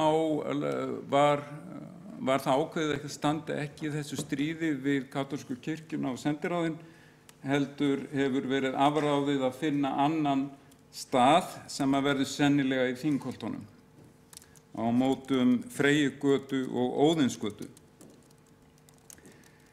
En í aðgerðaráætlun borgarinnar gert ráð fyrir því að 80% af pappa og pappír verði endurnýttur árið 2020, það að segja eftir rúm 3 ár, og 60% plast og allur niðurbrjótanlegur lífrænn úrgangur. Og árangurinn sýnir að þetta getur alveg náðst og okkur ber í rauninni skylda að gera allt sem við getum til þess að þessi markmið náist. Nú, vinna við hverfisskipulag í fullum gangi í Árbæ, Breiðholti, Hlíðum, Bústöð og Háaleitum og í Grafarvogi, minnir mig að byrja líka. En þessi fyrstnefndu hverfi eða borgarhlutar sem ég nefndi að mestu leyti komin á síðasta áfanga vinnunar, svokallaðan skilmála áfanga, og má búast við því að þau verði afgreidd þá endanlega á næstu ári. En í þessari vinnu hefur verið beitt svokallari planning for real aðferð sem mjög merkileg og þróuð aðferð til að virkja sem flesta hverfisbúa með allskyns aðferðum, slembuúrtaki og fleira slíku sem að þeir sem að gera skoðanakannanir og líffræðilegar kannanir kunna vel, og þetta meðal annars gert til þess að forðast fundi þar sem að 1 eða 2 hávær íbúafundi einhvern veginn dóminerar fundin og enginn annar kemst að. Með þessu fyrirkomulagi komast allir að og það ekki ætlast til þess að fólk sé að debattera á fundunum. Nú, það hafa verið haldnir á þessu ári eins og því síðasta allmargir almennir íbúafundir, ekki síst vegna uppbyggingar áforma á svokölluðum þéttingareitum. Og þá á þessum fundum hafa markmið borgarinnar verið kynnt mestanpart á svokallari verklýsingarstigi en einnig þegar kemur að deiliskipulagi, hvoru tveggja skylt að gera. En borgin hefur fylgt stefnu sinni ákveðið lágmark leigu íbúða á hverjum reit fast eftir það sem hún hefur verið aðstöðu til þess, nefnilega lágmarki 25% íbúða skulu vera leiguíbúðir, annaðhvort á hendi sérstakra leigufélaga eða á almennum leigumarkaði. Og það ótt að segja að í dag sé gríðarleg uppbygging í gangi í Reykjavík. Það liggja fyrir í samþykktum deiliskipulagsáætlunum heimildir fyrir 5.000 íbúðir og þar af eru 12 til 1.500 íbúðir í byggingu eða á byrjunarstigi. Og þessar íbúðir fyrsta kastið rísa allar á þéttingarsvæðunum hérna tiltölulega nálægt miðborginni á Hverfisgötu og í miðborginni á Hverfisgötu, Lýsisreit, í Vesturbugt, í næsta nágrenni við Hlemm og síðan upp í Bryggjukverfi og á Hlíðarenda. Þetta allt í uppbyggingu núna og á næsta leyti og vonandi strax á næsta ári þá hefst umfangsmikil uppbygging vistvænnar byggðar, vistvænnar íbúðabyggðar á Kirkjusandi og svo í svokallari Vogabyggð. Já, þetta eru magnaðir tímar. Borgin að breytast úr strjálbýlli byggð með mjög umfangsmiklu og plássfreknu gatnakerfi í þétta borg með þjónustu í borgarhverfum, að minnsta kosti þess sem að þéttleikinn nægur, já, og borgargötum fremur en hraðbrautum og tengibrautum. Þannig var einmitt borgin á árunum frá 1930 til 1960-70, maður sér það á gömlum ljósmyndum frá þessu tímabili, frekar þétt borg og lítil og öfluga strætósamgöngur, margir fótgangandi og hjólandi en það voru stuttar vegalengdir. Borgin því aftur að verða borg og það gott, það eru góða fréttir, það hagkvæmt og vistvænt og skemmtilegt fyrirkomulag. Maður manns gaman, segir einhvers staðar. Það því engin tilviljun að bæði ungt fólk og gamalt segir aðspurt í fjölda skoðanakannana að þeir vilji helst af öllu búa miðsvæðis í Reykjavík. Og svo þurfum við ekki annað en að líta í kringum okkur hér á miðborgarsvæðinu til að sjá hvað það mikið í gangi og þó að það sé talsvert álag sem því fylgir hávaði og vesen og maður getur orðið hundleiður á því. Þá þetta ótrúleg breyting frá því fyrir bara svona 20 árum síðan þegar, og raunar alveg frá svona cirka 1970 til 2010 þegar allir virtust á leið burt úr borginni, út í úthverfi eða bara eitthvað út í buskan. Og það voru sagðar fréttir af því að hverju einasta ári í heil 30 ár að svo og svo mörg verslunarhúsnæði verið auð við Laugaveg, svo og svo margir verið gjaldþrota og það væri varla hægt lengur að reka verslanir við Laugaveg. Þvílík breyting sem hefur orðið þar á. Aðeins umhverfis- og skipulagssvið, það gegnir fjölþættu hlutverki, það vinnur með kjörnum fulltrúum að stefnumótinu umhverfis- og skipulags- og samgöngumálum, stýrir framkvæmdum og viðhaldi, sinnir almennum rekstri í borgarlandi eins og að slá gras og móka snjó, samþykkir teikningar og tryggir virkt heilbrigðiseftirlit. Leiðarljós sviðsins eru orðuð svona fagurlega og vel, með leyfi forseta, styrkja Reykjavík í átt að sjálfbærni, gera hana vistvæna og heilnæma, hreina, fallega og örugga, stuðla að fræðslu og upplýstri umræðu umhverfis- og skipulagsmál, ásamt því að efla þjónustu og samráð við borgarbúa og aðra viðskiptavini sviðsins. Ég þakka frábæru starfsfólki umhverfis- og skipulagssviðs fyrir frábæra vinnu á þessu ári eins og öll undangengin árin. Ég veit að það hefur verið mjög mikið vinnuálag, það hefur verið mjög mikið að gera, ekki síst árið 2016 og engar áhyggjur, það hefur verið líka mikið að gera 2017 og 18 og 19. Ég má til með að nefna þá því að borgarfulltrúi Sveinbjörg Sveinbjörnsdóttir spurðu verkefnastjórnun og þá hefur verið tekið í gagnið sérstakt verkefnastjórnarkerfi sem heitir Project in a Box, PIAB það skammstafað, og það á að stuðla að faglegri vinnubrögðum og meiri samvinnu, meira samráði, sennilega þá minna gaufi, minna vesinni, minni tíverknaður. Þannig að ég held að, og það var 70 manns af þessu fjölmennasviði sótt þetta námskeið, þannig að ég held að, og ég þakka bara fyrir ábendingu þetta frá borgarfulltrúunum, og ég hefði kannski ekki gert það ef ekkert slíkt kerfi hefði verið innleitt hjá okkur, en úr því að það hefur verið gert að þá maður bara nokkuð ánægður með það og finnst að maður sé að vinna við fólki sem með puttan á púlsinu. Það er alltaf gaman. Já, ætli ég þurfi ekki að lesa einhverja rekstrarniðurstöðu líka.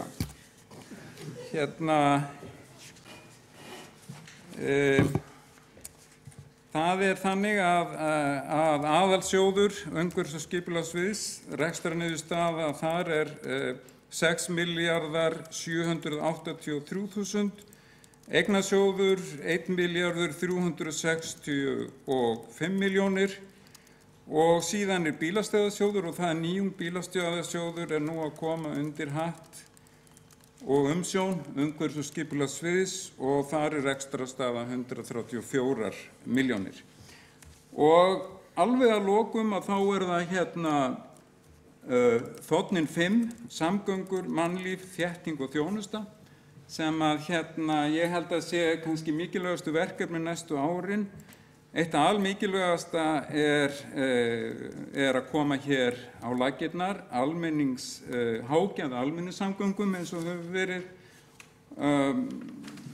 talað talsvert mikið. Sú vinna komin í gang á fullum krafti. Það var haldin hér mjög flott vinnustofa undir forystu og leiðsögn danska verkfræði ráðgjafafyrirtækisins Covi og það var skrifað undir samning á fundi sambands sveitarstjórna á höfuðborgarsvæðinu í síðustu viku og það allir í mjög miklu stuði með almenningssamgöngunar, hágæða almenningssamgöngunar, hvort sem menn eru til hægri eða vinstri í bæjarstjórnarpólitíkinni. Og það líka nýjung og bara frábært.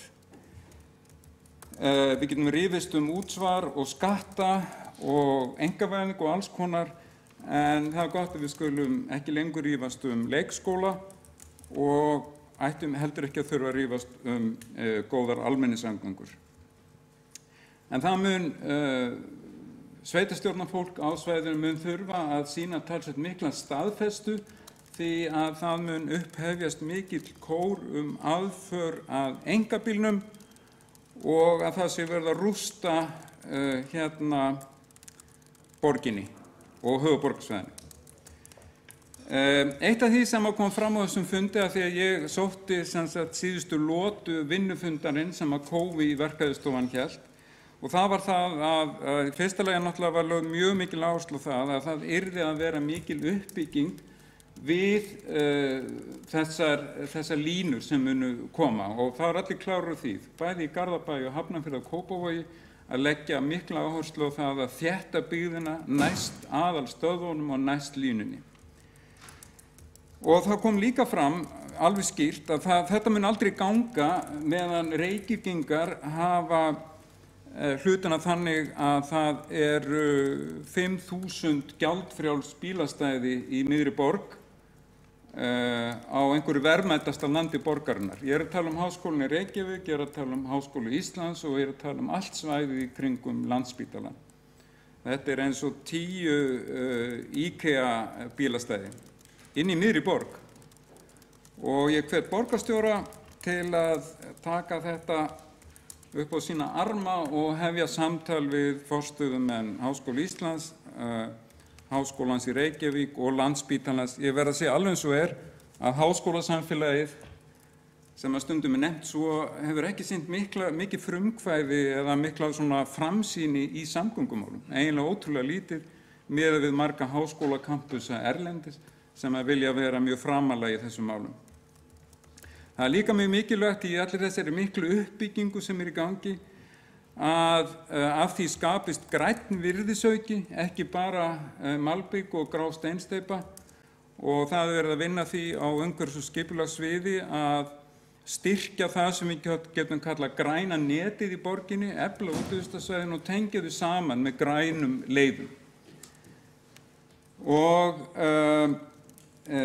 annað, þar einnig starfshópur sem að athuga leiðir til þess að hægja á bílaumferðinni, ekki síst hér vestan Kringlumýrarbrautar. Raunar gert ráð fyrir því aðalskipulaginu að vestasti hluti Geirsgötu verði skilgreindur sem borgargata og þar verði hægar umferð. Þar fara þúsundir manna yfir götunum hverjum degi að skoða sólfærið og listaverkin, og ég held að sé bara tímaspursmál hvernig það gerir slys. Bílarnir keyra þar alveg brjálæðislega hratt, ég fer þar mjög oft sjálfur, og að mínum mati verður að hægja umferðinni, þannig að þegar að menn koma vestan að og austan að þá finna það að þeir eru komin vestur fyrir Snorrabraut eða vestur fyrir Kringlumýrarbraut, þá eru þeir komnir inn í miðborgarhverfi og þeir verða að keyra hægar. Þeir verða þessi meðvitaður að getur verið fullt af fólki á gangi. Svo það túristarnir, það líka mjög mikilvægt verkefni. Við verðum að sjá til þess að túrisminn kæfi okkur ekki. Þeir eru svolítið að kæfa miðborgarsvæðin. Það hefur verið settur starfshópur á laggirnar sem að hefur það verkefni að finna leiðir til að koma einhverjum hömlum á linnulausa og því miður nokkuð, þó ekki algjörlega, hömlulausa rútuumferð. Síðustu morgun fékk ég ítarlegt hvatningarbréf frá íbúum við Njarðargötu sem að segja þá óþolandi að stóra rútur keyra kvölds og morgna upp Njarðargötuna, og að því að Njarðargötan er dálítið brött á köflum þarf að gefa í, og þetta eru í sumum tilvikum svona 2 hæða útsýnistrætóar.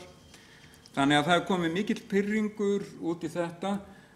Þessi hópur sem ég nefndi, þessi starfshópur, að hann efndi til nokkuð fjölmennsfundar fyrir 3 vikum síðar, þar sem að komu fulltrúar íbúasamtaka miðborgar, fulltrúar hverfisráðs, fulltrúar ferðaþjónustu og höfuðborgarstöð og fleiri, og þeir fengu það verkefni komið tillögur fyrir næsta fund sem verður á morgun hvað til ráða, því að harðdrægustu talsmenn ferðaþjónustunnar voru allir sammála það að það er ekki hægt að bjóða nokkrum upp á það, hvorki íbúum né bílstjórum, að starfa í fjandsamlegu umhverfi.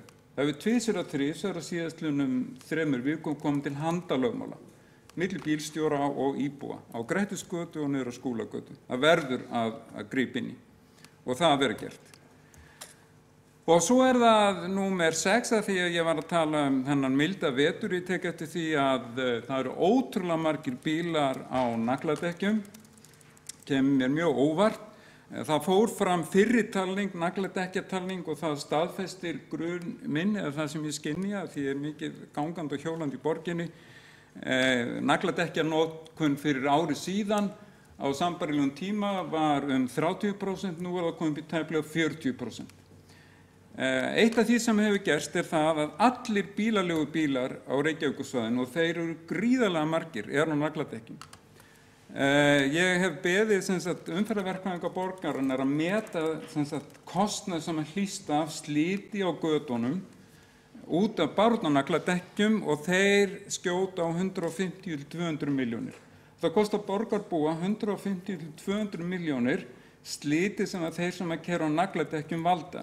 Og það eru við hin sem annaðhvort erum ekki á bíl eða erum á bílum sem ekki með nagladekkjum, við borgum það. Þetta sósíalismi andskotans og á ekki að líðast. Og það á ekki að líðast heldur að ferðaþjónustan komist upp með það að valda svo miklu álagi á borginni og taka stóran þátt í að slíta götunum upp og þau eru ekkert að borga fyrir það.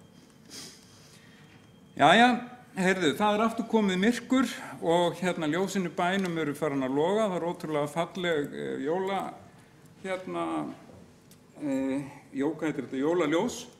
Og ég ætla ekki að halda því fram að það sé vegna þess að þessu vinstri sinnar sem að stýra borginni núna, það geti alveg gerst líka þó að Sjálfstæðisflokkur eða Framsóknarflokkur og flugvallavinur stýrðu borginni. Það verður hugsanlega aðeins meira sveitó ef að þeir stjórnuðu þessu, en örugglega mjög fallegt.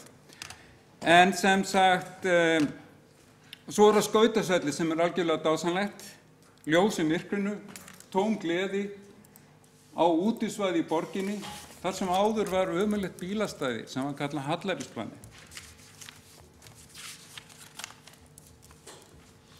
Þá hefur Hjálmar Sveinsson borgarfulltrúi lokið máli sínu og Marta Guðjónsdóttir borgarfulltrúi hefur beðið að koma upp í andsvar við ræðu borgarfulltrúans. Forseti, góðir borgarfulltrúar. Ég hjó eftir því að borgarfulltrúinn Hjálmar Sveinsson kom inn á það að í hverfum sem eru gisnari en þéttustu hverfi borgarinnar, þar þyrftu foreldrar ekki að láta börnin sín hjólið að ganga í skóla. Ég man ekki betur en í síðustu ferðavenjukönnum, þá hafi það komið í ljós að það væri einmitt þar sem byggðin væri þéttari, hér í vestari hluta borgarinnar, þar sem að foreldrar treystu sér ekki til að láta börnin ganga eða hjóla í skóla. Mér langar til að fá skýringu frá borgarfulltrúanum hvers vegna hann kemst að þessari niðurstöðu í andstöðu við ferðavenjukannanir. Eins talaði hann hér fyrirhugaðar framkvæmdir varðandi hjólastíga og ýmislegt götuföndur í borginni. Verður það á kostnað samgöngubóta þar sem þeirra þörf eins og við Kringlumýri og öðrum hættulegum gatnamótum í borginni. Hann nefndi engar slíkar framkvæmdir.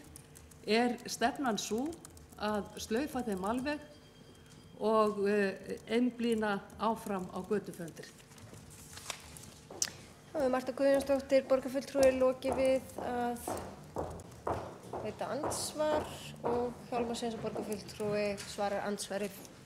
Já, ég skildi nú ekkert í því í seinni hluta þess sem að borgarfulltrúin sagði og ég ætla ekki að reyna að svara því sem ég skil ekki. Hitt var það að ég talaði almennt það að þar sem að borgin í Gísinn, þar þjónusta lítil, það hefur marg sannað sig og ég held ef ekki tengt það beint við skólamálin heldur komst því þannig að orði að í bílmiðuðu umhverfi þar væri þessu svona háttað.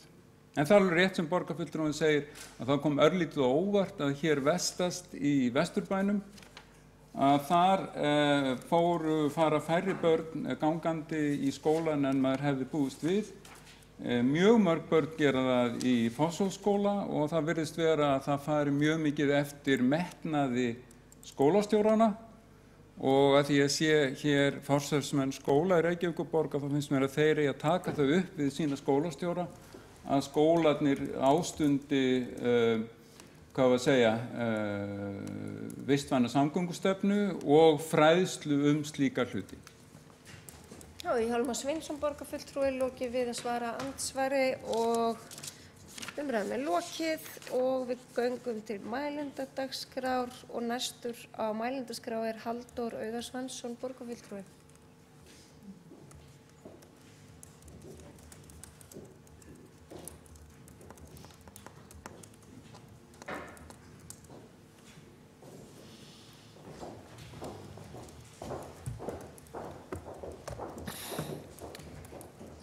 Forseti og borgarstjórn. Ég ætla að fara aðeins yfir starfsáætlun stjórnkerfis- og lýðræðisráðs sem nú liggur fyrir. Var samþykkt á fundi ráðsins 14. nóvember síðastliðinn. Ég ætla aðeins að leggja út af henni líka. Þar má fyrst nefna að erindreki gagnsæis og samráðs verður áfram ekki starfandi. Það embætti er í raun í dvala af hagræðingarástæðum. Svo sem gegndi þessari stöðu 2014 og út árið 2015 sagði starfi sínu lausu og það var ákveðið endurráða ekki að sinni og við ætlum að framlengja þeirri ákvörðun. Við höfum bara látið verkefnin ganga án hennar, það hefði gengið sæmilega. En að öðru leyti þá get ég talið upp verkefnin sem eru á starfsáætluninni. Þar má fyrst nefna að auka framboð af opnum gögnum Reykjavíkurborgar. Í opnum gögnum felast hrágögn sem að gefin eru út af því sniði að aðrir geti tekið þau upp og lesið sem sé önnur tölvuforrit og nýtt með sem hætti.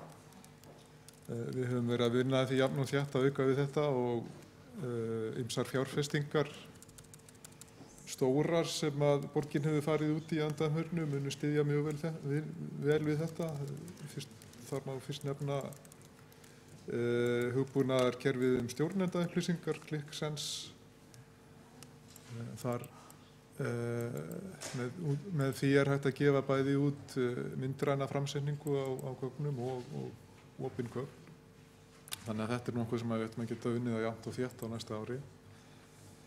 Og talandi um það, þá er næst áætlun ráðsins rafræn gagnagátt fjármál Reykjavíkurborgar, svo nefnt opið bókhald. Við munum styðja við og fylgja eftir framkvæmdinni. Þetta hefur svolítið verið margsamþykkt og hefur ratað inn í ýmsa stefnumótun, meðal annars upplýsingastefnu og við höfum nú fengið kynningu á stöðu mála bæði í stjórnkerfis- og lýðræðisráðið og borgarráðið og það fer að styttast í að þetta verði komið í nothæft form og verður unnið áfram þannig að það er hægt að bæta við þetta á jafnt og þétt virkni. Svokölluð agile hugmyndafræði. Það er ekki að taka langan tíma að bæta við í nýrri virkni þegar þetta er komið í gagnið, þannig að það verður spennandi. Þannig að þetta er á lokamyndrunum. Síðan er það rafræn þjónustumiðstöð sem að tekur til starfa áramótin. Það er verið að ráða núna verkefnisstjóra nokkra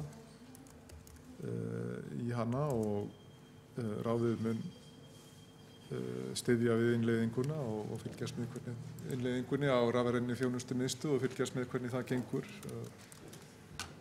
Nú samþykktum við í borgarráði stefnu sem var unnin í stjórnkerfis- og lýðræðisráði eða hóp á vegum þess þjónustustefnu.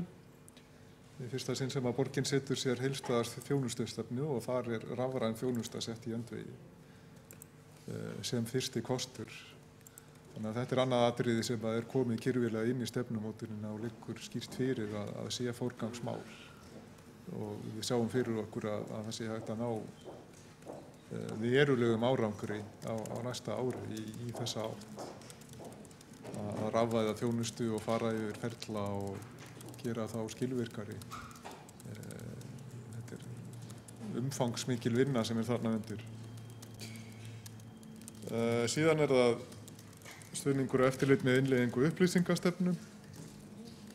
Í upplýsingastefnunni segir að stjórnkerfis- og lýðræðisráð ber ábyrgð á mat á árangri. Það fer kannski að vera komin tími að leggja eitthvað skona mat á það. Þessi stefna verður orðin 2 ára á næsta ári. Þannig að ég held að það fari ágætlega á því að staldra aðeins við og sjá hvernig markmiðunum hefur verið náð og hvað stendur út af. Eins þeirra með þjónustustefnuna. Við munum fylgjast með henni með sama hætti. Lýðræðisstefna líka áætlun. Það hins vegar ný stefna. Stefna sem að borgin hefur ekki sest sér en 2 sveitarfélög hér á landi hafa sest sér slíka stefnu, Mosfellsbær og Garðabær. Við hefum fengið kynningu frá Mosfellsbæ af því að okkur þótti sú stefnas nokkuð vel unnin og ítarleg og urðum ekki fyrir vonbrigðum með þá kynningu. Því að við sáum að aðferðafræðin sem að notast var við var nokkuð góð. Frekar víðtækt samráðsferli og hugað dálítið af því að gera þetta vandlega og í samráði við íbúa og aðra hagsmunaaðila. Og þarna mun að sjálfsögðu nýtast líka heimsókn Sambands íslenskra sveitarfélaga til Svíþjóðar sem að nokkrir fulltrúar sveitarstjórna víða land fóru í og ég gaf út smá skýrslu um þetta og Anna Björnsdóttir frá sambandinu hefur líka tekið saman skýrslu. Það sem dálítið fjallað aðferðafræði Svíana á sveitarstjórnarstiginu og þar margt sem að nýtilegt og alls konar módel sem hægt að vinna með. Síðan það heildstæð stefna gagnvart betri Reykjavík. Þetta verkefni sem að hefur verið í hálfgerðum tilraunafasa í nokkur ár og hefur nú gengið ágætlega sem slíkt. Nú sjálfsögðu komin ný útgáfa af efnum sem að flottari og nothæfari sem að sýnist kannski ágætlega af því að það var með þáttaka í hverfiskosningum að þessu ári. Verkefni sem að áður hét betri hverfi en heitir núna hverfi mitt. Það var 9,4% þáttaka, áður hafði það hæst farið í 8,1% árið 2012 fyrst þegar þetta var haldið. Svo hafði þáttaka farið dálítið niður á við en svo aftur upp í fyrra og enn ofar núna í ár. Þannig að það í ágætum farvegi en eins og hefur nú verið rakið hér og á öðrum vettvangi þá liggur það dálítið fyrir að betri Reykjavík sem slík, það að segja að þessi tillögugátt dálítið að þeim stað að það þarf að fara að huga því að lyfta því upp nákvæmlega hvernig það nýtt af því að ég held að það sé mörgna vannýtt tækifæri þar þegar kemur að því að flétta þetta betur inn í ferlinn hér og ákvarðanatöku og gera þetta kannski aðeins gagnvirkara og svona endurvekja áhuga á þessu. Ég held að það sé dálítið búið að mjólka það að þetta sé bara tillögugátt í eina átt og þar sem að fólk upplifir það að þetta sé kannski ekki alveg í beinum tengslum við kerfið hér. Ég held að það myndi auka enn frekar áhuga hjá fólki ef að færi að sjá að þetta væri svona tæki til svona áhrifa á því sem að raunverulega í gangi hér og myndi tengja fólk betur inn. Og þar hafa verið uppi ýmsar spennandi hugmyndir sem þarf bara að fara í það að negla niður. Eins það með hverfisráðin.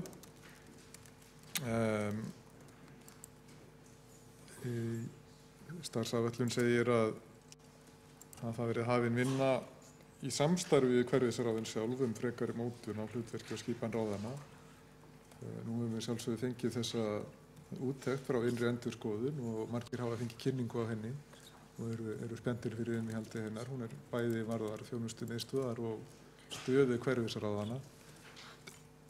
Og mörgu leyti dregin fram þar atriði sem að fólki var svo sem kunnugt fyrir og hafði talað en það fínt að fá það svona fram með formlegum hætti að þessi hverfisráði ekki alveg að virka í núverandi mynd, eru ekki alveg nú skilvirk og þyrftu að fá formfastari stöðu og eins og orðað í skýrslunni sjálfri að það áhugi á róttækum breytingum og ég held að það sé ekki seinna vænna að huga að því á næsta ári og kýla eitthvað slíkt í gegn.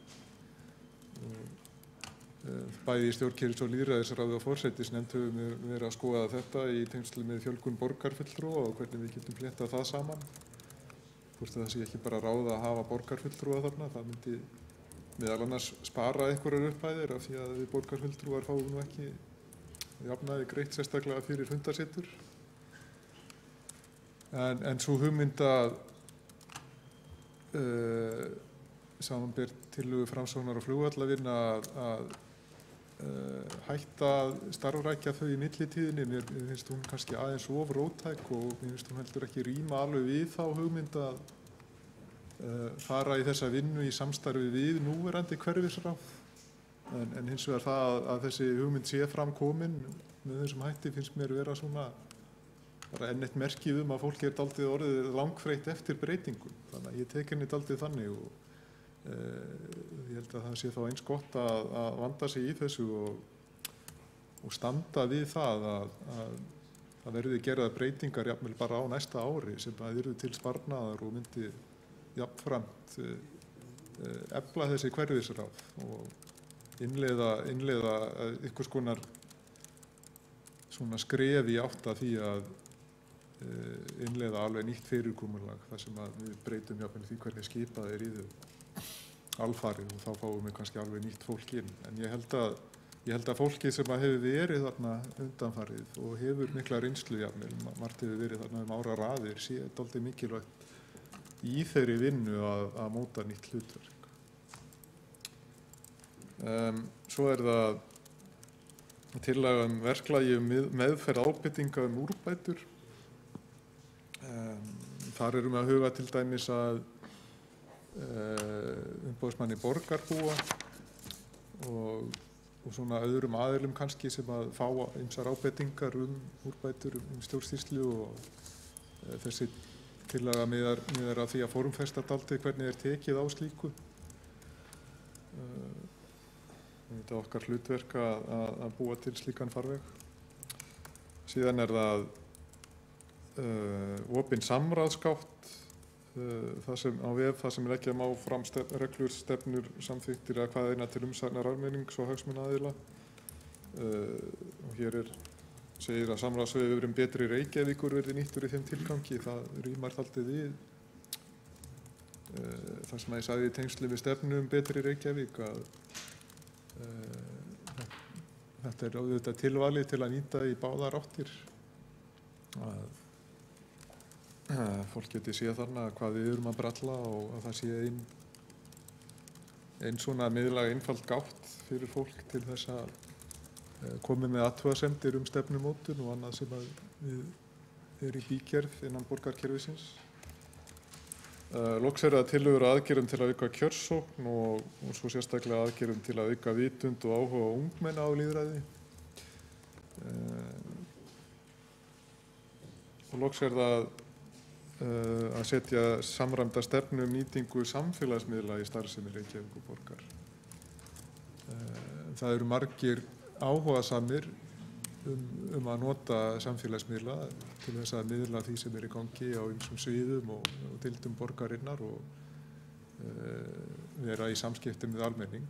En mér skilst að fólk telji það til dálítið að vansa að það engin samræmd formleg stefna þetta.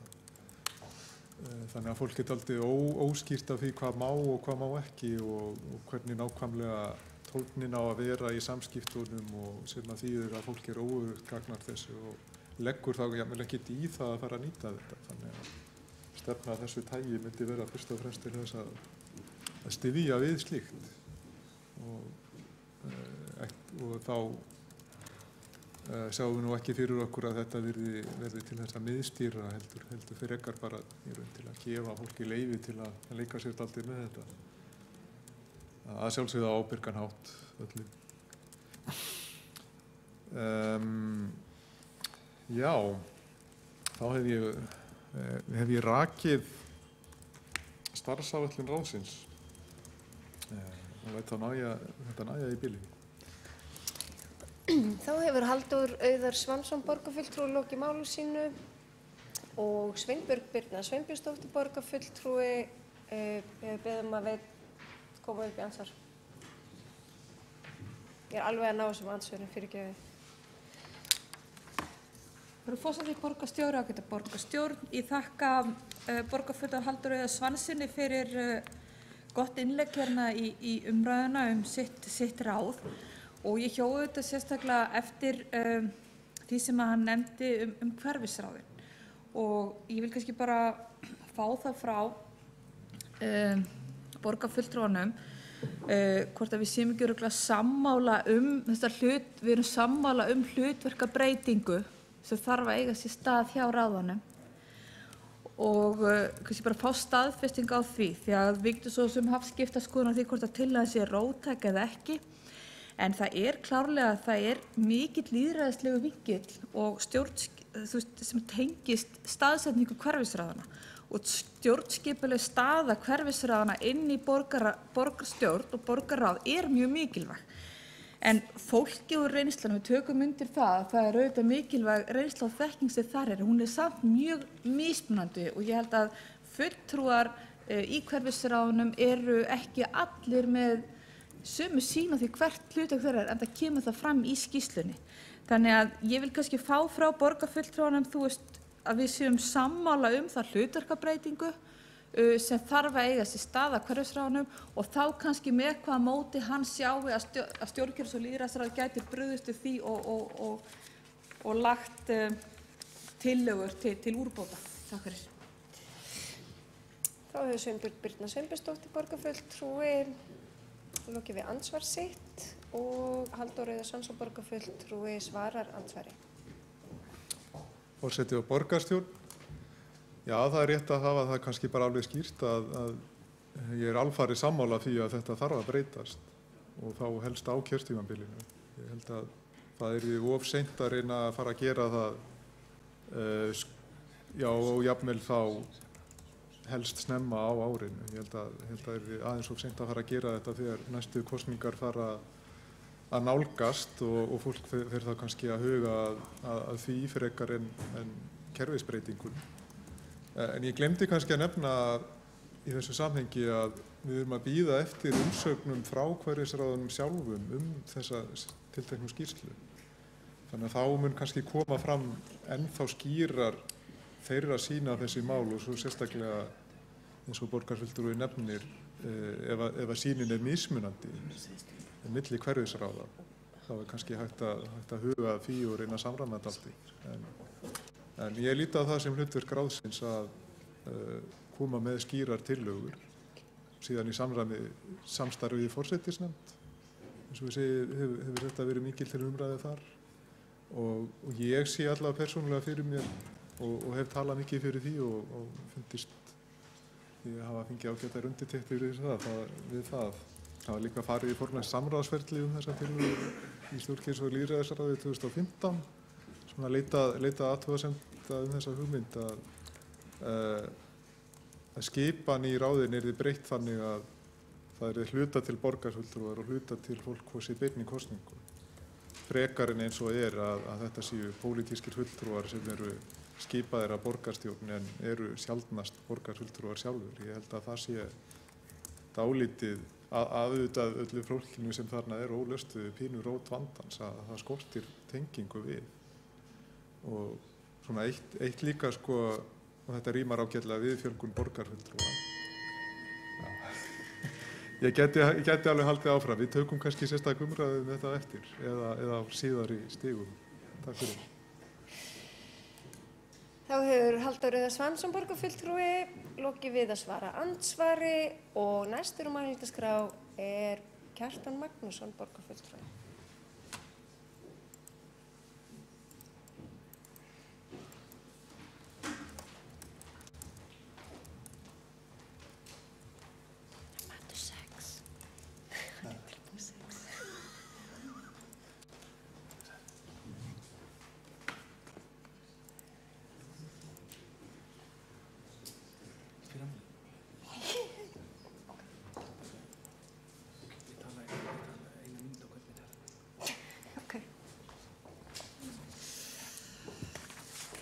Forseti, góðir borgarfulltrúar.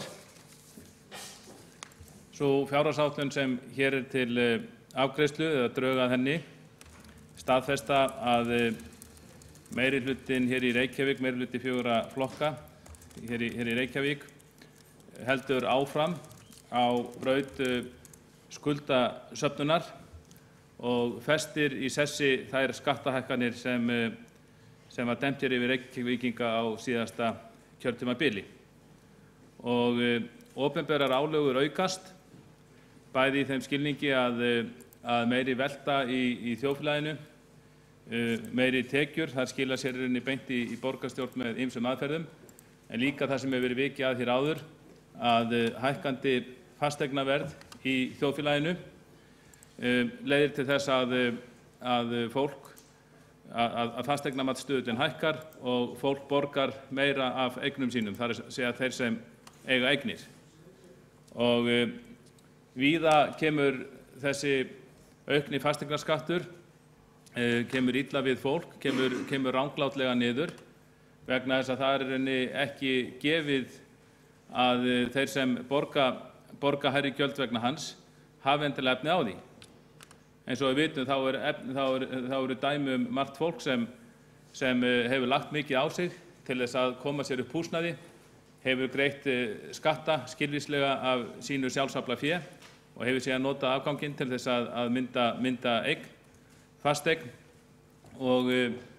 en með hækkandi fasteignaverði þá er þessu fólki refsað því að það borgar meira sínu eignum en ekkert þar með sagt að þetta fólk hafi náð að auka tekjur í samræmi við þessa auknu eignamyndun. Og það má líka benda á það að stór hluti af hækkuðu fasteignaverði kemur til vegna stefnu þessa meirihluta og vinstri meirihluta sem síðasta kjörtímabili líka í húsnæðismálum. Það skortir húsnæði hér í Reykjavík, það skortir lóðir til uppbyggingar, mistök sem voru gerð hér fyrir lengri tíma, allt 20 árum, hafa orðið til þess að fasteignaverð er orðið miklu hærra en það þyrfti að vera hjá sveitarfélagi sem á í rauninni nóg af lausum lóðum og þetta skapar vítahring sem oft hefur verið bent á sem hefur leitt til þess að fasteignaverð er hér mjög hátt í sögulegu samhengi og þá þyngist róðurinn fyrir þá sem vilja koma sér upp eigin húsnæði en eiga það ekki síst ungt fólk. En að þessu leyti vegna þess að hafa fasteignaverð þá skilar þetta miklum tekjum í borgarsjóð þannig að þannig er þessar tekjur til komnar. Nú það er ástæða til að fagna því að það eru betri teikn á lofti í þessari fjárhagsáætlun heldur en oft áður og menn vona og við vonumst til þess að það gangi eftir að hér sé verið að skila jákvæðri rekstrarniðurstöðu með þessari fjárhagsáætlun á næsta ári og jafnvel að það gangi betur á þessu ári heldur að var stefnt í upphafi. Það er sjálfsögðu mjög jákvætt og megin ástæða þess er þetta svo að borgin hefur náð að stórauka tekjur sínar eins og aðrir opinberir aðilar vegna góðæris og aukinnar veltu í þjóðfélaginu. Og fyrr má nú vera, við hljótum að geta gert kröfu til stjórnvalda að reksturinn sé í lagi þegar tekjur eru svo miklar. En þegar maður rýnir betur í það frumvarp sem hér liggur fyrir, þá sjáum við að jafnvel við þessar aðstæður, þá eru skuldir A-hluta að aukast og munu samkvæmt þessari áætlun fara í 91 milljarð króna á næsta ári. 91 milljarð króna á næsta ári hjá A-hluta. Og þá eru að telja saman skuldir og skuldbindingar samtals. Förum aðeins yfir þetta. Rauntölur 2015 voru rúmir 80 milljarðar. Þá var sem sagt skuldir og skuldbindingar hjá A-hluta samtals rúmir 80 milljarðar. Útkomuspá 2016 sem nokkuð örugg vegna þess að árið er að líða og hverfa í aldanna skaut. Það eru 86 milljarðar. Samkvæmt þeim drögum af fjárhagsáætlun sem liggja hér fyrir, þá aukast skuldirnar enn og fara í 91 milljarð króna, rúmlega. Þannig að við sjáum það, borgarfulltrúar góðir, að jafnt og þétt þá stefnir A-hluti borgarsjóðs í að vera að safna skuldum upp á 100 milljarðar króna. 100 undir stjórn þessa meirihluta, þá er 100 milljarða markið skammt undan. Síðan ef við ræðum samstæðu borgarinnar, þá er svolítið önnur staða uppi. Þar er verið að greiða niður skuldir og þá erum við aðalega að tala skuldir Orkuveitunar sem þetta mjög jákvætt að sé verið að greiða þar niður. En það eru þetta verður að greiða niður. Skuldir Orkuveitunar urðu til vegna mikilla fjárfestinga í virkjanastarfsemi og reyndar í ýmsu öðru líka sem hefur ekki skilað sér og það gerir það að verkum að skuldir Orkuveitunnar urðu mjög háar en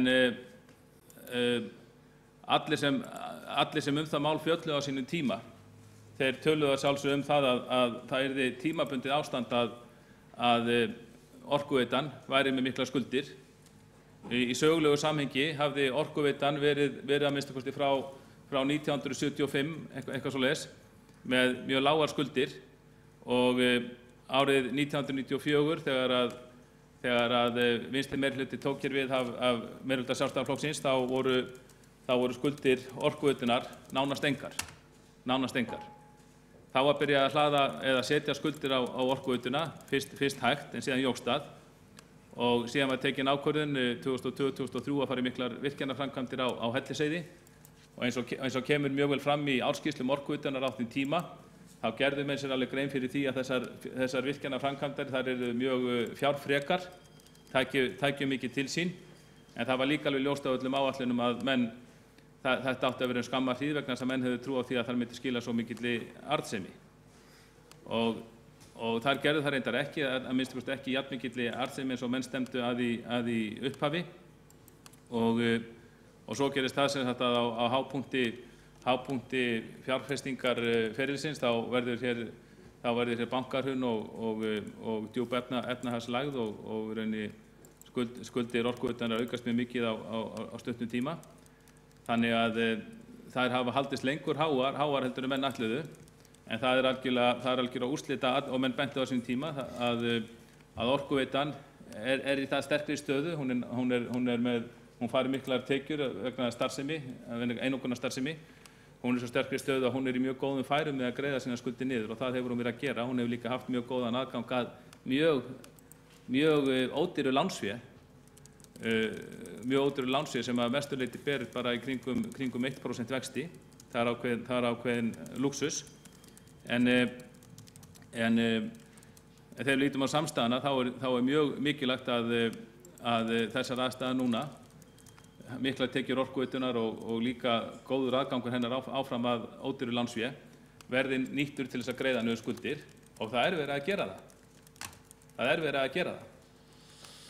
Það er mjög gott samstarf í stjórn Orkuveitunnar þar sem ég sitt og stjórnarmenn eru alveg sammála það sem ég held allir borgarfulltrúar. Við getum ekki leyft okkur annað en að nýta sterka stöðu Orkuveitunnar og stöðu þar til þess að greiða þar niður hratt skuldir eins og við getum. Svo er það bara rauninni úrvinnslu atriði hvenær við ákveðum að almenningur sem er auðvitað að borga þetta allt saman á endanum að hann njóti þess í lækkun orkugjalda. Að einhverju leyti gerist það áramótin því það er verið að lækka orkugjöld munu lækka einhverju leyti nú áramótin en það er reyndar vegna utanaðkomandi aga getum við sagt það er vegna þess að Orkuveitan er að skila svo miklum hagnaði á sínum miðlum að hún er nánast að fara umfram þær reglur sem henni hafa verið settar eða gæti gert það mjög fljótlega á nýju ári þannig að það má segja að Orkuveitunni sé nauðugur einn kostur að lækka ákveðin orkugjöld núna áramót vegna þess að hagnaður er það góður ákveðnum miðlum að henni er einfaldlega ekki heimilt að halda því áfram. Þannig að Orkuveitan ekkert að segja sér að taka hún til sviga, en hún alveg á sérstökum stað og þarf að vera á sérstökum stað og það þarf að nýta þann rekstrarábata sem þar hefur orðið til þess að greiða skuldirnar þar niður eins og hratt er, eins og hægt er. En þegar við lítum hins vegar á borgarsjóðinn og bara alhlutann í heild hjá borginni, þá hlýtur að vera hægt að gera það kröfu til stjórnar borgarinnar, eða hér á að vera góð fjármálastjórn, að þar sé reksturinn í jafnvægi. Þar sé rekstrarniðurstaðan jákvæð og ekki bara jákvæð, að þar sé ekki verið að safna skuldum. Þar sé verið að greiða niður skuldi líka.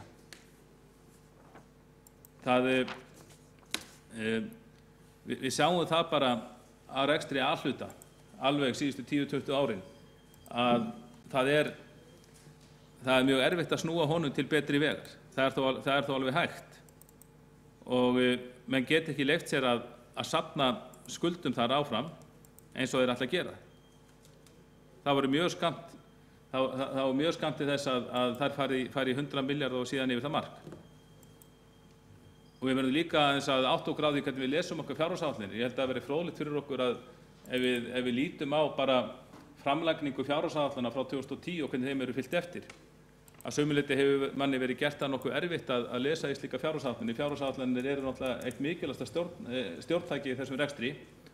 En þumalputtareglan hefur verið svo að þegar þessar fjárhagsáætlanir hafa verið kynntar fram að þessu, þá hefur frá 2011 þá hefur fulltrúi vinstri meirihlutans komið hingað og sagt ja, reksturinn verður erfiður á næsta árum eða í járnum, en síðan eru bjartir tíma framöndan. Síðan verður þetta allt í góðu lagi. En þetta hefur bara aldrei staðist. Og það yfirleitt og á þessum tíma hefur borgin bara, hefur alhluti borgarinnar bara jafnt og þétt safna skuldum. Jafnt og þétt safna skuldum. Og þetta hljótum við að taka með í reikningin borgarfulltrúar góðir þegar að nú lögð fram fjárhagsáætlun, vissulega með það sem eru betri teikn á lofti heldur en oft áður og menn tala að skila jákvæðinni rekstrarniðurstöðu. Vonandi gengur það eftir, en menn hljóta að taka það með í reikningin hvernig þessi meirihluti, vinstri meirihluti hér í borginni, hefur raunni umgengist fjárhagsáætlanir, hvernig hann hefur lagt fram fjárhagsáætlanir og hvernig þær hafa gengið eftir. Það hefur bara gengið mjög illa og maður hefur ekki getað varist í að þegar meirihluti leggur fram fjárhagsáætlun, þá lítur hann bara á taka plagg sem hægt að nota í PR-i til þess að halda fram blekkingum gagnvart borgarbúum það að reksturinn sé hérna í góðu horfi. En það er hann ekki. Það sjáum við bara þegar við lítum hér yfir fjárhagsáætlanir og ársreikninga. Bara eins og ársreikningi síðast. Þetta er ekkert ársreikningar sem venjuleg fyrirtæki myndu leggja fram með stolti eins og forsvarsmenn meirihlutans segja þegar þeir leggja fram fjárhagsáætlun og ársreikninga. Þeir segist gera með stolti. Ekkert fyrirtæki myndi leggja fram ársreikninga með slíku stolti eins og þessi meirihluti gerir. Það sem hann stæri sig af því í rauninni að auka skuldir. Og maður hefur sérstaklega tekið eftir því að Dagur B. Eggertsson borgarstjóri, hann hefur ítrekað stært sig af því í tengslu við þessa fjárhagsáætlun, þá sé Reykjavíkurborg ekki að hækka skatta á Reykvíkinga. Spila hérna góða kallinn sem af umhyggju sinni fyrir borgarbúum ákveður að hækka ekki skatta í þetta sinn. Eins og borgin hafi val það. En borgin hefur ekkert val það. Það er ekki hægt að hækka útsvari frekar, sem auðvitað aðalskatturinn okkar. Það í lögbundnu hámarki. Þegar forveri Samfylkingarinnar náðu hér fyrst völdum árið 1994, þá var útsvarsprósenta hér í Reykjavík í lágmarki. Hún var í lágmarki undir stjórn Sjálfstæðisflokksins. Og þegar þáverandi vinstri meirihluti var spurður þeirri kosningabaráttu hvort að hann ætlaði að hækka skattinn, þá var bara snúið upp og að það bara kæmi ekki til greina. Það væri nóg af peningum í borgarkerfinu, borgin hefði nóg af peninga og það væri hægt að útsvari í lágmarki, þetta væri bara spurning um forgangsröðun. En síðan tóku vinstri menn við og þeir hafa jafnt og þétt síðan hækkað skatta, þannig að nú er útsvari í hámarki og kannski auðvitað er almenningur ekki með það í kollinu svona dagsdaglega hvað útvarpsprósentan er há, en og kannski, ég get alveg trúið því að fólk út í borginni ímyndir sér alveg að leið þessa meirihluta út úr þessum vanda sem hann er í sé bara að hækka skattan áfram og gleðist þess vegna þegar borgarstjórinn kemur fram í sjónvarpi og segir að hann ætli ekki að hækka skattin frekar, en það er bara ekki hægt. Útsvarið er í lögbundna hámarki. Það er í lögbundna hámarki. En hins að má segja auðvitað að borgin fari meiri tekjur og það sé verið að hækka skattin vegna bara því að fasteignamatið hækkar sjálfkrafa, sem á þá sem búa í eigin húsnæði. En það er hins vegar langt í frá bara eins og borgarstjóri talar að hér sé bara allt í lukkuna velstandi. Það er ennþá vá fyrir dyrum, það sjáum við mjög vel í fjárhagsáætluninni á blaðsíðu 15, þar sem er talað um skuldaaukninguna eða skuldir og skuldbindingar samtals áætlað, hækkun á næsta ári. Og síðan þegar við lítum á sjóðstreymisyfirlit og fjárfestingarhreyfingar, þá sjáum við, eins og ég ætla að telja það eitthvað upp í smáatriðum, þá sjáum við að það eru ýmsir veikir hlekkir. Það eru ýmsir veikir hlekkir sem geta ógnað þeirri niðurstöðu sem er þeirri jákvæðu niðurstöðu sem hér á að verða á næsta ári. Við sjáum hér til dæmis að hér er talað um söluhagnað eigna á blaðsíðu 16. Hver er þessi söluhagnaður? Sem sagt, hann er áætlaður 4,2 milljarðar á næsta ári. Þetta eru væntanlega lóðir býst ég við. Eða það verður kannski ágætt borgarstjóri svaraði hvort að hér verður eingöngum lóðir að ræða eða hvað er átt við með hvernig borgin ætlar að ná söluhagnaði upp á 4,2 milljarða. Þetta er mjög mikilvægur liður því að allir sjá hvað gerist ef að þetta gengur ekki eftir. Og eins og hér hefur verið minnst á áður, ég ætla svo mikið að endurtaka það í smáatriðum varðandi veltufé frá rekstri. Það er auðvitað mjög mikilvægt í þessar aðstæður að það sé hátt. Við þurfum að lækka skuldir en staðreyndin er svo vegna þess að veltufé frá rekstri er svo lágt, þá eigum við ekki fyrir afborgunum lána. Það er ekki allt fengið með því að sýna sko jákvæða niðurstöðu á blaði, ef að bara við vitum það í okkar heimilisbókhaldi, ef að skuldirnar hækka, því að það þarf að borga skuldirnar eins og allir vita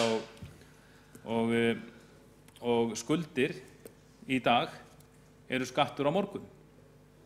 Þannig að það er mjög vafasamt að halda það fram að hér sé ekki verið að hækka skatta þegar stjórnmálamaður kemur fram og segir að hann vil ekki hækka skatta meira á borgarbúa en eykur síðan skuldirnar. Í skuldaaukningunni felst auðvitað skattahækkun. Það er auðvitað bara mjög einföld hagfræði sem ég held að flestir ættu nú að geta viðurkennt.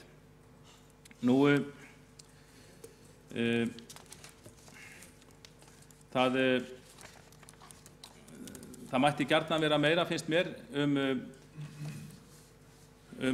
faglega umfjöllun fjármál sveitarfélaga og samanburð á rekstri þeirra. Það eru þó ákveðin grundvallarrit sem hægt er að styðjast við þessu samhengi og ég nefni árbók sveitarfélaga sem er mjög góður og gagnlegur gagnagrunnur fyrir okkar fjármál. Það kemur fyrir að greiningardeildir bankanna fjalla fjármálin okkar og það er oft hafa ýmislegt þar að færa. Vísbending er líka tímaritt sem mér finnst allir borgarfulltrúar ættu að lesa vegna þess að það er oft fjallað á mjög hispurslausan hátt fjármál sveitarfélaga og meðlandsborgarinnar og ákveðin greining er á þeim og þetta rit fengum við borgarfulltrúar fyrir nokkrum árum þangað til sú áskrift var tekin af okkur en ég hef nú orðið mér út ritið og hvet aðra borgarfulltrúar til að gera slíkt til sama. Það er ekki langt síðan, það eru 2 mánuðir síðan að Vísbending fjallaði það í riti sínu fjármál sveitarfélaga og heildarhorfurnar eru ekki metnar jákvæðar. Aðalniðurstaða Vísbendingar er sú að róðurinn sé að þyngjast á sveitarfélagunum og hætta sig á að það gerist á næsta ári, uggi þau ekki að sér. Þetta efnahagsmálarit hefur í nokkur ár á hverju ári tekið út fjárhagslega stöðu sveitarfélaganna og gefið þeim einkunn í samræmi við það. Og það er tekið fram að einkunnagjöfin, hún mæli fyrst og fremst fjárhagslegan styrk sveitarfélaganna. Og þar er leitast við að líta á heildarmyndina. Þar eru teknar heildarskuldirnar, þar sem meðtaldar eru skuldir vegna eftirlaunaskuldbindinga og ábyrgðir vegna einkaframkvæmdar. Og það er tekið tími tillit til margvíslegra aðstæðna og það er búið til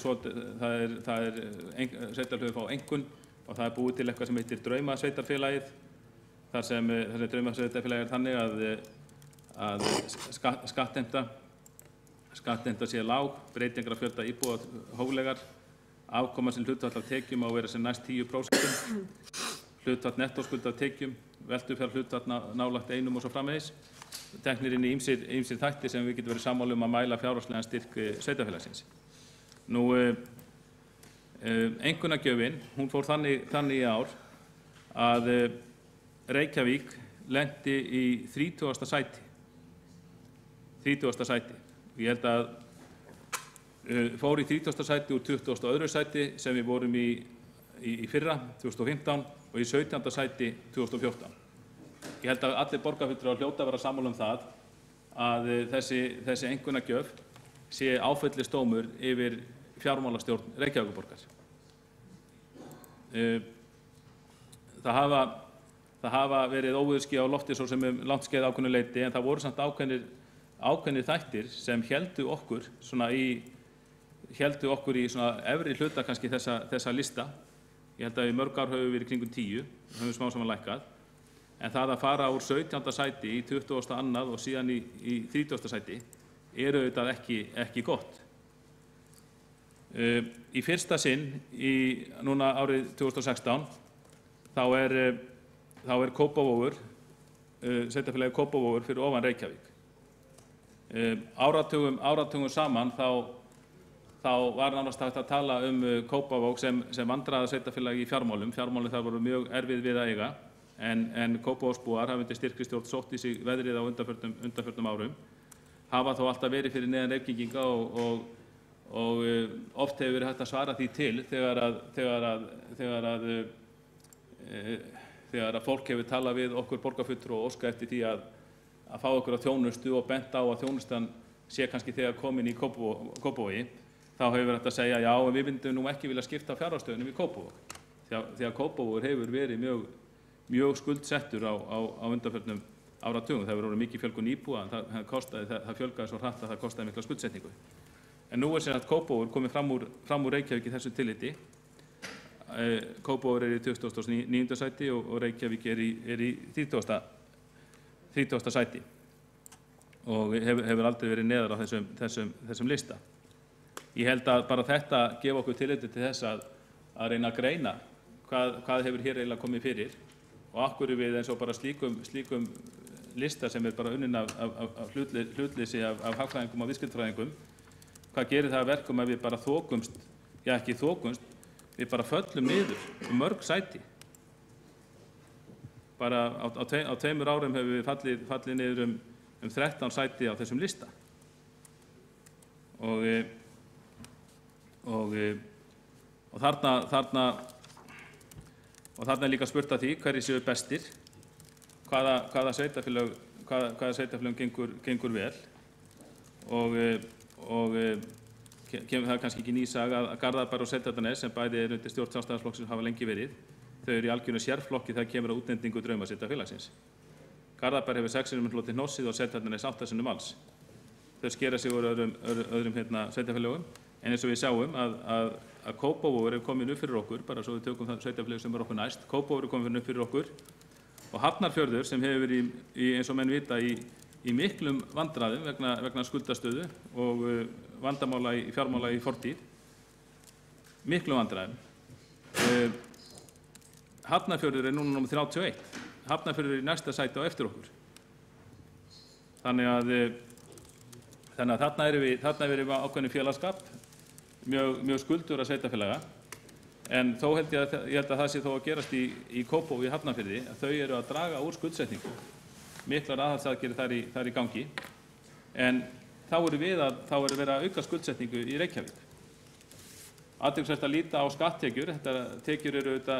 Tekjur eru grundvöllur þess sem gera skal.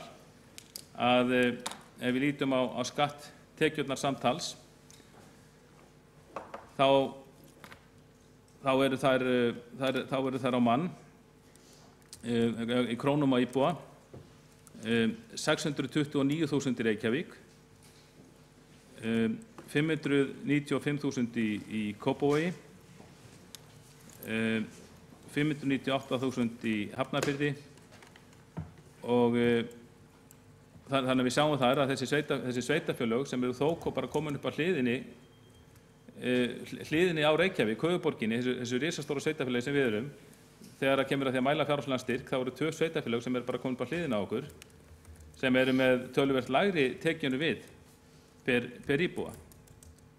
Og takk eftir því borgarfulltrúar góðir að Seltjarnarnes, sem er eitt af þessum fyrirmyndar sveitarfélögum sem er alltaf vel rekið, að það er með 585.000 króna tekjur á hvern íbúa samkvæmt árbók sveitarfélaga, líka með töluvert lægri tekjur heldur en við í Reykjavík per íbúa. Svo koma sveitarfélög eins og Garðabær og Mosfellsbær sem eru með hærri tekjunu við per íbúa. Garðabær með 641.000 per íbúa og Mosfellsbær 676.000 per íbúa. En þannig að þessar tölur sýna að þessi kannski mýta sem sumir halda fram að það sé ekki skrítið þó að nágrannssveitarfélögin sem eru undir stjórn Sjálfstæðismanna séu vel rekin vegna þess að þar séu svo mikla tekjur. Það sjáum við að það á kannski við Mosfellsbæ og Garðabæ, en Seltjarnarnes og Hafnarfjörð og Kópavog þá bara ekki við. Sérstaklega Seltjarnarnes sem auðvitað mjög vel rekið og stendur mjög vel. Þannig að það sést að því að þetta er alveg hægt. Já, það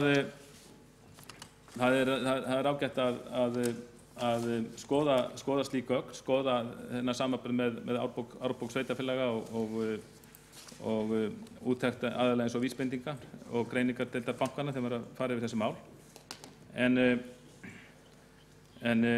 Og skuldamálin, ég tók eftir því að borgarstjórinn sagði hér áðan að það var gróflega misboðið vegna orða Halldórs Halldórssonar, borgarfulltrúa Sjálfstæðisflokksins, að Reykjavík væri yfir lögboðnu hámarki í skuldastöðu. En þetta er alveg rétt hjá Halldóri. Það er bara rétt og ég hefði nú fundið mér eitthvað annað til að hnýti í málfundingi Halldórssonar nefndur en þetta ef ég hef verið borgarstjóri. Það er auðvitað alveg staðreynd að þetta 150% skuldaviðmið er í gildi. Lögboðið hámark skuldastöðu sveitarfélaga er 150% og skuldastaða Reykjavík er vel yfir því. Ég held að skuldastaða samstæða Reykjavík sé nú í kringum 200% af tekjum. Var 210% í lok síðasta árs og er áætlað 194% í lok þessa árs. Þetta er vel yfir þessu lögboðna hámarki. Hins vegar, auðvitað má segja, er hægt að segja það okkur Reykjavíkur til málsbóta að við erum með undanþágu. Við erum með undanþágu frá þessu lögboðna hámarki. En þetta lögboðna hámark er sem sagt lögfest og það er í lögum og það er það sem við erum að miða við. Og samkvæmt skýrslu fjármáladeildar borgarinnar þá er gert ráð fyrir að held ég að við verðum yfir þessu lögboðna hámarki til 2020 og það þýðir ekkert að við getum ekkert koma okkur undan því við erum þar. En hins vegar eru alveg góðar ástæður fyrir því að við erum þar sem eru auðvitað skuldastaða Orkuveitunar. Það er ástæðan fyrir við erum þar. Og út af þessum sérstöku aðstæðum vegna þess að með skuldastöðu Orkuveitunar var verið að axla ákveðna hluti og rauninni axla fjárfestingu sem verið ekki bara að koma okkur Reykjavík til góða, heldur líka nágrannssveitarfélögum okkar. Það má alveg segja að þessi góð ástæða fyrir því að við séum á þessum stað. En við erum það samt og við erum undanþágu en sem sagt sveitarfélög sem skulduðu í lok árs 2011 meir en 150% af tekjum sínum fengu alltaf 10 ár hjá opinberri nefnd til að ná 150% skuldaviðmiði og þess vegna einmitt út af því þarf að gera meiri kröfur í rekstri gagnvart þeim. Og auðvitað á þetta allt sem hann að sleppa þessi áætlun gengur eftir og varðandi Orkuveituna að það sé búið að ná þessu niður í lögbundi hámark árið 2020 eins og ég held að sé gert ráð fyrir. En athugum það borgarfulltrúar góðir að þá við þurfum líka að reka borgarsjóð með miklum og alhluta borgarinnar með miklum aga á þeim tíma. Því það þýðir auðvitað ekki að þegar okkur að ganga vel að lækka skuldir orkuveitunar sem hafa verið alltaf miklar og það gengur vel og það mikil samstæðan við borgarstjórn að halda því verki áfram, þá þýðir auðvitað ekki að menn séu að missa tök á rekstri A-hluta og horfa á skuldirna þar hækka. Þannig að það svo sannarlega verk að vinna borgarfulltrúar og góðir við að ná böndum á þessum fjármálum. Það hefur því miður ekki tekist ennþá og mér sýnist þessi meirihluti ekkert ætla að ná því. Það er skammur tími eftir í kjörtímabilinu. Já, í þessari fjárhagsáætlun það er auðvitað mikið undir eins og venjulega og ýmis verkefni sem eru þörf og eiga rétt á sér. Það hefur farið við mörg þeirra eins og til dæmis verkefni íþrótta- og tómstundaráðs og vel að verki staðið þar að mörgu leyti eins og við að búast af því sviði. Tvennt sem ég vil nefna þar, annars er það batta eða semst gervigrasvellir í borginni, bæði á skólalóðum og á svæðum íþróttafélaga. Ég held að sé óhætt að segja að Sjálfstæðisflokkurinn hafi leitt baráttuna í því máli. Við höfum flutt fjölmargar tillögur það að vegna áhyggjuna sem hefur komið upp að þeir kunna vera heilsuspillandi, að þá myndi borgin beita sér fyrir því að skipta út grasi á sem skemmstum tíma og við fluttum þessar tillögur reyndar fyrir daufum meirihlutans en hins vegar á þessu ári og síðasta ári þá var sem sagt þá breyttist það eftir mikinn tillöguflutning okkar, þá félst meirihlutin á það að skipta hefjarunni af tölvunum krafti að skipta út þessu gervigrasi sem var talið óæskilegt og setja nýtt í staðinn sem stenst allar gæða og umhverfiskröfur.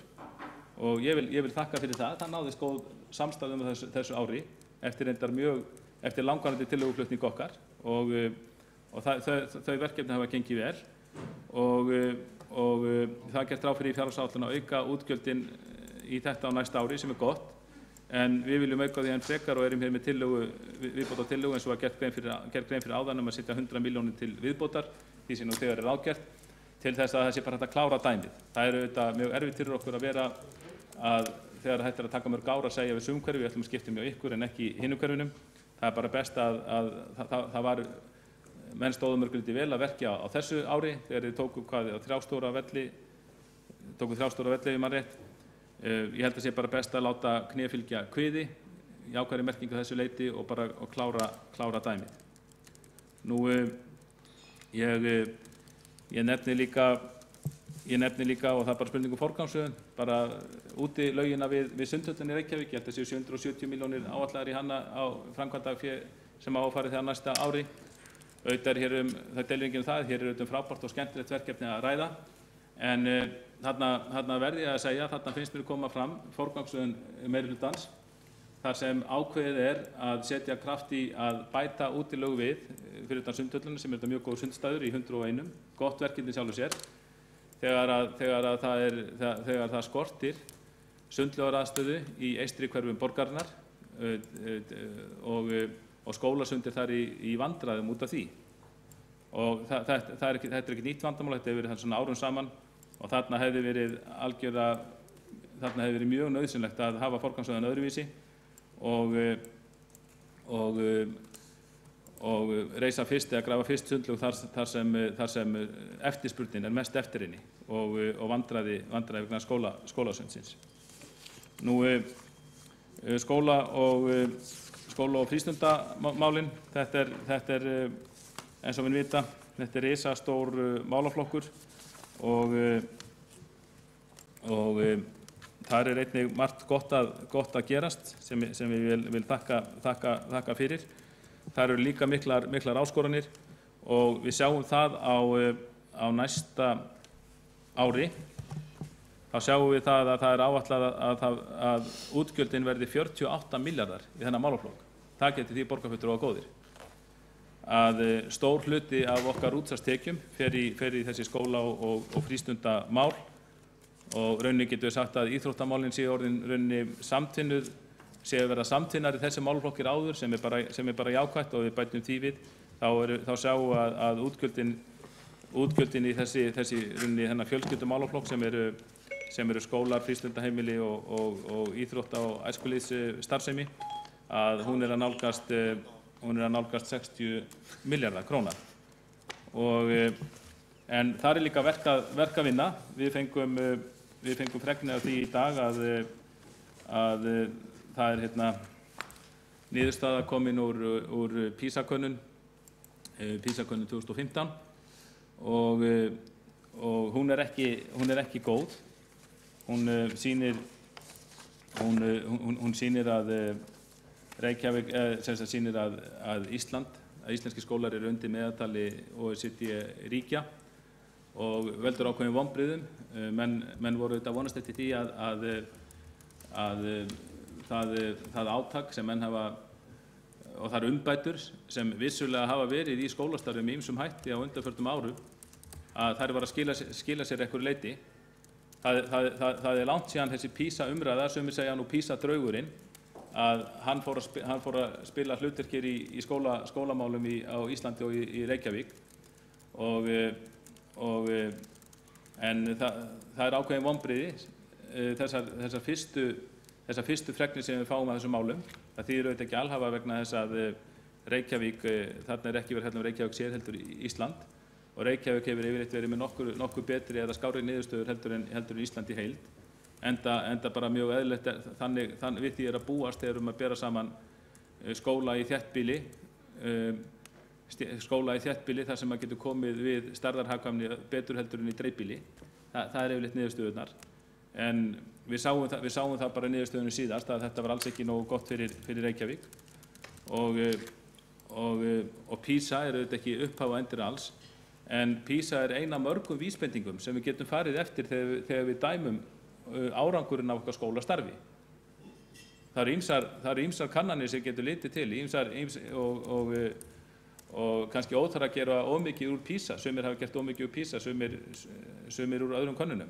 En þegar allt er tekið til, þetta er örugglega 10-15 kannanir sem við getum litið til þegar við leggjum mat á árangur í skólastarfi og því miður þá segja of margar þeirra þá sögu að árangurinn sé ekki nógu góður. PISA er ein af þeim. Þarna þarf að taka til hendi og vissulega verið að reyna að gera það í skóla- og frístundaráði undir forystu Skúla Helgasonar borgarfulltrúa. En það verður samt að segjast eins og að það er ekki í fyrsta sinn sem maður heyrir svona umbótatillögu nefndar. Alveg frá því ég kom fyrst að skólamálum og eiginlega fyrr, þá viðurkenna menn að árangur sé ekki nógu góður og sé verið að gera þetta og maður veltir í fyrir sér til dæmis þegar það ráðast í hvert læsis átakið á fætur öðru, því að það viðurkenna allir að lesskilningur sé ekki nógu góður hjá okkur eða lestrarfærni, þá veltir maður fyrir sér í hvert sinn sem nýjir menn setjast í skóla- og frístundaráð og ætla að taka til hendi, hvort að það sé að ræða bara gamalt vín á nýjum belgjum. Samfylkingin er í forystu við þessum málaflokki núna, en hún var það líka á síðasta kjörtímabili. Og ég man alveg eftir því á síðasta kjörtímabili, þá voru menn með mjög metnaðarfullar tillögur og ætluðu nú aldeilis að taka til eftir íhaldi sem þeim fannst ekki hafa haldið nógu vel á skólamálum og kjörtímabilinu þar á undan. Vorum með mikinn metnað og vorum með ýmsar tillögur sem ráðast í átt að skila árangri en hafi ekki skilað nógu miklum árangri.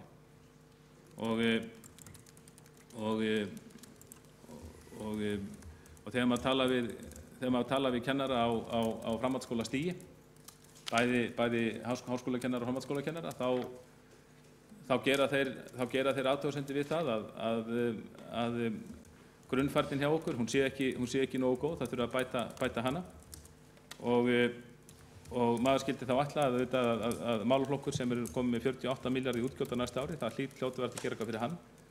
Þarna inni er gert ráð fyrir kjarabótum til kennara og og það kannski borgar sig að segja kannski ekki of mikið þann þátt hér í ræðustóli 7. desember vegna þess að það er verið að greiða atkvæði um nýjan kjarasamning og þeirri atkvæðagreiðslu á að ljúka 12. desember ef ég man rétt og ég held að við borgarfulltrúar verðum bara að leyfa okkur að vona það að sá kjarasamningur verði samþykktur. Það er auðvitað óþolandi að hafa skólastarf í borgin okkar í þeirri stöðu sem það hefur verið í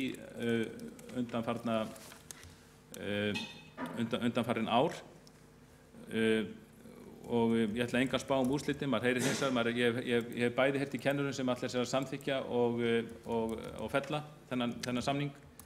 Ég vona að verði samþykktur en því er þess að geta leyna að ýmsir af þeim kennurum sem ætla að samþykkja samninginn segja mér að þeir geri það með óbragð í munninum og geri það bara öðrum þræði vegna þess að þeir vilja bara klára málið, þeir vilja ekki fara inn í jólin með þetta einhvern veginn mál óklárað. Þannig að mér segir svo hugur að jafnvel þó að verið samþykktur sem ég vona þá séum við ekki alveg búin að bíta úr nálinni með þetta og við verðum að efna til mjög djúprar umræðu það á næstu mánuðum hvernig við ætlum að haga skólastarfinu í Reykjavík og hvernig við getum einhvern veginn sko stjórna þannig að kennarar og aðrir starfsmenn skólana verði sáttari við sinn hlut. Ég hef heimsótt alla skólana í Reykjavík, farin á hverja einustu kennarastofu og það er leiðilegt að upplifa þá andúð sem eru með á sumum út í stjórnunina. Þannig að þetta er ekkert stjórnun og vandamál og þá á ég ekki við kannski yfirstjórn þess skóla sem er að heimsækja, heldur kannski þá stjórnunina sem er á borginni og ég er ekki að tala þá á vinstri stjórn að hægri stjórn, þetta var alveg sama andúðin. Það er eiginlega sama andúðin, sama hvaða meirihluti er við völd, að fólk upplifir að það fái ekki nægilega góð umbun fyrir sín störf. Þannig ég held að þetta sé einhver liti miðstýringarvandi, ég held að þetta sé stjórnunarvandi í þeim skilningi og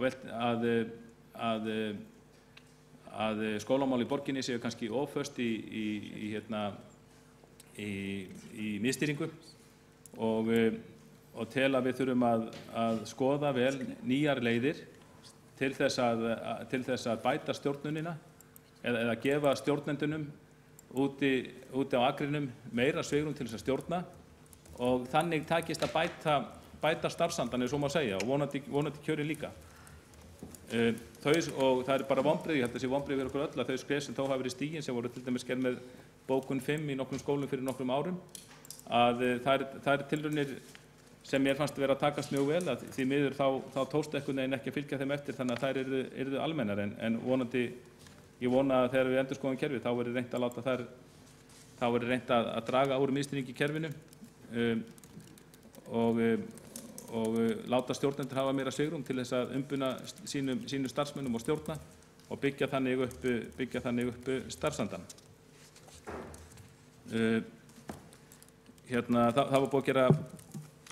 Það var búið að gera grein fyrir tillögum hér okkar sjálfstæðismanna. Þessar tillögur eiga allar erindi og ég held að ég var búinn að fjalla hér gervigrasvellina. Ýmsar þeirra snúa síðan að hagræðingu og hagræðingu á sparnaði. Nefndi til dæmis bara tillögu varðandi dagforeldra, að ég held að þjónusta dagforeldra, að við getum nýtt hana með markvissari hætti við höfum gert til þess að auka þjónustu við borgarbúa og draga úr jafnvel kostnaði hjá borginni með því að samræma greiðslu milli dagforeldra og borgarinnar, eða borgaríkina úrræða getum við sagt. Vegna þess til dæmis bara með því að nýta dagforeldrar betur erum að gera, þá erum við að spara stórfé í fjárfestingarkostnaði. Og allar þessar tillögur bera það með sér, það snúast ákveðna breytingu á rekstrinum og get líka sagt það að við eigum að vera óhræddari við að nota útboð í að bæta þjónustu í borginni og minnka kostnað. Eins og nú verður reyna að gera í hráefniskostnaði í skólamálum, hefur að vísu gengið allt of hægt en ekki efast að viljinn er fyrir hendi, tók samt mörg ár við fluttum tillögur þessi sjálfstæðismenn og tók mörg ár einhvern veginn að fá þetta mál í gang, en ég held að það sé að skila árangri í skólamálunum. Og önnur tillaga hér sem felur það bara í sér að gerð verði úttekt á hagkvæmni þess að bjóða út sorpur í Reykjavík. Þetta er sams konar tillaga og við fluttum í fyrra og það var mjög leiðilegt að sjá að sú tillaga væri felld. Tillaga það að skoða eða gera úttekt á hagkvæmni þess. Það var ekki verið að samþykkja neitt að bjóða út sorpur í Reykjavík, heldur bara að gera úttekt á hagkvæmni þess. Borgarfulltrúar góðir, eins og fjármálum borgarinnar er komið, þá held ég að við höfum ekki efni á að hafna slíkri tillögu. Enda veit ég að ákveðnir borgarfulltrúar í meirihlutanum, þeir voru þá langaði til að samþykkja hann í fyrra, en nú hefur fólk fengið umhugsunarfrest. En þetta að mínum að þetta mjög hófleg tillaga. Ég hef heyrt fullyrt að sorphirða sé svo hagkvæm í Reykjavík að hún verði ekki betur rekin. Það muni engin einkaaðili geta rekið hana betur. Þetta sjónarmið lýsir svona ákveðinni fullvissu eða ákveðinni fullvissu það enginn getur betur en ég. Og slíkt hugafar held ég að geti verið okkur hættulegt. Auðvitað eigum við að fallast að minnst á það möguleika að það kunna vera að ekkur geti gert hlutina betur en við ákveðnu leyti. Að minnsta kosti er ekkur ástæða fyrir því að öll önnur sveitarfélög Reykjavík á Íslandi bjóða út sorphirðuna. Eru hins 73 sveitarfélögin þá bara eru þau að kasta peningum út um glugga með því að bjóða hann út. Það hlýtur að vera eitthvað í þessu og líka flest sveitarfélög á Vesturlöndum þau bjóða út sorphirðuna. Má að minnsta kosti ekki kanna það. Hins vegar er mjög mikilvægt að þegar við skoðum slíkar hugmyndir þá komum við bara fram að virðingu við þá starfsmenn sem nú standa í sorphirðunni fyrir okkur, sjáum hana, og þess vegna er haft í tillögunni að þessi tryggt að núverandi starfsmenn sorphirðunnar í borginni, þeir haldi störfum sínum og réttindum með þeim hætti að vænt hagræðing verði gerð í samræmi við starfsmannaveltu deildarinnar eða að þeim bjóðast annað sambærilegt starf hjá borginni. Auðvitað verða menn hræddir þegar menn koma með tillögur að skoða breytingu á rekstri. Auðvitað er eðlilegt að menn hugsi, hvað verður mig? Eða bara góður borgarstjóri hugsi, það verður nú leiðilegt að segja upp hópi starfsmanna sem hefur staðið sig vel fyrir borgina. En þarna er gert ráð fyrir því að við skoðum hagræðinguna en segjum samt fyrirfram, við ætlum ekki að segja upp fólki út af þessu. Við hagræðum í samræmi við starfsmannaveltu, hún er nokkur á öllum sviðum borgarinnar en skoðum hvort að við getum náð að hagræða þarna og minnka kostnað. Og þannig er það nú borgarfulltrúar góðir að í stóru kerfi sem veltir 150 milljörðum króna, þar er auðvitað hægt að ná, það hlýtur að vera hægt að ná árangri. Það er ekki lögmál að borgin þurfi bara að safna skuldum. Við getum ekki haldið fram að við séum að standa okkur eins vel og við getum þegar að borgin er að safna skuldum. Það var ágætt sem nokkrir borgarfulltrúar sögðu undan mér að við viljum auðvitað borginni allt hið besta, viljum standa okkur vel og orðræðan hér í borgarstjórninni er til þess að menn skiptist á andstæðan sjónarmiðum og fallist á skoðanir andstæðinga sinna einhverju leyti. Og það skal ég segja svo sagt og segi það og meina það alveg að það eru margir góðir hlutir í þessari fjárhagsáætlun og meirihlutinn, vinstri meirihlutinn hér í Reykjavík, hann hefur fylgt mörgum góðum verkefnum úr hlaði og mörgum góðum verkefnum eftir. Það er auðvitað hægt að telja upp mörg verkefni sem takast vel og eru borgarbúum til mikil skaks og ánægju. En mér er svolítið fundið skort á það að þegar það kemur hins vegar því að við í minnihlutanum gagnrýnum og rýnum til gagns, að þá tölum við oftast fyrir mjög daufum eyrum. Það er eins og meirihlutinn telji það vera sitt hlutverk, vinstri meirihlutinn og nánast þráhyggja hjá meirihlutanum að fella allar tillögur sem frá minnihlutanum koma. Þetta kom í ljós í fyrra þegar við fluttum margar tillögur við fjárhagsáætlun. Það voru allar felldar nema ein sem að vísa til einhverjar skoðunar og ekkert kom út úr. Nú flytjum við fleiri tillögur, vonum að einhverjar þeirra verða veruleika en mér heyrist nú samt á ræðum hinna borgarstjóra og formanns borgarráðs hér áðan að þeir ætluðu að fylgja uppteknum hætti og fella þær flestar. En borgarfulltrúar góðir,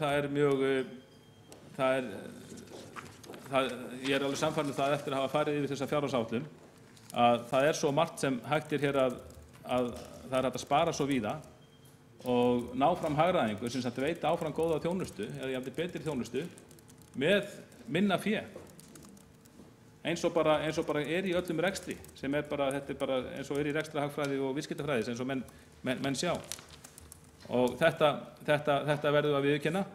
Það var, ég tók eftir því að var að lesa frétt á hana í dag, frétt hérna í Washington Post sem er mjög gott blað sem er gefið út í Washington og þetta er svo sannarlega ekki hægrisinnaðasta blað Bandaríkjanna, ég held að það viti það nú allir, en það var sem sagt, þar voru rannsóknarblaðamenn að skila af sér rannsókn og það eru þarna nokkrir blaðamenn með þetta og einn þeirra er Bob Woodward sjálfur sem átti nú þátt í því að svipta hulunni af Watergate hneykslinu á sínum tíma og þarna sem sagt er þeir að fletta ofan af því að Pentagon, varnarmálaráðuneyti Bandaríkjanna, er að fela ákveðin sönnunargögn sem þeir segja að fela skýrslu að varnarmálaráðuneytið lét gera skýrslu skýrslu þar sem var óskað eftir, það er reynt að gera úttekt á því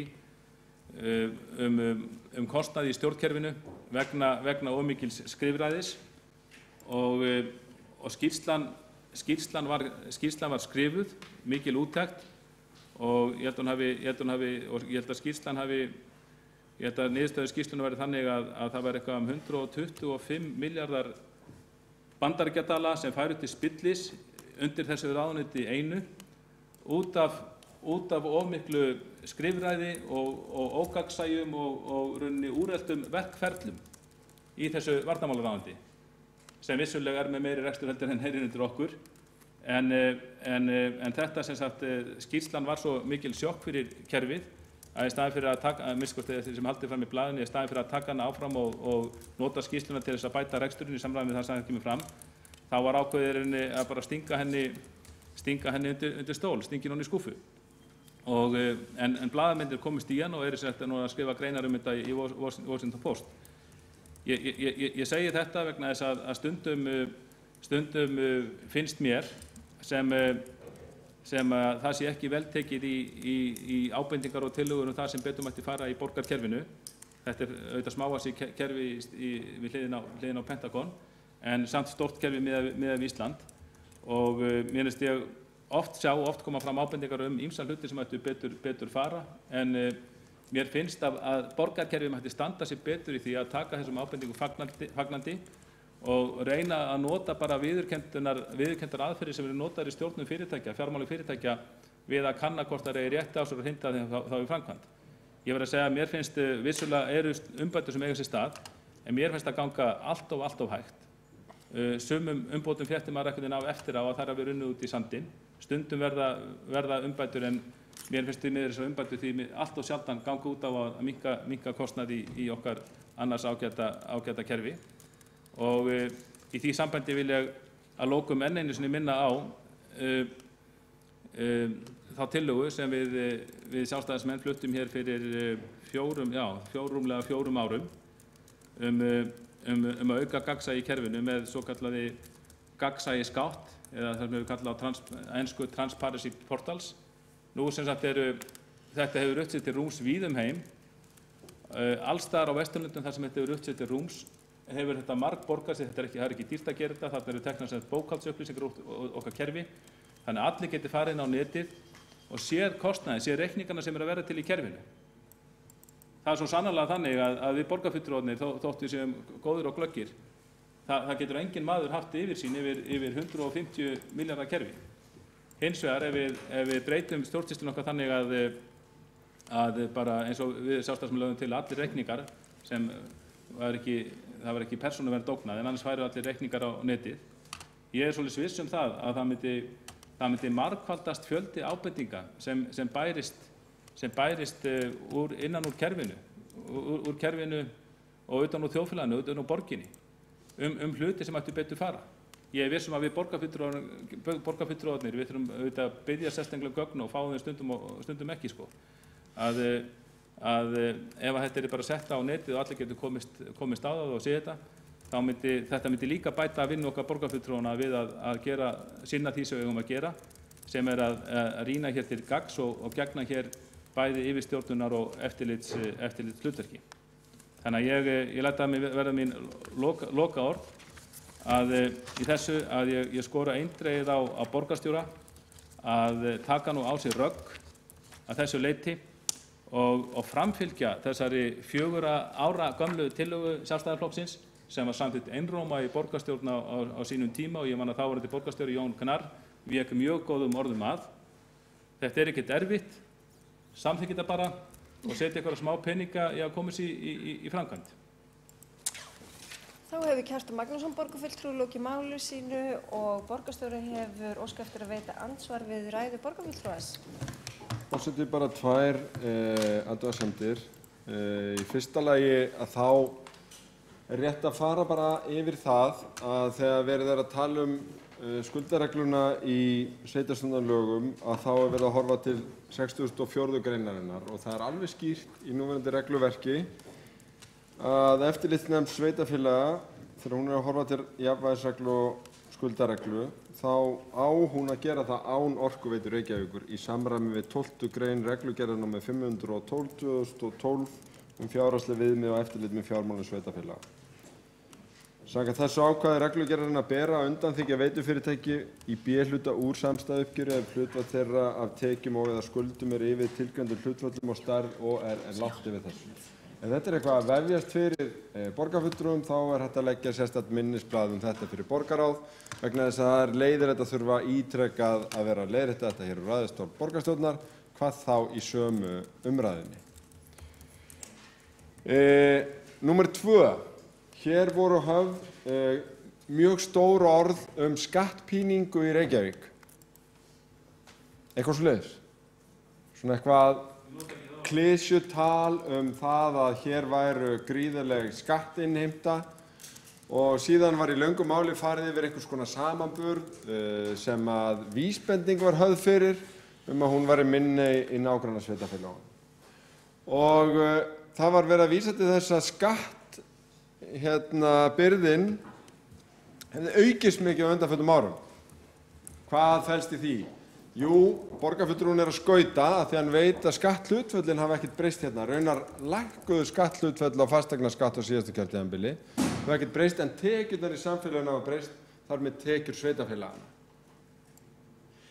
En tökum nú bara borgarfulltrúann á orðinu og leggjum þennan mælikvarða á mismun á skattinnheimtu hér og í sveitarfélögunum sem hann talaði helst upp, nágrann okkar hér, Seltjarnarnes og Garðabær. Hvar er nú innheimt meira útsvar? Í Reykjavík, Seltjarnarnesi eða Garðabær?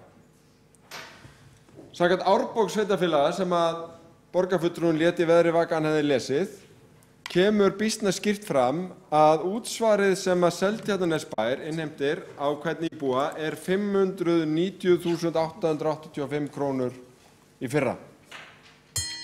565.538 í Garðabæ,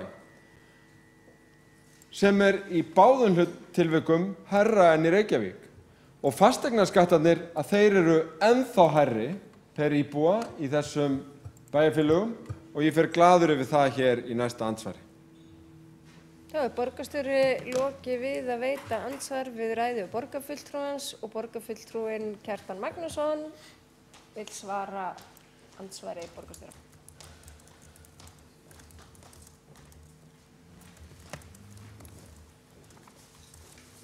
Já, forseti góði borgarfulltrúar, ljúft og skylt að svara þessu aðeins.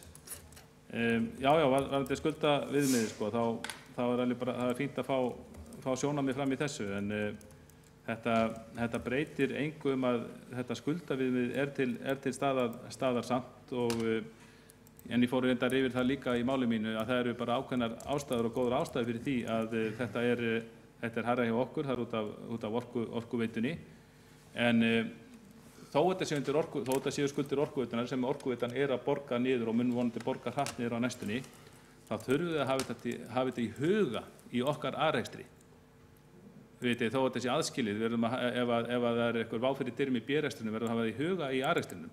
Þess vegna sagði ég að við hljótum að gera meiri kröfu til þess að fjármálin séu velrekin í A-rekstrinum þegar við erum með slík skuldahlutföll í B-rekstrinum.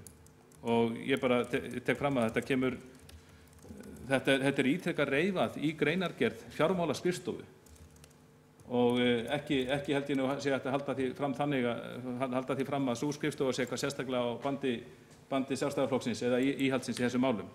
Það fjallað þetta mjög greinargóðan hátt og ég var ekkert að nefna þetta atriði sem einhvern áfellisdóm yfir meirihlutanum. Ég nefndi önnur atriði í því sambandi, en ég nefndi þetta bara til dæmis það að við erum að passa okkur mjög vel í okkar rekstri í A-hlutanum út af þessari stöðu í B-hlutanum. Og svo þetta með skattbyrðina, bara skattbyrðin hefur ekki aukist hér undanfarnum árum, segir Dagur. Ég meina, ef við skoðum bara þróunina frá 2010, þegar að þessir flokkar náðu völdum, Samfylking og Björt framtíð, þá sáum við bara þeirra fyrsta verk var að ráðast í útsvarshækkun, ekki eina heldur tvær. Og hækkuðu skatta og gjöld bara með ýmsu móti á borgarbúa. Það er alveg hægt að fara yfir það í góðu tómið og ég hef ekki töluna við hendina, við bara munum það. Og svo eykst skattbyrðin með því að vegna þessar miklu fasteigna hækkunar og bara vegna þess að borgarstjórinn hann fór að tala útsvarstekjur hér og í nágrannssveitarfélögunum, þá ætla ég bara að benda honum á þessa frábæru töflur sem eru skatttekjur samtals. Það er auðvitað eðlilegra að miða við skatttekjur samtals heldur en að taka út bara útsvarið. Og í skatttekjum samtals þá sjáum við að Reykjavíkurborg er með 629.000 per íbúa á síðasta ári, sem er töluvert hærra en Seltjarnarnes, Kópavogur og Hafnarfjörður. Ég biðja borgarfulltrúum að virða tímamörkin, en borgarstjóri hefur beðið að svara andsvara öðru sinni. Já, forseti borgarfulltrúar, fyrst varðandi skuldahlutfallið, þetta er engin sjónarmið. Það eru bara lög í landinu og reglugerð sem byggir á lögunum og þeim ber að fylgja og Orkuveitan er undanskilin. Númer 2, varðandi skatttekjurnar. Nú kemur kannski í ljós að borgarfulltrúinn hefði átt að lesa betur vegna þess að hann var að tala skattbyrði væntanlega á íbúana. Ekki satt. Og ég reifaði það hvernig útsvar per íbúa er hærra innheimt á Seltjarnarnesi og Garðabæ og raunar Kópavogi líka heldur en í Reykjavík. En munurinn er nefnilega ennþá meiri þegar kemur að fasteignasköttum á íbúa. Fasteignaskattur á íbúa í Garðabæ er nefnilega 42.000. Í Hafnarfirði 40.000, á Seltjarnarnesi 37.000, í Mosfellsbæ 36, í Kópavogi 35. Og hvað er hann nú í skattpinningar sveitarfélaginu Reykjavík? 27.000. 27.500. Og vegna hvers? Meðal annars vegna þess að meirihluti Bestarflokksins og Samfylkingarinnar lækkaði hlutfallinu í 0,2% sem er það lægsta á landinu.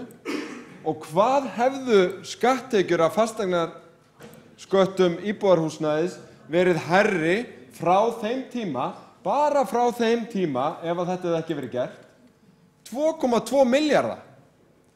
2,2 milljarða hefði Reykjavíkurborg fengið hærri skatta ef að meirihluti Bestarflokksins og Samfylkingar hefði ekki lækkað hlutfallið. Þetta er sem miklu hærra hjá okkar ágætu nágrönnum sem ég ger ekki lítið úr, en borgarfulltrúinn hrósaði svona í hástert. Og hvers vegna ætli heildarskatttekjur séu hærri í Reykjavík, sem er alveg rétt hjá honum? Nú, það er vegna þess að Reykjavíkurborg sinnir skyldum við atvinnulífið. Reykjavíkurborg er fullt af atvinnuhúsnæði. Reykjavíkurborg er að sinna því að halda uppi þessu samfélagi sem að sum önnur sveitarfélög gera ekki.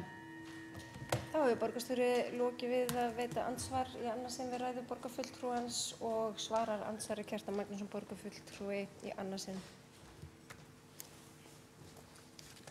Já, forseti, góðir borgarfulltrúar.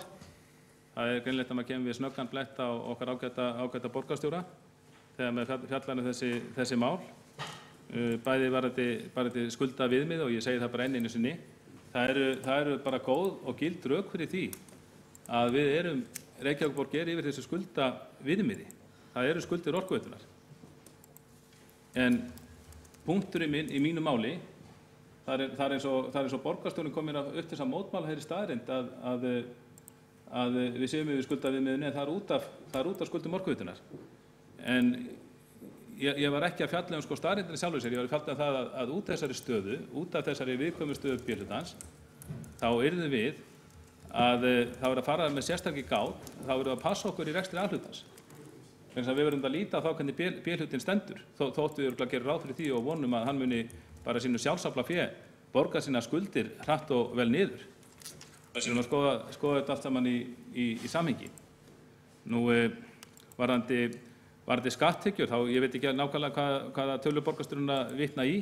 Ég er hérna með árbók sveitarfélaga sem er þar tölur sem liggja frammi á netinu og ég held að þetta séu þar tölur sem við borgarfulltrúar notum oftast þegar við erum að bera saman sveitarfélög og það sem ég vitnaði voru skatttekjur samtals og þar kemur bara mjög vel fram að Reykjavík er með hærri skatttekjur og ég gerði mjög góða grein fyrir áðan, við erum með hærri skatttekjur heldur en Kópavogur, Hafnarfjörður og Seltjarnarnes en við erum með aðeins lægri skatttekjur en Garðabær og Mosfellsbær.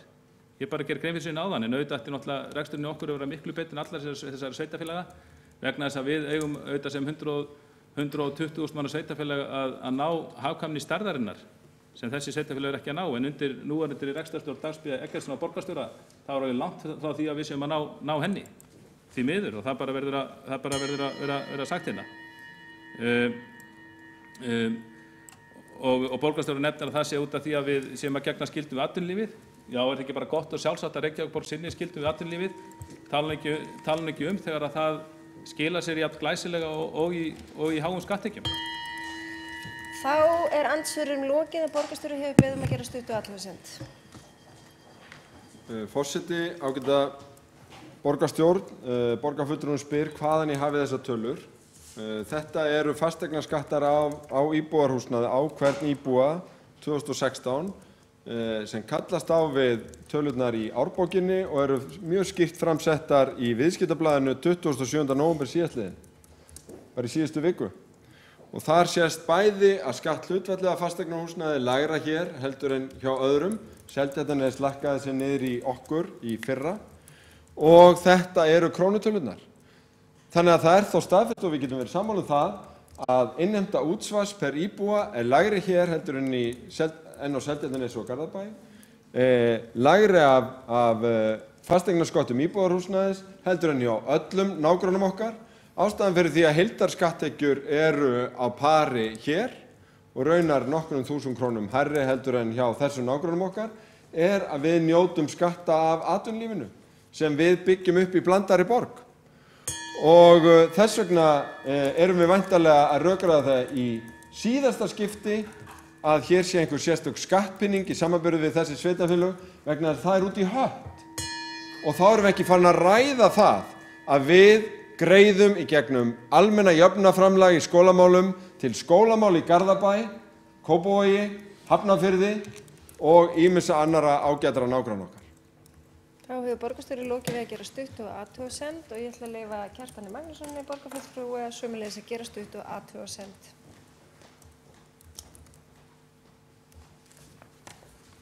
Forseti, góðir borgarfulltrúar, borgarstjórinn hann gætir þess í sínum andsvörum að koma alltaf með nýjan og nýjan vinkil inn í umræðuna sem er auðvitað erfitt að gera grein fyrir hvað þá svara í stuttum andsvörum sem þessum. En við sjáum það alveg, ég notaði reyndar aldrei orðið skattpinningu. Það var borgarstjórinn sem ákvað að nota það orð og hann má alveg eiga það fyrir mér ef hann vil gefa fjármálastjórn sinni þá einkunn. En skattar eru mjög háir í Reykjavík, þeir eru í toppi, útsvarið er í toppi, það var hér lægra, við borguðum ekki í hámarksútsvar, en undir hans stjórn það var tekin hér upp, það var farið í hámarksútsvarið, lóðarlega var tvöfölduð ef ég mann rétt og ýmsir svona minni gjöld sem kannski er ekki í dagstæðlega umræðinni voru hækkuð, allt hækkaði nánast í bara drep sem hægt var, og það verður líka að athuga það þegar við skoðum fasteignaskatt hvort sem við tölum með prósentunni á hvern íbúa, þá verður við að taka það með í reikningin að fasteignaverð er hæst á Íslandi í Reykjavík og innheimtan eftir því það farið eftir fasteignaverðinu þegar að fasteignamatstuðullinn er ákveðin. Þá er andsvörum og stuttum athugasemdum lokið og forseti gerir hlé á fundi borgarstjórnar og það er matur niðri. Verði okkur góðu.